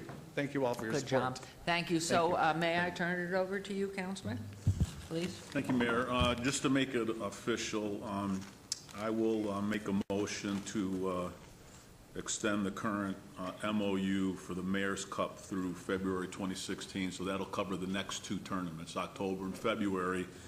And then in the meantime, the motion will include that you go ahead and complete your studies of the last 3 reviews of soccer tournaments, work with the soccer community to evaluate city facilities, evaluate the RFP process, and also include a study allocation of fields, and also examine the other sports that Councilman Beers was talking about. So is that pretty clear? Okay, that'll be my motion. Is that a legal motion with all of that? Thank you. Okay. Well, there's a motion. Please vote and please post. That was a very comprehensive motion, I want you to know. Thank you all very much. Thank Greatly you. appreciate it. Lordy. Okay, now, that was 57. 56, as you recall, was obeyed to July 1st. Okay, so now we go to 60. Your Honor, could we Yes. or take, excuse me, Your Honor? Hello. Oh, hello. Could we trail item 60 to be heard with 64 and 65? They all go together? Okay, if you will remind me when we go there. I will. Okay, then we will go to agenda item, should we do 64 and 65 and 60 all at once, or should we go to 61? We could take them all right now, Mayor. We'll pull Okay, let's do that. 64 and 65 forward with 60, and then it'll be on the morning agenda. Okay, so this is 60, 64, and 65. Let me read them into the record. 60, discussion for possible action regarding a complaint and set a hearing date for disciplinary action against Thamer Abid Jargis, that's how it's pronounced? As sole owner of 702 Mart LLC DBA 702 Mart, located at 1468 East Charleston Boulevard, Best Fellows, Inc., DBA Super Liquor Mid-Strip, located 2301 South Las Vegas Boulevard, and 50% owner partner of Shoshani and Jargis DBA Family Food 2, located 1602 H Street, for violations of Las Vegas Municipal Code, Wards 3 and 5, Councilman Barlow and Coffin. Agenda item 64, discussion for possible action regarding a review of suitability of applicant and approve or deny a conditional package liquor license, Best Fellas, Inc., DBA Super Liquor Mid-Strip at 2301 South Las Vegas Boulevard. This is in Ward 3 of Councilman Coffin. And agenda item 65, discussion for possible action regarding a review of suitability of applicant and approve or deny a temporary beer wine cooler off-sale license, 702 Mart LLC DBA 702 Mart at 1468 East Charleston Boulevard, also in Ward 3 with Councilman Coffin. Good afternoon, Madam Mayor. Good afternoon. Hi, John Curtis, Deputy City Attorney appearing for the City of Las Vegas. Let me try to make this as concise as possible. And Please. What we are seeking to do here is get approval from the council to file this complaint for disciplinary action against Mr. Thamer Jargis. Mr. Jargis is in possession and a holder of 3 licenses right now. One, a permanent license where he's a 50% owner for the operation of Family Food 2, located at 1602 H Street, Councilman Barlow's district. He's also the holder of 2 temporary licenses for 2 other stores that he owns 100% interest in. The reason the complaint is being brought is because after receiving an area of concern letter from Metro, we discovered that he was an undercover operation took place where people from Business Licensing, City of Las Vegas, went to the store and discovered 702 Mart on 1468 East Charleston, discovered he was selling a Schedule I narcotic known as Spice from that store, despite having been warned multiple times to not do so. He's now facing felony charges because of that, and we're seeking this approval of this complaint so that we can have a hearing as to disciplinary action as to all 3 licenses. If the council will approve this complaint, we will proceed. We would like to proceed on July 15th. It has to be within 60 days of the approval date of this complaint. And at that time, we will seek to have his permanent license for the operation of Family Food 2 store revoked, as well as terminate the temporary licenses he holds for the other 2 stores. In the meantime, and Business Licensing is making sure I say this correctly, the council has to obey the termination of his 2 temporary licenses until the hearing date so that all 3 matters can be heard at one time and we don't unnecessarily duplicate our effort or have multiple hearings all based on the same Schedule I narcotic arrest that he is facing. On item 64, and with your advice, Mr. Jerbick, one of my staff, her husband, Rick Truesdale, owns the property that is leased to Best Fellows. So I don't know if I shall abstain or may I continue to vote. I think you continue to vote. I think the disclosure right now is appropriate. Clearly, there could be some implications for the value of the property depending on whether or not the license continues to exist at that location, but I think at this juncture, you're okay. Okay, thank you very much. On your recommendation at this point, and you do want to, Ms. McElhone. For the record, business license section manager Mary McElhone, just to provide a little bit of clarification, what the complaint is seeking to do in Jargis in relationship to Family Food 2 is we are actually seeking disciplinary action for the revocation of Jargis' suitability to hold such a privileged license. We are not actually seeking to revoke the privileged license in that hearing. That is what is actually stated in the complaint. In addition, I should bring to council's attention that Super Liquor Midstrip's temporary license is actually set to expire tomorrow, which is June 18th. And we are requesting that that temporary license be extended by council until the hearing date. Okay, thank you. And at this point, though, you are asking council to set the date? Basically, we're asking the council to approve the filing of the complaint for disciplinary action and set the date for the hearing on all 3 licenses, effectively, along with what Ms. McElhone just stated. Now, do we do that by approving agenda item 60 alone, or do we take them together? I think you can, if I may, Mr. Jervik, I think you can approve item 60 alone, but also as part of the approval under item 64 and 65, the council must agree to obey the termination of the 2 temporary licenses until such time as the complaint will be heard on the scheduled date. So what I'm saying is, at this point, I'm going to ask Councilman Coffin and Councilman Barr either to make a motion on agenda item 60 first, correct? On 60 first? Yes, Your Honor. Yes, Your Honor. Okay. Wait.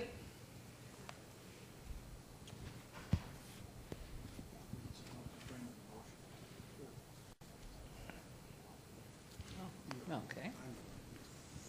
I've been advised that in my disclosure that it's a little bit different, so therefore I'll abstain. But regardless, I'm asking you to please make your motion on 60. Do we have enough votes? Yes.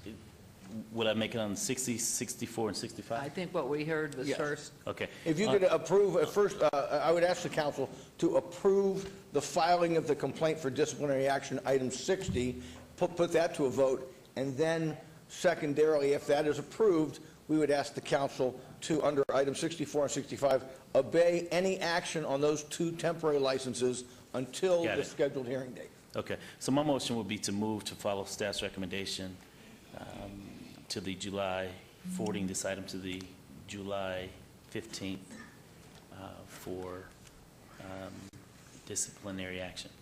That would be my motion at this time on item number 60. Thank you. There's a motion. Please vote, and please post. Mayor Goodman, for the record, Mary McElhone, Section Manager for Business Licensing. I do believe that we also will need to get on the record that we're asking council to approve the extension of the temporary license for item number 64. Yes.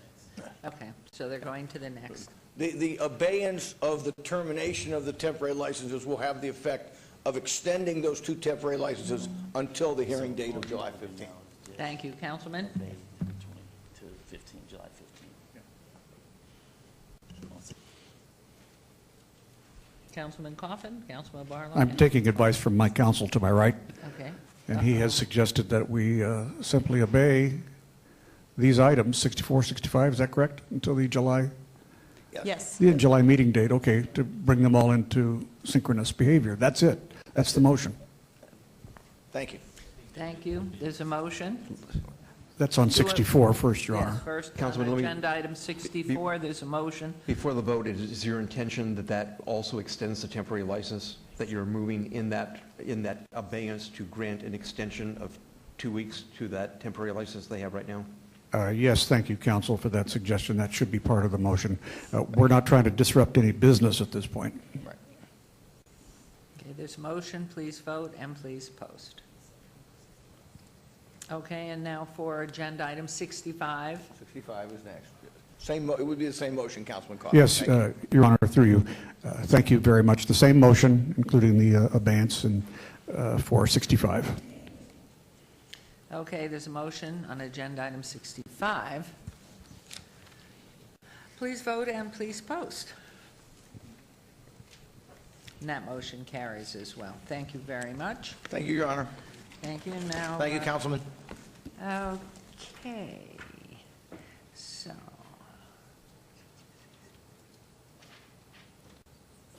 All right, so now we're on to, goodness. Agenda item 61. Goodness, if anybody can hang through this one, you're a miracle. Okay, agenda item 61, discussion for possible action regarding legal fees from Parker Poe for legal services and representing the city of Las Vegas in negotiation with the Las Vegas Sports and Entertainment Associates, LLC, for the development of a downtown arena, $112,867.98, general fund. This is in Ward 5 with Councilman Barlow. Mr. Jervik? Your Honor, this item is in order, and I recommend approval. Thank you. Councilman Barlow? Move for approval. Thank you. There's a motion, please vote. And please post. Motion carries. I don't believe this. On to 63? Okay. On to agenda item 63.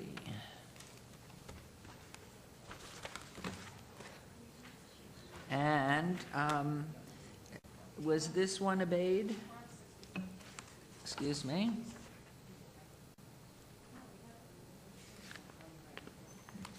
Hold on, I'm pulling up my... 67. 62 was 62 got obeyed to July 1 at the opening of council. So that's 62. And 63, what happened with 63? Oh, we took care of that before Councilman Ross left. So, Your Honor? Your Honor? Yes. I'm just wondering, we've got some folks coming in probably for the afternoon session, if you might want to repeat that the controversial item out in Ward 6 has been obeyed. Oh, Some of them may okay. be here for that item. That was agenda item 101? Are we talking about? Yeah, yes. Yes, agenda item 101 has been obeyed to, what was the date on that one? July 15?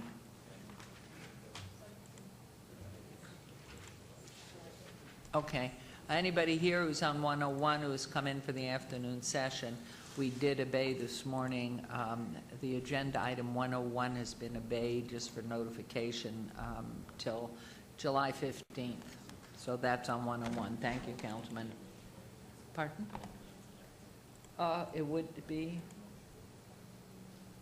well, I don't know when it's going to be set in, it would have to be set in the afternoon again? Oh, they know, you don't have to stay, right. Okay, now, that was done. So somebody was saying 67. What happened to 66? It got stricken. That was stricken. Okay. Okay, here we are. You voted for and took odds on 67. We are there. Anybody bet on it? Betsy. Okay, boards and commissions for possible action. Senior Citizens Advisory Board, Mary Ellen Heiss, Robert Goldstein, Don Oberlander, Frey Drury, and Jean Zorn. Term expiration was June 2015. Procedure for this board is recommendation by appropriate member of council with the approval of council.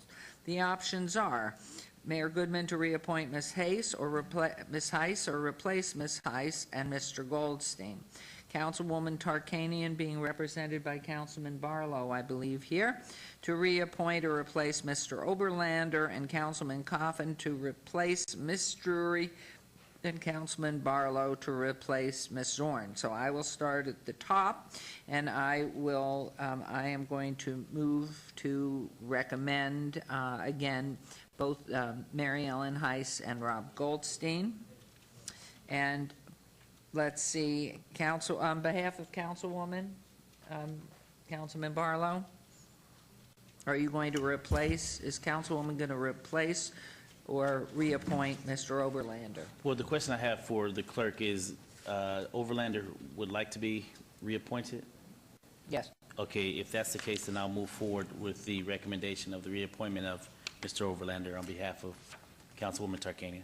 And for yourself, for Ms. Zorn? Yes, I'm actually getting that answer now. I have the name, but the name has escaped me. Joanne Jean Oscars? Zorn? Joanne Oscars? Oscars, that's it. Thank you.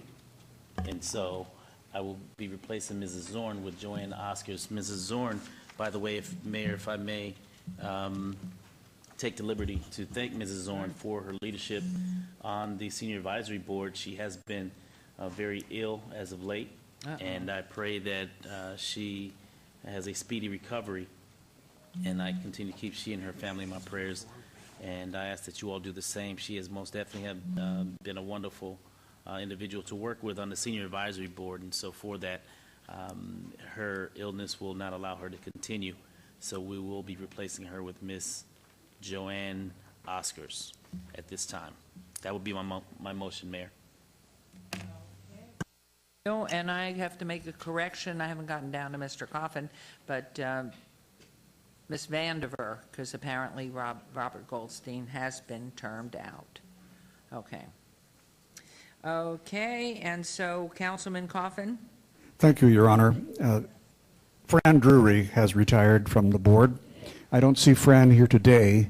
Fran attended her last meeting, it was either last week or the week before, but I was unable to attend and thank her personally because of my injuries, but I'm, hopefully I'll see her again soon to thank her personally.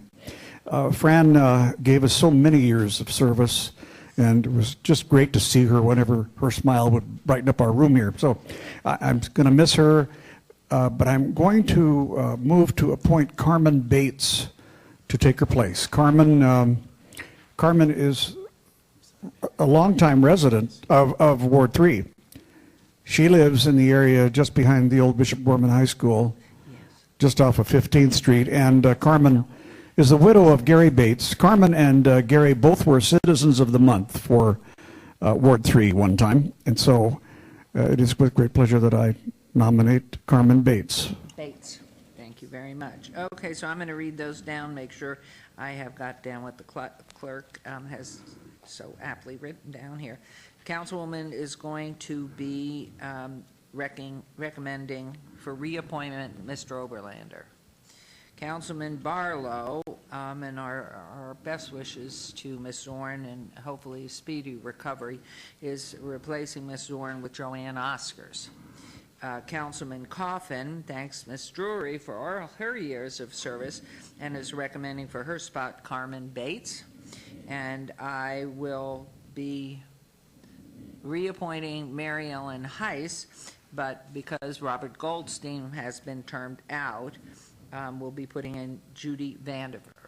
Okay, so that is going to be my motion. Everybody got that? Good, we are good. Please vote and please post. He's trying to vote. Okay. All right, agenda item 68, that motion carries, by the way. 68 for possible action, Historic Preservation Commission, Colleen Beck, term expiration 6/15/2015. Procedure for this commission requires appointment by City Council. Options are reappoint Ms. Beck or appoint a new member for Category 10 archaeological profession. That's very defined here, to have someone in that seat that really has the academic and educational background here. So, and Ms. Beck is, she's termed out, or she wishes not to be reappointed? She wishes to be reappointed. Is there... Mr. Perigo has recommended. If not, I'm prepared to follow the recommendation and reappoint Ms. Beck. Yes? Sir, please. Head of our planning director. Thank you, Your Honor. Planning Director Tom Perigo for the record. Yes, we would recommend reappointing Ms. Beck. Thank you very much, and she is highly qualified. I will make the motion then to reappoint Ms. Beck to this position.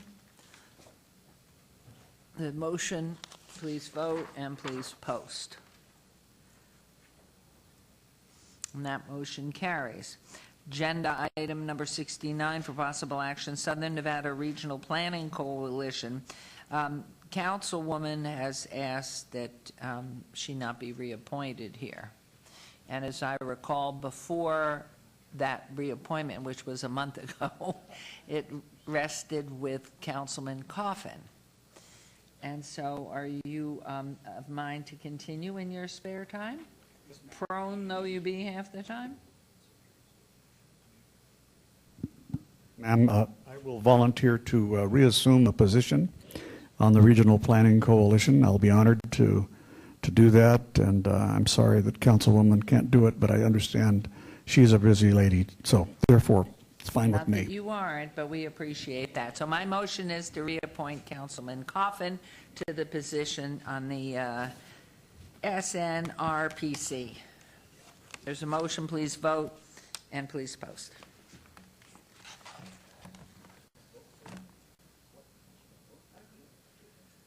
Well, you volunteered, of course you vote when you volunteer yourself. Okay, agenda, that motion carries. Agenda item 70, recommending committee bill eligible for adoption at this meeting. Bill number 2015-26. Councilman Barlow, would you like to have the bill read? Yes, Mayor. Thank you. Thank you, Councilman. Thank you, Your Honor. Bill number 2015-26 in order to include as federal fingerprint check and suitability approval investigations pertaining to smoke shops and to provide for other related matters. Move for approval. Thank you. This motion to approve, please vote and please post.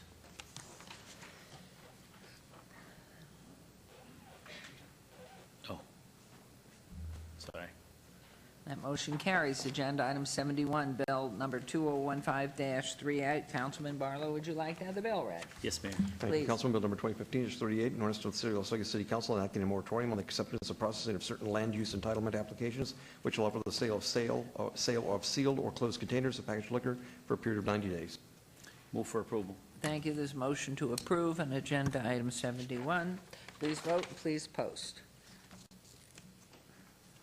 Motion carries. Agenda item 72, recommending committee bill eligible for adoption at a later meeting. Items number 72 through 83, bills number Z-2015-1 and bill 2015-23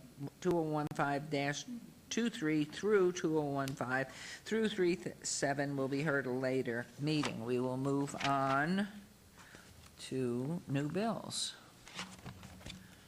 Okay, new bills. Agenda items, this is Agenda 84.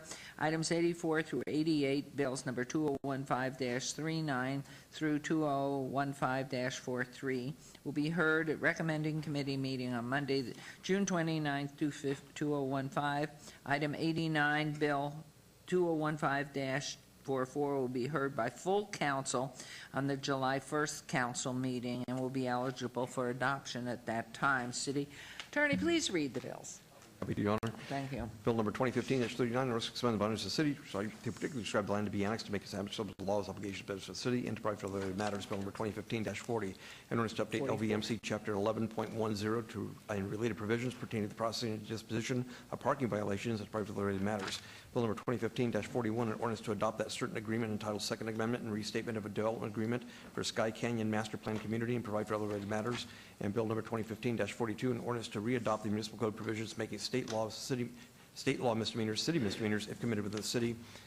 Bill number 2015-43, an ordinance to update the city's noise regulations to clarify responsibility for compliance with certain noise restrictions and to provide related matters.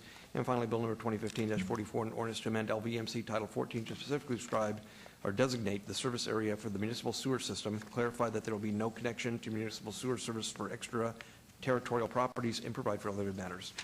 Thank you very much. So bills number 2015-39 to 2015-43 are assigned to Councilman Barlow, Anthony, and Coffin. Nope, you're not going to be here. Well, maybe he is. Councilman Coffin, are you going to be here on June 29th for that? Okay, I'll fill in for you. Okay.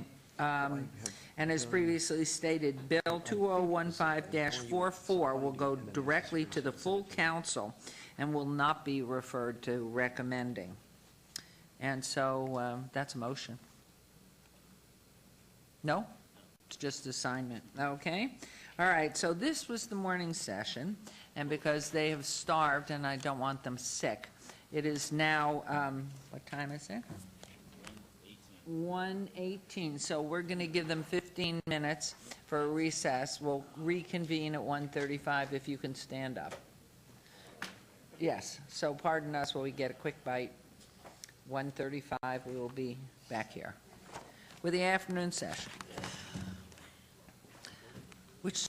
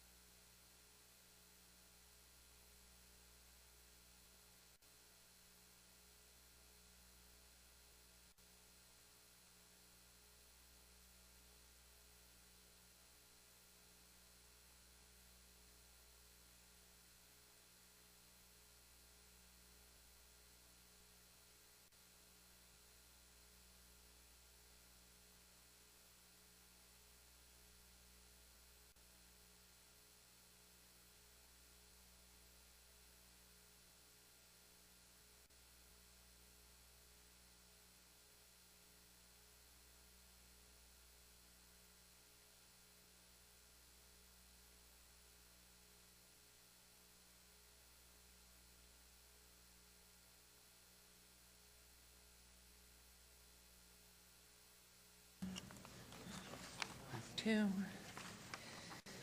Okay.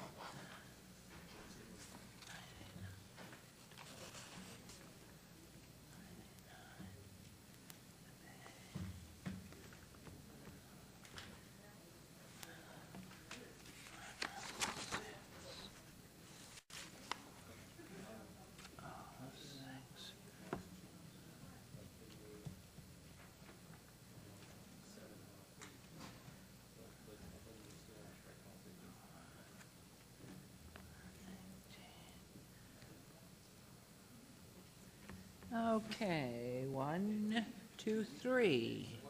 Do we have a wandering soul?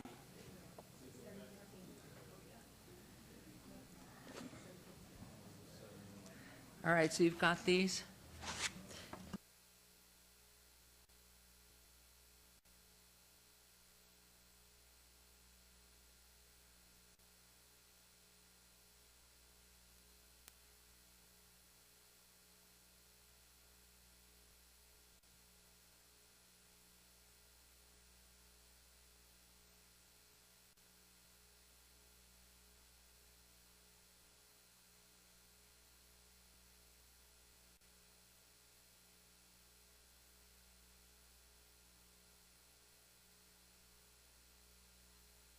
Okay, we are reconvened at this point, and I'm going to, okay, here we go. Agenda item 90, business items for possible action. Any items that the council, staff, and/or applicant wish to be stricken, tabled, withdrawn, or held in abeyance to a future meeting may be brought forward and acted upon at this time. Then what we have is agenda item 91, that has been requested by Councilman Beers to table, agenda item 91. Then agenda item 99, RQR 57973, has been obeyed to July 15th, requested by staff at 99. And then, of course, we know from this morning on agenda item 101, SDR 58164, this has been obeyed to July 15th, as requested by the applicant. Agenda item 106, VAR 58410, has been stricken as requested by staff. Agenda items 107 and 108 have been obeyed for 30 days to July 15th, as requested by Councilman Barlow. And agenda item 118, SUP 58161, has been withdrawn without prejudice. And that is my motion. And if you'll please vote on that motion, and please post it. And so keep me honest, Ms. Clerk, please, to make sure that I don't go off the deep end with doing weird things here. Okay. And please post, and that motion carries. So now, as I mentioned, 91, which would be next, has been tabled. And now we will move to agenda items. Okay. Agenda items 92 through 98 may be considered in one motion, one vote. They're considered routine, not public and public hearing items with no condition changes. Any person representing an applicant or who is a member of the public or member of the council not in agreement with the conditions and all standard conditions for the application recommended by staff should request to have that item removed from this portion of the agenda. Looking at my counsel, I hear nothing, so here we go. Agenda item number 92, RQR 57976, applicant owner Clear Channel Outdoor, and a request for required review of an approved variance V-0025-88 for existing 80-foot tall, 14-foot by 48-foot off-premise sign at 2130 Highland Avenue. This is in Councilman Coffin's Ward 3. Agenda item 93, RQR 57977, applicant Clear Channel Outdoor, owner Charles R. Hart Jr. on a request for required review of an approved special use permit U0029-96 for an existing 40-foot tall, 14-foot by 48-foot off-premise sign at 2151 North Rancho Drive, Ward 5, Councilman Barlow. Agenda item 94, RQR 57978, applicant Clear Channel Outdoor, Inc., owner Richard T. Crawford, possible action or request for required review of an approved special use permit U0028-96 for an existing 40-foot tall, 14-foot by 48-foot off-premise sign at 251 North Nellis Boulevard, Ward 3, Councilman Coffin. Agenda item 95, RQR 57979, applicant CBS Outdoor, owner Adaland LLC, on a request for a required review of an approved special use permit U0160-96 for an existing 40-foot tall, 14-foot by 48-foot off-premise sign at 1201 South Jones Boulevard, Ward 1, with Councilwoman Tarkanian. 96, RQR 57980, applicant Lamar Central Outdoor LLC, owner Foster Day Corporation, on a required review of an approved special use permit U0036-95 for an existing 40-foot tall, 14-foot by 48-foot off-premise sign at 2401 North Decatur Boulevard, Ward 5, Councilman Barlow. 97, RQR 58967, applicant Lamar Central Outdoor LLC, owner Rancho Drive LLC, and a request for required of an approved special use permit U-0037-94 for an existing 40-foot tall, 14-foot by 48 off-premise sign at 4950 Rancho Drive in Ward 4 with Councilman Anthony. And agenda item number 98, which is SUP 58222, applicant Buffet at Asia. Owner WRI Charleston Commons LLC, on a request for a special use permit for proposed 6,349 square foot beer, wine cooler on sale establishment use within an existing restaurant at 151 North Nellis Boulevard, Ward 3, with Councilman Coffin. Items 92 through 97 are recommended for approval by staff, and item 98 is recommended for approval by staff and the Planning Commission. All items are public hearing items which I declare open. Anyone wishing to be heard on any of these items? Hearing and seeing none, I'll close public hearings. May I have a motion, since you got the lion's share of them, how do you hold it? Councilman Coffin and Councilman Barlow, you could do for, well, we can do it one motion, so go ahead, go for it, Councilman Coffin. We do one at a time, is that the idea? No, Or we no, do no, them no. all together. Then I move now for approval. Oh, excuse me, Councilman Barlow wants to speak. Yes, please. Mayor, through you, I'm reading through the notes for on behalf of Councilwoman Tarkanian. I do want to bring forward item number 95 to make sure that this request for review is a 3-year opposed to a 5-year for point of clarification. Your Honor, through you, Councilman, yes, I can clarify that that is a 3-year required review. Okay. All right. Thank you, Mayor. Thank you. Thank you, sir. Okay, so then, Councilman, it's not actually been pulled, it'll be part of it? We're good. Very good, then. Your Honor, I now move that under the planning, one motion, one vote item in the agenda, that items 92, 93, 94, 95, 96, 97, and 98 be approved. Thank you. There's a motion. Please vote and please post. And that motion carries. Now we're going to play the game again that we did this morning. Folks, we're out of order again. So we are going to agenda item 119. I have to double check that nothing was said about it. So here we are. VAC, this is public hearing. VAC 58163, public hearing. Applicant owner Diamond Zing LLC for possible action on a request for a petition to vacate the public right-of-way commonly known as Lewis Avenue on the south side of property located on the northeast corner of Lewis Avenue and 10th Street in Ward 3 with Councilman Coffin. The staff recommends denial. The Planning Commission recommends approval. This is a public hearing. I declare open. Is the applicant or representative present? Yes. Thank you very much. Anyone wishing to be heard on this item, please come forward and state your name. The crowds are deafening. I'm going to close the public hearing. Going to go right to our Director of Planning. Thank you, Madam Mayor. Staff is recommending denial on this with all the improvements that we're making downtown to all the streetscapes.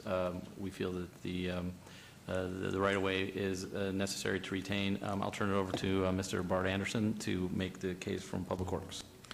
Yes, Mayor Bart Anderson, Public Works. Pardon me. The city has recently adopted complete street standards which call for enhanced landscaping and widened sidewalks for multimodal access. And in particularly in the downtown area, we have the downtown Centennial standards that call for that same type of thing. They call for the streetscape to have a 5-foot amenity zone with landscaping and then a 10-foot widened sidewalk. That's 15 feet behind the curb line. That is exactly what we have here, is 15 feet behind the curb line. Currently, there's an attached sidewalk that's out of character for what our intents are for the downtown area. And what the applicant is asking to do is to vacate the 10 feet behind that and leave just the 5-foot sidewalk. While there's no immediate plans right now on the books to widen or to improve Lewis Street in this area, it is consistent with what we're doing downtown. There are a number of streets that you've seen where we have in fact done this beautification process, and we believe that it is inappropriate to cut off our ability in the future to do that here as well, and that's why we've recommended denial. Okay, thank you. Good afternoon. Good afternoon. Jennifer Lazovich, 8345 West Sunset Road, here today on behalf of the applicant. If you could look at the overhead, please. Thank you. I'm representing Darren Peterson. Darren Peterson has experience developing, I should say redeveloping, some existing projects in the downtown area. These two houses you may recognize, they're on 7th Street near 7th and Bonneville. He redeveloped those and of course turned them into professional buildings, and he believes in the redevelopment and revitalization of downtown. As you saw on your pictures that were showing while Bart was talking, this is the building and the way that it looks today. It is located on the corner of Lewis and 10th Street. That gives you an idea of what it looks like today, and later on in my presentation I'll show you what Mr. Peterson is planning to do to redevelop the site. Does he own that right now? Does he has own this right purchased it? now? I believe, yes, he does. And is it vacant? Yes, it is. Okay, thank you. And it's boarded up too, so you can't get in there. And it's got a chain link fence around it. So this shows you what it looks like from the street view. This is a very, I think, telling picture because it shows you this blue line right here is the 10-foot width behind the sidewalk that we're asking to vacate with today's application. When you look at this aerial, I tried to blow this up so that you could see where Lewis is in relation to the other streets. You've got Bonneville here, Clark Avenue here, then you have Lewis Avenue, and then you have Bridger. The interesting thing with Lewis Avenue, and you probably all know this, but it terminates on the west end at 9th Street, which goes into Las Vegas Academy. And then on the east side, it terminates at 15th Street, and there's a house directly in front of you. So the whole length of Lewis Avenue in this area runs about 6 blocks from 9th Street to 15th Street. The reason why we believed doing this vacation would be appropriate is because along that area from 9th Street to 15th Street, there are some other vacations that have already occurred and been approved. I'm going to start with, just to give you an idea of what this is 9th Street, and I'm moving east. This is our site in red and blue, and as you travel east near the corner of 11th and Lewis, there are 2 existing vacations that have already been approved. This vacation right here, if you've been over there, you know that that's somebody's personal residence. I'm assuming that within the area it's vacated, they have built a fence, they have a number of plants out there, they have some pergola fencing, kind of a gazebo type look. They've really done a lot to maximize, and it actually looks quite nice. But they do utilize their outdoor space all the way in the area which they got vacated. Immediately east of that, and this would now be on the corner of Maryland Parkway and Lewis Avenue, this is a law firm by the name of Walsh and Friedman. They use that area for parking. It is diagonal parking. So there's diagonal parking that comes right out to the sidewalk, and they use that for presumably their employees and anybody who wants to come and use their services. Now, once you cross Maryland Parkway, you have to come down to this exhibit, otherwise it would have been too long. Right on the corner of Maryland Parkway, this would be the northeast corner of Maryland Parkway and Lewis Avenue, is an existing law building as well. It's called the Nevada Professional Center. One of the tenants in there is the Riley Law Firm, has been there for a number of years. They've got quite a nice paver brick parking area that they've utilized again for their tenants and their guests who come to visit this law building, is parking all the way up until the sidewalk. And then as you continue eastbound and you pass 13th Street, in between 13th Street and 14th Street, this long yellow color, there's a school here. The address of the school is 1300 Bridger. It actually fronts onto Bridger. But the back of the school is here, and they have gotten a vacation approved in this area. So when Darren Peterson looked at redeveloping this site, he believed that the request for the vacation would be appropriate since there had already been other vacations of similar size approved in the area. Give you an idea of what he wants to do with the site. He wants to keep the building a multifamily building. It is a multifamily apartment building. Well, it's not being used as that right now, but that's the way it was originally built. He's going to come in and redo it entirely from the outside perspective, and of course go in and make tenant improvements. And the 10 feet that we're asking to vacate would be utilized as interior private courtyard space for the actual units themselves. Now, I certainly appreciate and respect very much Bart Anderson, and I understand the position that they've taken with Complete Streets. I get it. We've had a conversation about it. I certainly understand that.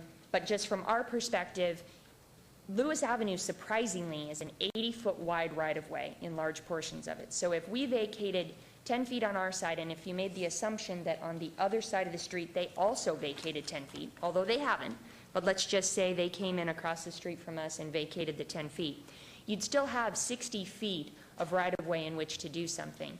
So you'd be able to get the 15-foot amenity zone and sidewalk on either side, and then you'd still have 30 feet in the middle that you could use for your pavement and your reduction of lanes to travel in both directions. So we believe that this is an appropriate request, again, in light of the, maybe I should say, precedent that has been set otherwise. Unfortunately, with the existing vacations that granted were approved several years ago, they aren't recent, the only way to reacquire those would be for the city to go back in and buy that back. So outside of the city doing that, there are existing vacations, and so we would ask you to consider our vacation of our 10 feet for this project. Thank you. Thank you. I have a question, and I'm going to turn to council, but what happens to those properties that have been vacated with the future of the street improvement plans that we have? Will we just, the city just won't do them, or will do one side of the road and not the other on the properties that are vacated? Mayor, council, there are a number of possible responses, and until an actual design is put forward, we would investigate all of them and find out which is the most cost-effective and which is the most realistic to do at that time. It's conceivable that in between now and the time we have a project, that any of these properties could come back in for re-entitlement for some reason or another, and we would have an opportunity to require additional dedication. Or if it was decided at the time that the project had the funding and we had the desire to acquire those properties, we would go through the acquisition process.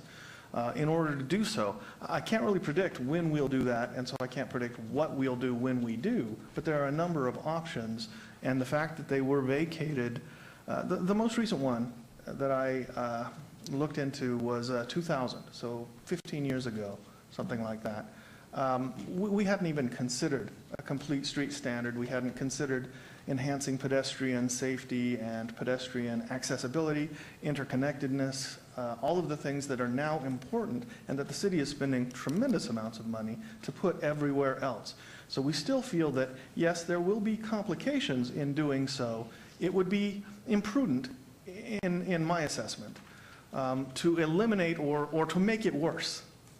And that's what approving the vacation at this time, I think, would do in the future for us. Thank you very much. Comments, questions from council? Councilman Barlow, please. Thank you, Mayor. I had an opportunity to participate in the Nevada League of Cities in Salt Lake City last week, and I understand wholeheartedly what Mr. Anderson is bringing forward, because they're going through the same scenario of what's before us here today, as far as widening the sidewalks, making it more pedestrian friendly.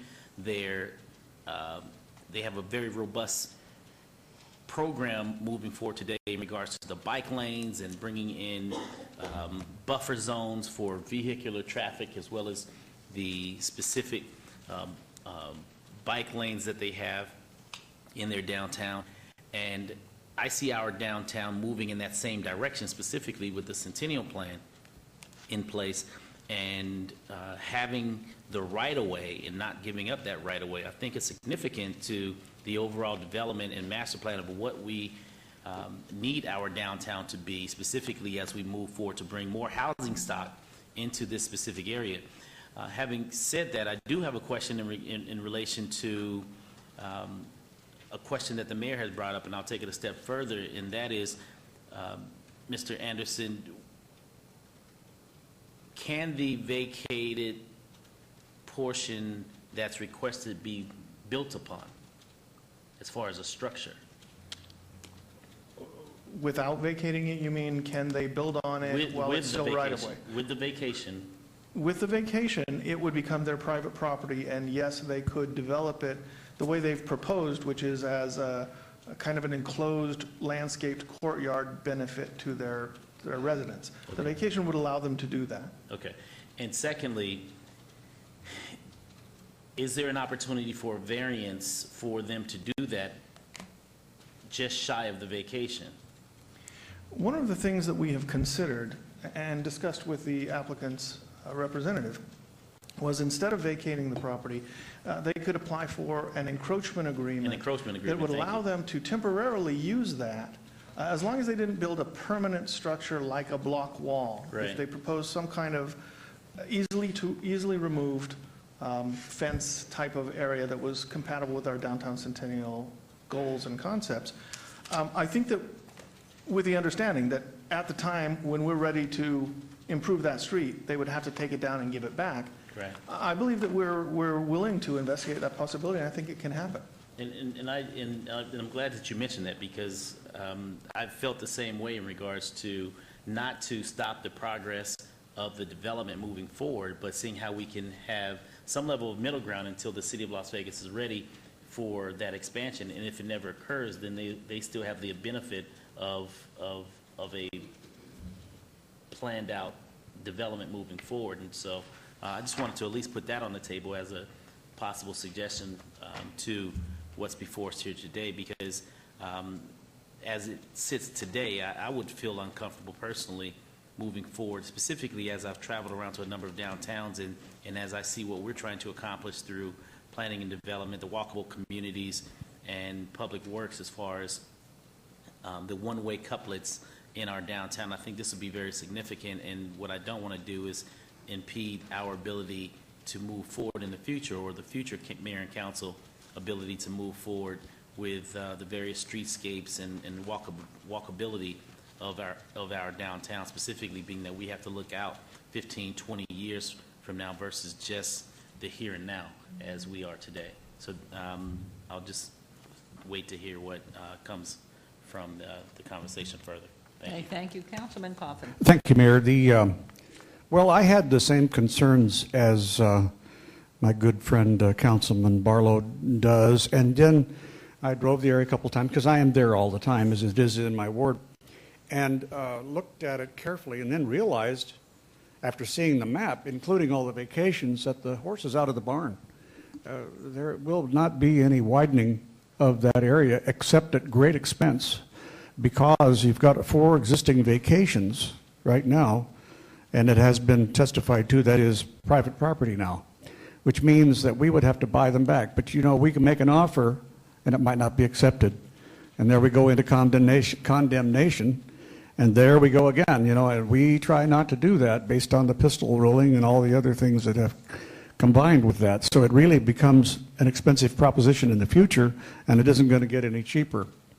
So we have not made any moves in that direction, and the land values will get higher. So it's so unlikely, it's almost impossible to see taking that property back from those other 4 owners. And there's another practical reason here why I think I'm going to move for support, and that is this. Lewis is not a main street. Lewis is a neighborhood street. It is downtown, but it's interrupted by not only the federal building at the boulevard, but 3 blocks further down, Las Vegas High School, 2 blocks further. So that in the end, you only have that 6 blocks is the only long-running area out of the 8 or 10 blocks. And that means with all of those vacations in just that 6 blocks, it really means we're never going to make anything bigger out of that street. Also, I look at item 102, which is our staff's proposal to amend our master plan of streets and highways, and Lewis is not part of that. And that's very important to consider. Practically speaking, they recognize that it's not a heavily traveled street. You take a look at that, you realize they have not intended to ever include it as a collector because it doesn't get traffic. So it is not the kind of street where we feel like we would be falling behind the times if we didn't save all that land in the public domain. We don't have a need for it, and we never will as long as there's a school and a federal building. So really, when you think about it from that standpoint, it's not a collector. At least staff has not indicated it would ever be a collector at this point. We don't have enough money now to do much more than watch it develop on its own. Then look at the building that's there, and it's blight. It's ugly, and it's a, let's face it, it's an unofficial hostel for bums. And they try to get in, and the owner boards it up again and does his best. So I'm inclined to think. Pardon? Could I ask a question of you? Yeah, sure. What are the, not that it matters, this is in your ward, but what do the neighbors think? Are they looking to the future, and will they want the city to step in? And as you see Bonneville with the vacations already, do the people who live in the neighborhood or own the property, do they care? I know we always call for neighborhood meetings and include the people who live in a place. I mean, I would just wonder and throw that at you. There aren't very many people living there, but it would be nice. Councilman Barlow's indicated we want more bed space down there, and we'll get another dozen or more beds downtown if we approve this. There are no objections. In fact, if you look at your list of planning agenda items upon which there are objections and supports, there's no comment at all from the public on number 119. So I'm feeling quite comfortable in going ahead to move forward with this, Your Honor. I certainly am willing to listen to other discussions from staff and or from the members, but I think I've heard enough. Oh, excuse me, and I see Mr. Bowers has stood up. Would you Sure. permit him in on a conversation? Please come forward.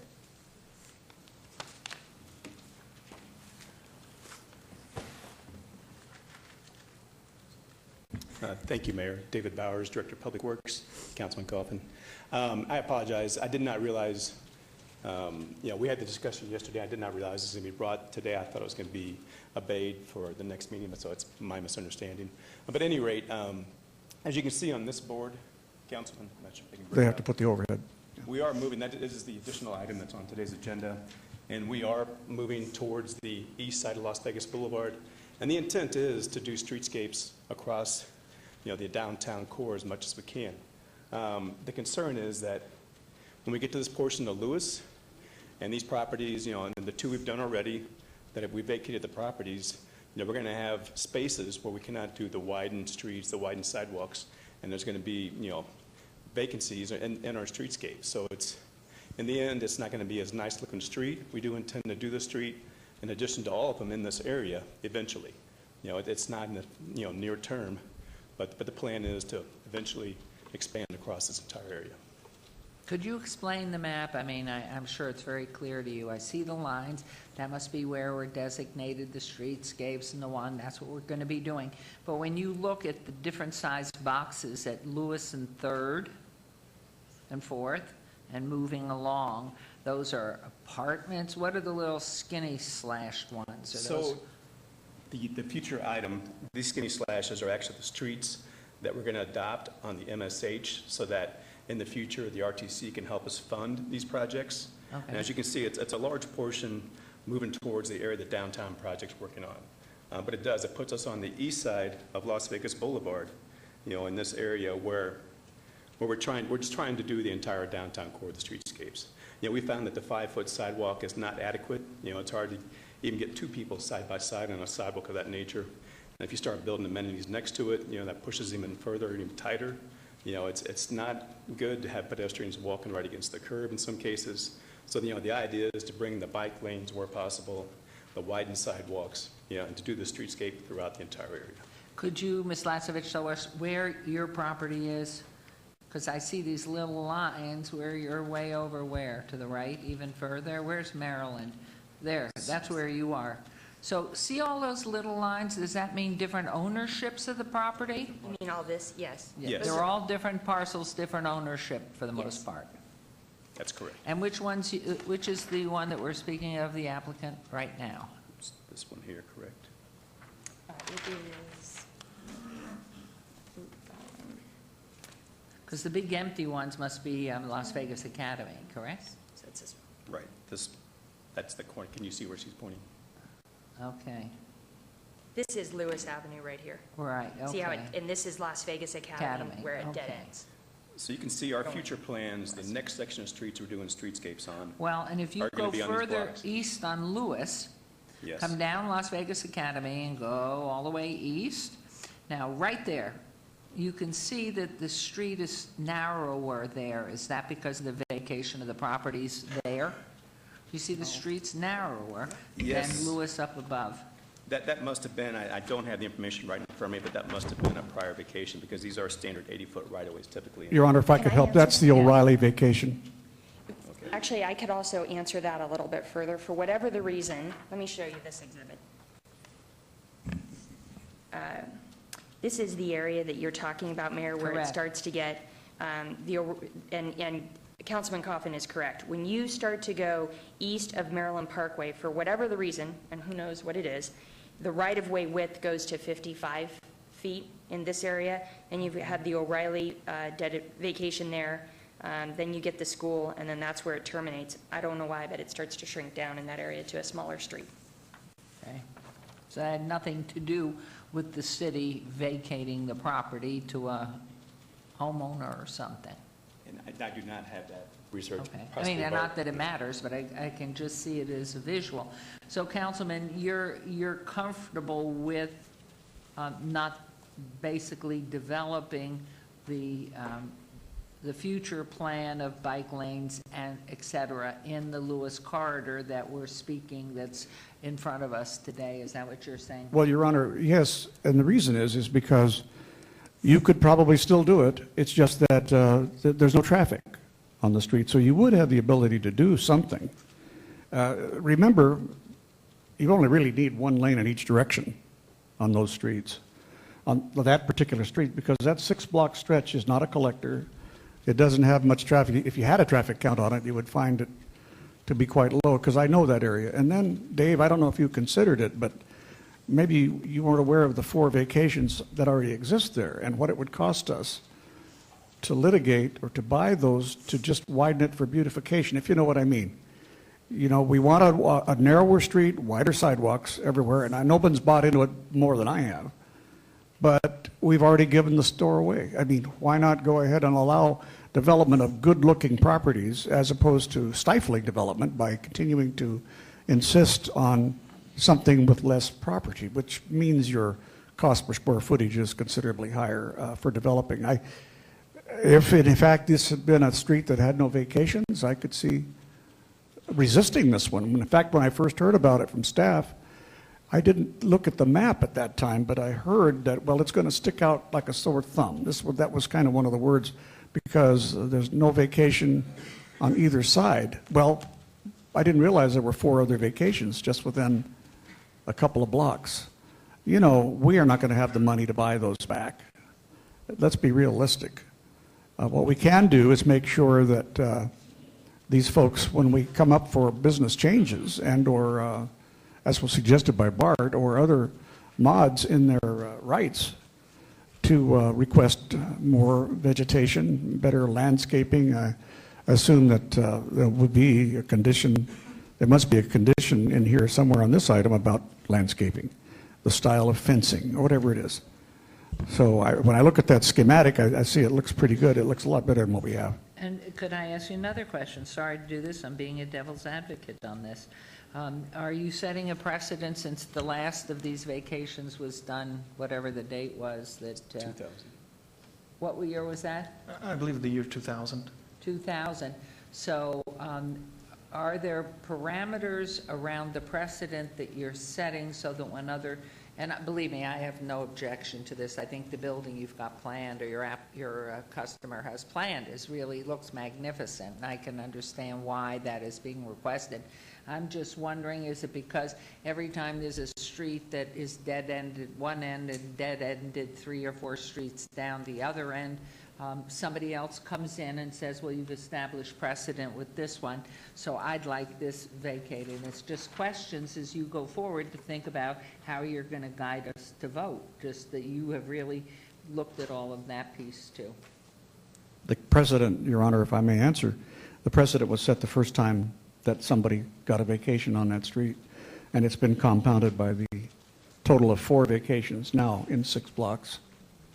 It's either 3 or 4 existing. So Bart? I'm sorry, I just was... Were you trying to get my attention or the mayor's attention? Either one. I wanted to ask for an opportunity to speak when you're finished, if Let's I may. do that now. Sure. Okay. I would suggest that we could look at Lewis Street as different from Maryland Parkway East and Maryland Parkway West. It's kind of a natural dividing line.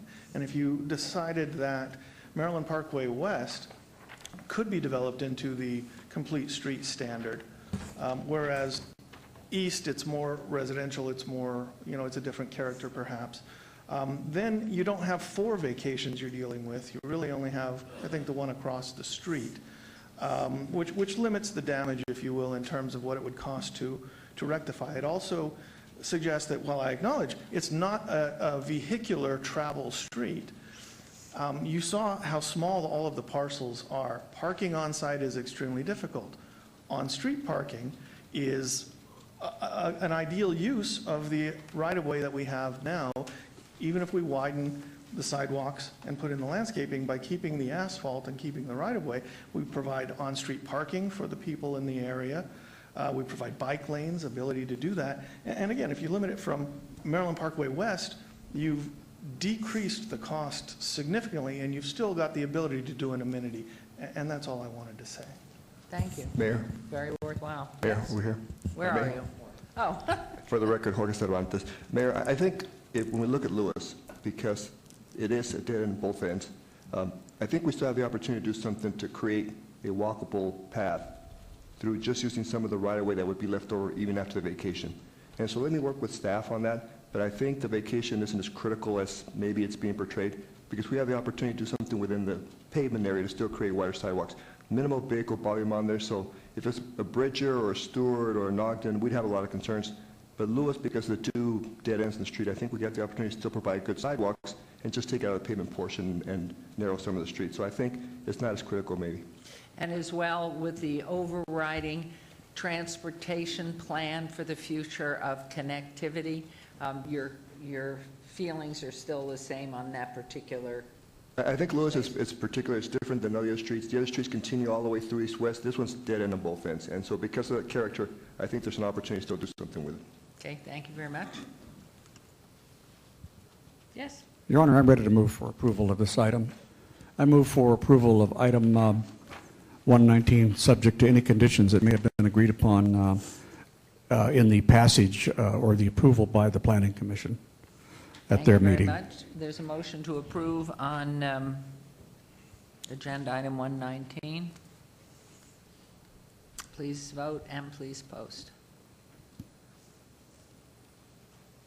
And that motion carries. Thank you. See, I mean, really, I mean, that was just very thorough and comprehensive and answers all the questions that were of concern, so thank you. Thank you. Okay, so now agenda item 99, we know has been obeyed to the 15th of July. And so we are on to 100. Okay. And that is SUP 55880. It's a public hearing. Applicant Vegas Market and Liquor.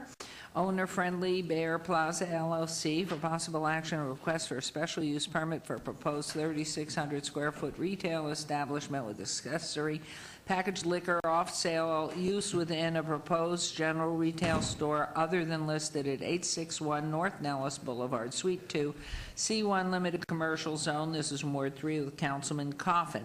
Planning Commission recommends denial. Staff recommends approval. It's a public hearing. I declare it open. And is the applicant or representative present? Good afternoon, Your Honor, members of the council. Dave Etter, 777 East Courts Avenue, Sandy Valley, Nevada. I'm here today representing the applicant and here to answer any questions that you may have. Okay, thank you. Anyone wishing to be heard on this item as well? I think this is your diagram of what's going to be. The diagram that's up on the monitor or in front of you looks familiar? Yes, it is. Okay. If there's no one here who's interested in making comment on this, I'm going to close the public hearing, and we're going to go back to, we're going to go right to Councilman Coffin. Your Honor, I move for approval of item 100. Okay, there's a motion. Please vote and please post. Is that newly painted? It's Rainy. painted a short time ago. Okay, thank you. Motion carries. Thank you. Your Honor? Yes, please. It must be interesting watching Planning Commission. I haven't been watching it these days lately when you have the commission and the staff must be locked in arm-to-arm combat, on one side or the other. Must be difficult to be in your position these days, Tom. Well, he just got to be the director. Remember, he was assistant director before. Well, Your Honor, I mean, it's through you, Councilman, of course, sometimes there's a disagreement of opinion and position, but, we base, as we've said before, our analysis and recommendation based on code and other, planning principles, and of course, the Planning Commission and the City Council has a benefit of testimony from the applicant and the citizens, and sometimes come to a different conclusion, so yeah, thank it's you. all very Okay. collegial. Well, and we have another one coming up right now, so let's see what happens with this one. Thank you very, very much. Thank you. Best of everything. All right, agenda item 101, SDR 58164, public hearing. That was obeyed. That's why you handled that. To the, what's the date on that abeyance? July 15th. All right, a live one is 102. They joined together in their vote. Okay. GPA 58319, public hearing, applicant, owner, City of Las Vegas, possible action or request for a general plan amendment to amend the master plan streets and highways to add 6th Street, 7th Street, 8th Street, 9th Street, 10th Street, 11th Street, Carson Avenue West, Bridger Avenue West, Clark Avenue West, Promenade Place, City Parkway South, and Symphony Park East and West as collector streets. Wards 3 for Councilman Coffin, Ward 5, Councilman Barlow. Planning Commission and staff recommend approval. This is a public hearing. I declare it open. We are the applicant, are we not? Yes, we are. So does anybody want to talk about this? Well, Your Honor, I think, we can cut to the chase. Staff is recommending approval on this.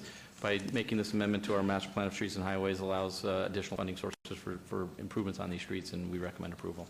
Okay, so now anyone dare to come up front? Good. Public hearing's closed. All right, Councilman Barlow, you make a motion. Move for approval. Thank you. There's a motion. Please vote and please post. And that, my screen went blank. Does that mean anything? Okay, there it is, carries. And so, 103, 4, and 5? Okay. ZON 58518, a request for a rezoning from R3 medium-density residential to PO professional office on .19 acres at 510 South 10th Street. 104 is VAR 58519, a request for variance to allow 5 parking spaces where 11 are required for proposed office other than listed use. And agenda item 105, SDR 58520, and a request for a site development plan to review, convert an existing 3,298 square foot multifamily residential building to an office building with waivers to allow a 0-foot wide landscape buffer along a portion of the north and south property lines where an 8-foot landscape buffer is required. The applicant is Beach Cities Investments, and the owner is Sarah Ann Johnson on .19 acres of 510 South 10th. R3 medium-density residential zone, proposed PO, professional office staff, and the Planning Commission recommend approval on item 103. Staff recommends denial, and the Planning Commission recommends approval on items 104 and 105. These are in Ward 3 with Councilman Coffin. Public hearing items, which I declare open. Is the applicant or representative present? Yes, Good Your Honor. afternoon. Robert Messiano, 107 East Charleston Boulevard, representing the applicant. Okay. We respectfully ask that you approve the application and be happy to answer any questions you may have. Okay. And with you is? Sarah Ann Johnson. I'm property owner for 25 years. Thank you very much. Mr. Perigo, let's be enlightened here. Here we are. Thank you, Your Honor. On item 103, the rezone, staff finds that is appropriate as that area is transitioning into office. On items 104 and 105, because of the need for the variance and the waiver, our concern is that as a residential, it works, but when it transitions to an office use, it's a more intense use and doesn't allow for the landscaping and the parking that would go with that. So we did recommend denial on those 2 items. Planning Commission recommends approval on all 3 items. Okay, and this is public hearing. Are these public hearing items? I don't see it, but anybody wishing to be heard on these items? Hearing none, I'll close the public hearings. And Councilman Coffin, do you have a motion on 103? Your Honor, I move for approval of item 103. Thank you very much. There's a motion. Please vote and please post.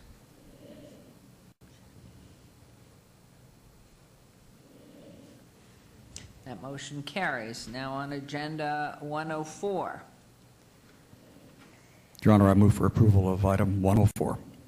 Thank you. There's a motion on agenda item 104. Please vote and please post.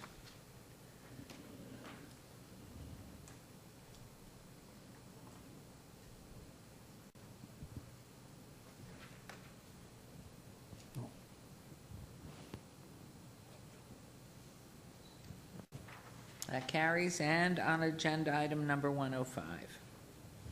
Your Honor, just one question. Robert, I want to get your last name for the record as the representative. It is Messiana. It's M-E-S-S-I-A-N-A. Messiana? Yes, sir. Okay. Thank you very much. Your Honor, I'm going to move for approval of item 105. Thank you. There's a motion to approve on agenda item 105. Please vote and please post. And that motion carries. Good luck. Thank you very much. Thank you. And so on agenda item 106, it's been stricken by staff. Agenda items 107, 108 have been asked for, and you'll make a motion to obey on 107 and 108. Councilman Barlow, please. We already Did we do that? At the beginning of the meeting. Oh, we did. Oh, and look, I see a familiar face. So we'll move on to agenda item. Just let me see. We're okay, unclear on 109. Okay, 109, 110, 111, 112, and 113. 109, VAR 58599, on a request for variance to allow no off-site improvements on Tioga Way and no curb, gutter, or street lights on Russell Street where such are required. Number 110, VAR 58600, no request for a variance to allow an 8-foot tall retaining wall where 4 feet is a maximum allowed. Number 111, VAR 58682, on a request for a variance to allow no sidewalks, comma, street lights or gate on a private street where such are required. Number 112, WVR 58613, on a request for a waiver to allow a 175-foot intersection offset where 220 feet is required, and 113 TMP 58528 on a request for a tentative map for a 4-lot single-family residence subdivision. The applicant owner is Investor Equity Homes LLC, 50%, Mosaic Land 2 LLC, 50% on 2.36 acres southeast corner of Russell Street and Tioga Way, RE Residential Estate Zone. Planning Commission recommends approval on all items. Staff recommends denial on all items. These are in Ward 6 with Councilman Ross and are public hearings, which I declare open. Is the applicant or representative present? Yes. Good afternoon, Your Honor, members of the council. Bob Gronauer. I'm here representing the property owner and applicant in these matters. If I can get your attention to the overhead here quickly. I think as I start my presentation here, as you take a look at this area, is if you want to maintain this area as rural, then these are the applications you need to approve to keep this area as rural. And I'll get into this a little bit here. As you can see, this area that I'm showing you, this is located in the northwest. You have Buffalo located here, Grand Teton, this is Tenaya, this is Russell, and over here what you see is the Silverstone Golf Course. We have about 2.5 acres. It's on the corner of Tioga and Russell. This area is mainly a county island today. You have several properties that have been recently annexed into the city of Las Vegas. This 2.5 acres is one of those parcels. If you're familiar with this area, it's mainly a rural area. There are no sidewalks, curbs, street lights, gutters, etc. You take a look at some of the area that I'm showing you. This is out on Russell itself, the existing RE area that I'm showing you. The existing 4-lot cul-de-sacs in this area have no curb, gutter, sidewalk, interior to the site itself, as you can see. We've worked with Councilman Ross on this to maintain this as a rural area. That's why you have the applications that are before you. I know there was a neighbor or two that were here at the Planning Commission that came out to make sure that they weren't going to get any street lights or anything like that out here, and they were in support of the application itself. So that being said, we'd ask you to approve the applications that are before you today, and I can answer any questions that you may have. However, the one thing I do want to point that if at some point in time, if the city determines that they want street lights, curb, gutter, and all that stuff, there is a condition on there that requires a property owner to install that and when the city requests that. In addition, on Russell, we will be putting in an equestrian trail there with some of the improvements. That's one of the things that we were working with staff on, so I do want to make that known for the record. And that's all that I have. Is this whole piece a county island? No, I've zoned most of this over the years. I can tell you, this is if you look down here in Grand Teton, Tenaya, this is the farm by Miss Linsenbart. She owns this property here. I believe a lot of this is county in here. This is recently city annexed. I got this approved for Richmond American, which was approved in the county. We annexed into the city of Las Vegas. Now, I don't know if there's other pieces that have been recently annexed into the city, but for the most part, what I just explained to you is what I know, what I've worked on over the last couple of years. Thank you. All right, anyone from the public who wishes to be heard on this item? Hearing none, I will close the public hearing, and Director of Planning, please. Thank you, Your Honor. For the remainder of the items, I'd like to turn it over to our current Planning Section Manager, Mr. Lowenstein. Hi. Hi, good afternoon. The proposed You have to density... say who you are, even though he did. Planning Section Manager Peter Lowenstein. Gotcha.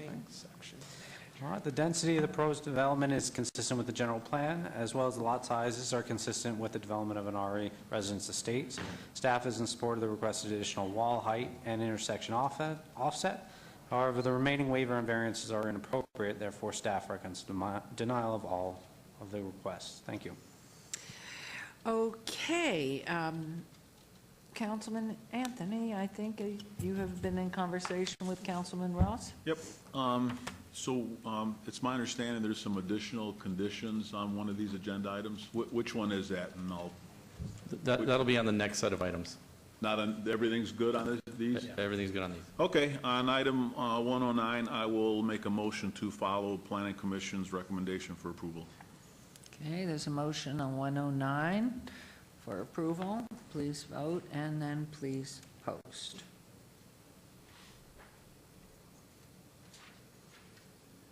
And the staff recommended denial on all of them, but the conditions are now being met? Is that what we have?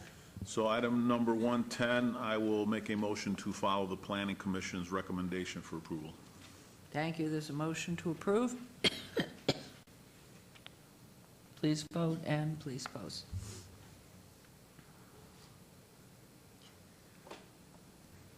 Motion carries. And on 111? Item 111, I will make a motion to follow Planning Commission's recommendation for approval. Thank you. There's a motion to approve on 111. Please vote, please post. And on 112, that motion carries.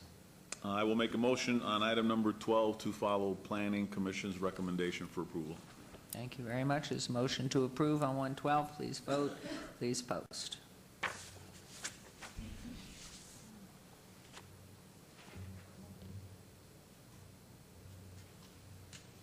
That motion carries. And on 113, please. I will make a motion to follow Planning Commission's recommendation for approval. There's a motion to approve. Please vote and please post.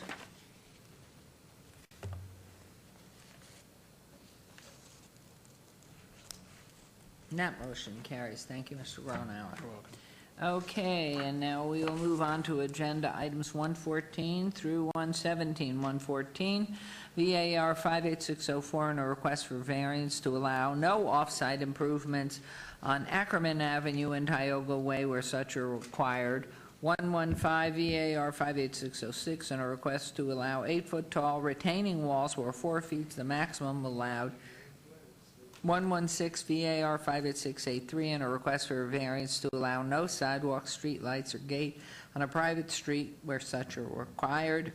And 117 WVR 58614, and a request for a waiver to allow a 200-foot intersection offset where 220 feet is required. Applicant owner is Investor Equity Homes on 2.82 acres, southeast corner of Ackerman Avenue, Tioga Way, RE Residential Estate Zone. Planning Commission recommends approval on all items. Staff recommends denial on all items. These are in Ward 6 again with Councilman Ross. Public hearings, which I declare open, is the applicant or representative still present? Yes, again, good afternoon. Bob Gronauer, 8345 West Sunset Road. I don't know if you want Mr. Perigo or the Planning Section Manager, Peter Lowenstein, to mention the staff report. Madam Mayor, Peter Lowenstein, Planning Section Manager. Although staff can support the additional wall height and intersection offset, the remaining 2 applications cannot be supported. As a result, staff's recommended denial of all 4 applications, but if approved, staff would like to add the following condition to the variance VAR 58604. Tioga Way shall be constructed with half-street improvements that consist of half-street paving, curb and gutter, and decomposed granite from the back of curb to the property line. Thank you. And how about 16, 15, 16, 17? Nothing else? No other added conditions. Okay. Go for it. 114. Okay, I will make a motion to follow Planning Commission staff's recommendation for approval with all conditions on item number 114. Okay, there's a motion. Yeah, I'm agreeing to the added condition by staff, just for the record. That's Yes. good. I figure you were, so. Yes. Okay, please vote, please post. And you said there are no added conditions in 15, 16, or 17, correct? That first 114 does pass, and we go to 115. I'll make a motion to approve, to follow Planning Commission's recommendation for approval on item number 115. There's a motion to approve on 115. Please vote, please post. That motion carries. On 116, I will make a motion to follow Planning Commission's recommendation for approval on item 116. there's a motion to approve. Please vote and please post. What is a hard day today? And now on that motion carries. 117, please, Councilman. I will make a motion to follow Planning Commission's recommendation for approval on item number 117.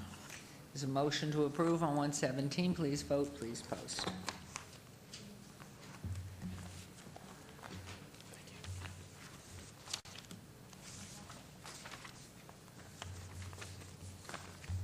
Great, thank you. And I know you're watching, Councilman. Mayor Pro Tem Ross, he did a great job. It's all done. It's all done. Thank you. You guys have a good afternoon. Congratulations. Take care. Thanks. Okay, agenda item 118's been withdrawn. So now we move on to citizen participation. Correct? Okay, wait a minute. 18 was withdrawn, so we go to 119, which, where is it? We pulled 119 forward, so we're on 120. I don't have a 120. Oh, here it is. See how nice, I'm so well taken care of here. This is agenda item 120. Set the date on any appeals filed or required public hearings. Yes, thank you. I'd instruct the city clerk to set the public hearing dates and appeals from the city planning commission meetings and dangerous building or nuisance letter abatements. Thank you very much. And now 121. Citizen participation. Public comment during this portion of the agenda must be limited to matters within the jurisdiction of City Council. No subject may be acted upon by the City Council unless that subject is on the agenda scheduled for action. If you wish to be heard, please come to the podium, give your name for the record, the amount of time or discussion on any single subject. Any single speaker will be allowed, will be limited. Anyone wishing to speak under this portion of the agenda?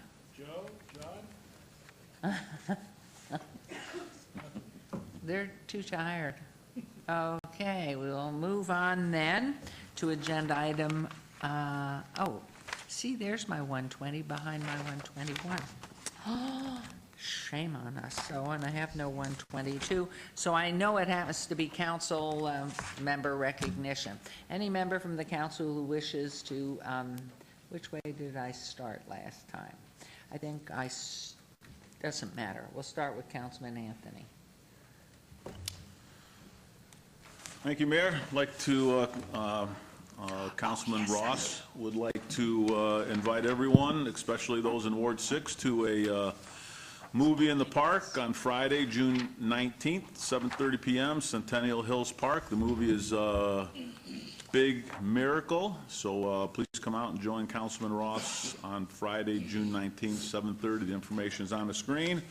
And, of course, we are always here to help Nevada child seekers find their missing juvenile, so this is the one that we would like you to be on the lookout to help bring this person back to their family. Last name is Becker, first name is Julian, goes by Julie. She's 15 years old, 5'5", 140 pounds, brown eyes, brown hair. She wears glasses. She was last seen in the area of Rancho and Duncan. She was last seen wearing a red shirt, red shorts. She may be carrying a black Everest backpack with personal belongings. If you see Julian, please contact either the Las Vegas Metropolitan Police Department at 702-828-3111 or Nevada Child Seeker 702-458-7009 so we can bring her back to her family. Thank you, Mayor. Thank you. Anything for Ward 4? Nothing for Ward 4. No tennis tournament? Golf? Nothing? Okay. Life is peaceful. It is. All right. Councilman Beers. Thank you, Your Honor. We will be joining constituents for the next Beers with Beers, Thursday, June 25th at Sette Bello Pizzeria Napolitana.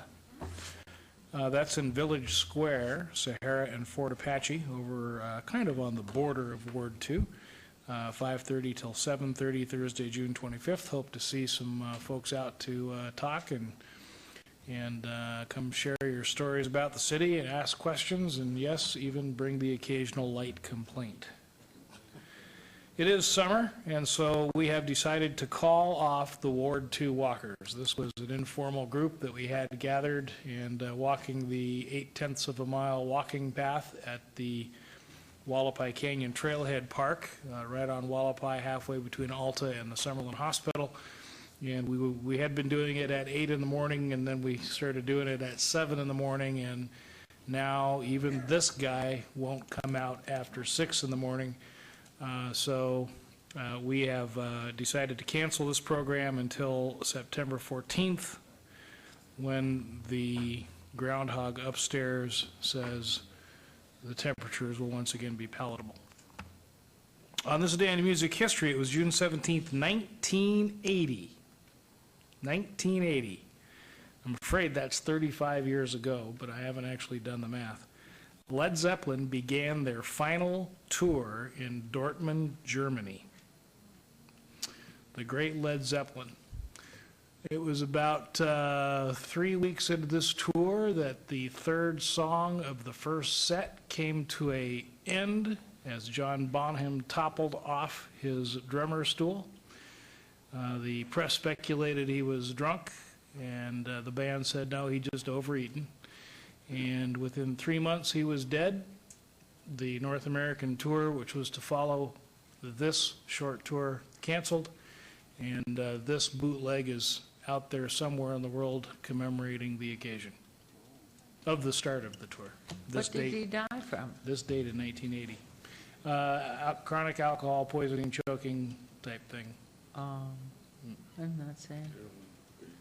So maybe you shouldn't have beer with beers. We do have a shredding event. Speaking of Did Jimmy you hear Page. me? You No. might want to discontinue your no, beers with beer. We just drink lightly there. Okay. We do have a shredding event as one final note, speaking of Jimmy Page. This will be this Saturday, June 20th, 8 to noon at the Palo Verde parking lot. Oh, nice. There How you many go. boxes are we allowed? 5.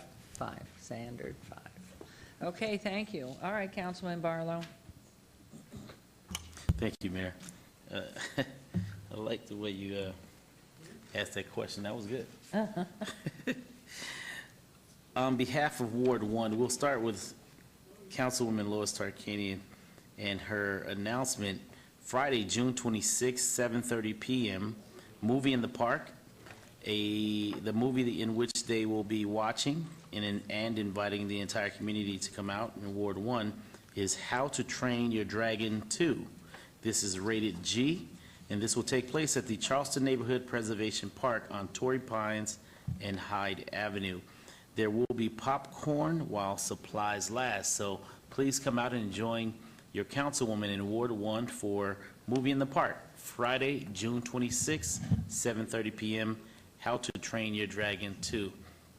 And I think I may take my kids out there to see it as well, because I don't think we've seen that movie. So come on out, June 26, 7:30 p.m., Charleston Neighborhood Preservation Park. Those are the announcements for Ward 1. Now on to Ward 5, which we have quite a few, Mayor. I think I didn't have any the last time, but now I have a dissertation of events taking place throughout And you Ward do 5. know that Councilman Coffin has to get home to lie down, so shall I do him first so we can go home? No, How many Councilman pages do you Councilman have? Coffin has been laying down all council meeting. So he's perfectly fine. Fine, go for it then. We'll Yeah. be here for another hour. He tried to convince me to massage his feet, being that they're so close to me. I told him I'll pass, so he's fine, man. He's fine. He's fine. He's laughing. The summer food rocks. I told you, look at it. Look how relaxed he is. He is happy. Summer food rocks. School is ending and summer meals are beginning. Well, school has ended and summer meals are beginning. The United States Department of Agriculture will host summer meals at various schools in your community and new sites will be added throughout the summer. So for those of you who are looking for summer meal programs, please visit their website at www.fns.usda.gov/Summer Food Rocks. And for more information, you may also call 1-866-3-HUNGRY. That's 1-866-3-HUNGRY. Next, we have June 19th. It should be June 15th through the 19th. Oh, no, June 19th, the annual Juneteenth Festival. There we go. June 19th, the 15th annual Las Vegas Juneteenth Festival. Celebration of Freedom Weekend will take place on Friday, June 19th from 6 p.m. to 9 p.m. at the Sammy Davis Jr. Festival Plaza in the newly renovated Lorenzi Park. Enjoy live entertainment featuring Ivana, the Georgia Peach, Warren, Tyreek in Jamestown, Next Movement, In Effect, and more. This will be an exciting event to attend, so please come out to the Juneteenth Festival. There will be vending booths and much, much more. Admission is free and open to the public. Out at Lorenzi Park, June 19th. July 2nd, Coffee with the Councilman.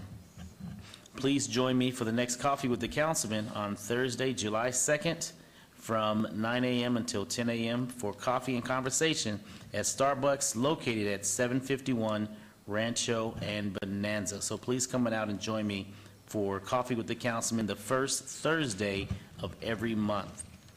Open mic at the West Las Vegas Arts Center. Mr. Keith Brantley hosts a forum for established poets and open mic participants featuring the best of local poetry talent on Friday evenings. Please call 702-229-4800 for more information. The Performing Arts and Visual Arts Summer Camp taking place at the West Las Vegas Arts Center is open for the summer session starting June 15th through August 8th. The West Las Vegas Visual Arts Camp has been the home of the camp, providing community youth with pivotal opportunities for civil engagement and social justice projects through the discipline of arts education. Also, they are accepting applications for Fall 1 classes for September 2nd through October 10th. Please call for more information 229-4800, or you may visit their website at www.artslasvegas.org. July 11th, Ward 5 Summer Splash. This is a huge event for the community where I open up Doolittle Pool and invite all of the kids throughout the ward to come and practice their water safety skills with me and the Las Vegas Fire and Rescue. So please join me for the annual Ward 5 Summer Splash happening on Saturday, July 11th from 1 p.m. to 4 p.m. at the Doolittle Community Center. Cool summertime treats will be served while supplies last. Grab your family, friends, and neighbors and come out to the coolest summer splash of the year. And lastly, Mayor, July 6th through the 18th is Hoops for Hope basketball camp. Please join me and NBA point guard C.J. Watson for the Quiet Storms annual basketball camp at the Doolittle Community Center, taking place from July 16th through the 18th from 9 a.m. to 1 p.m. The camp is designed to develop and empower youth to eat healthy and to exercise daily. Participants will learn the techniques of fundamental basketball skills and how important life skills are to each individual. This is a free event, but registration is required, so please call 702-778-3315 if you would like to get your young boy or girl involved in the Summer Hoops program. Once again, that number is 702-778-3315. And of course, you may always follow me on all of my social media portals, which is Facebook, Tumblr, Twitter, YouTube, MySpace, and YourSpace. Thank you so very much, Mayor. And the community may also reach out to me by way of website at lasvegasnevada.gov/Ward 5. And of course, by calling my office direct at 229-5443.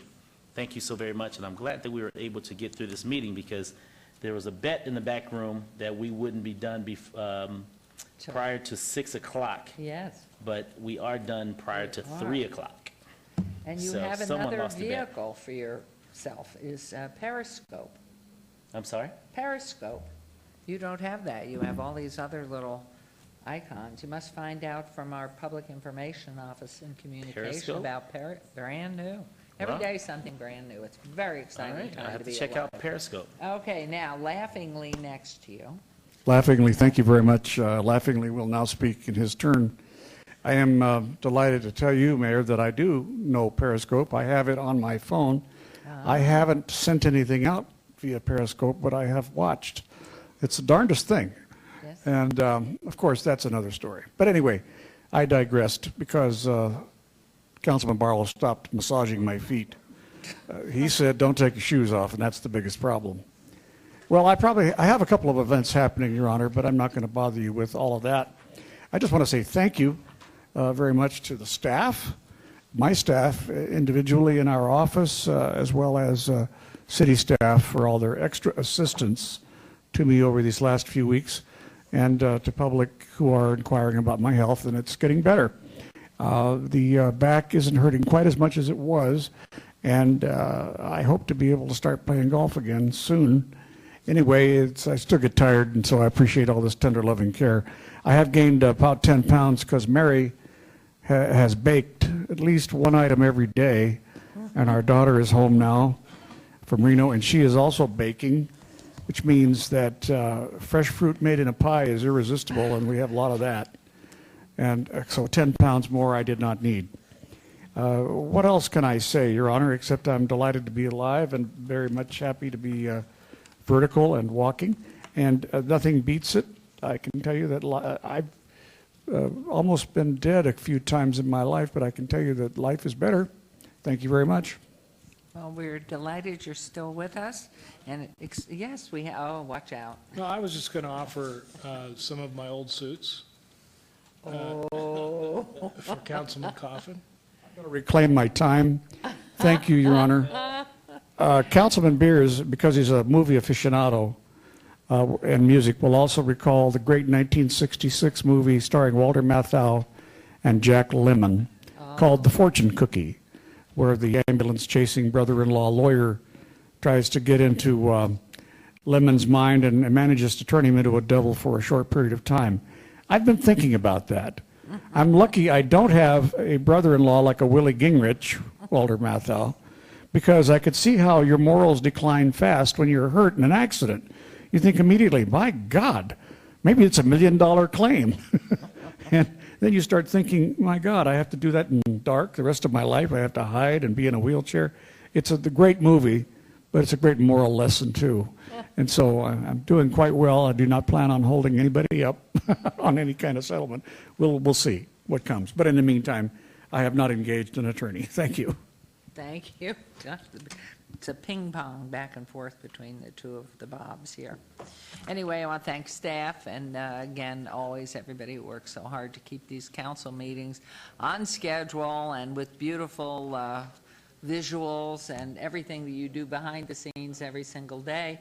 And our new director of planning, a very exciting day. I hope you're going to have a vacation from 5:30 tonight till tomorrow morning.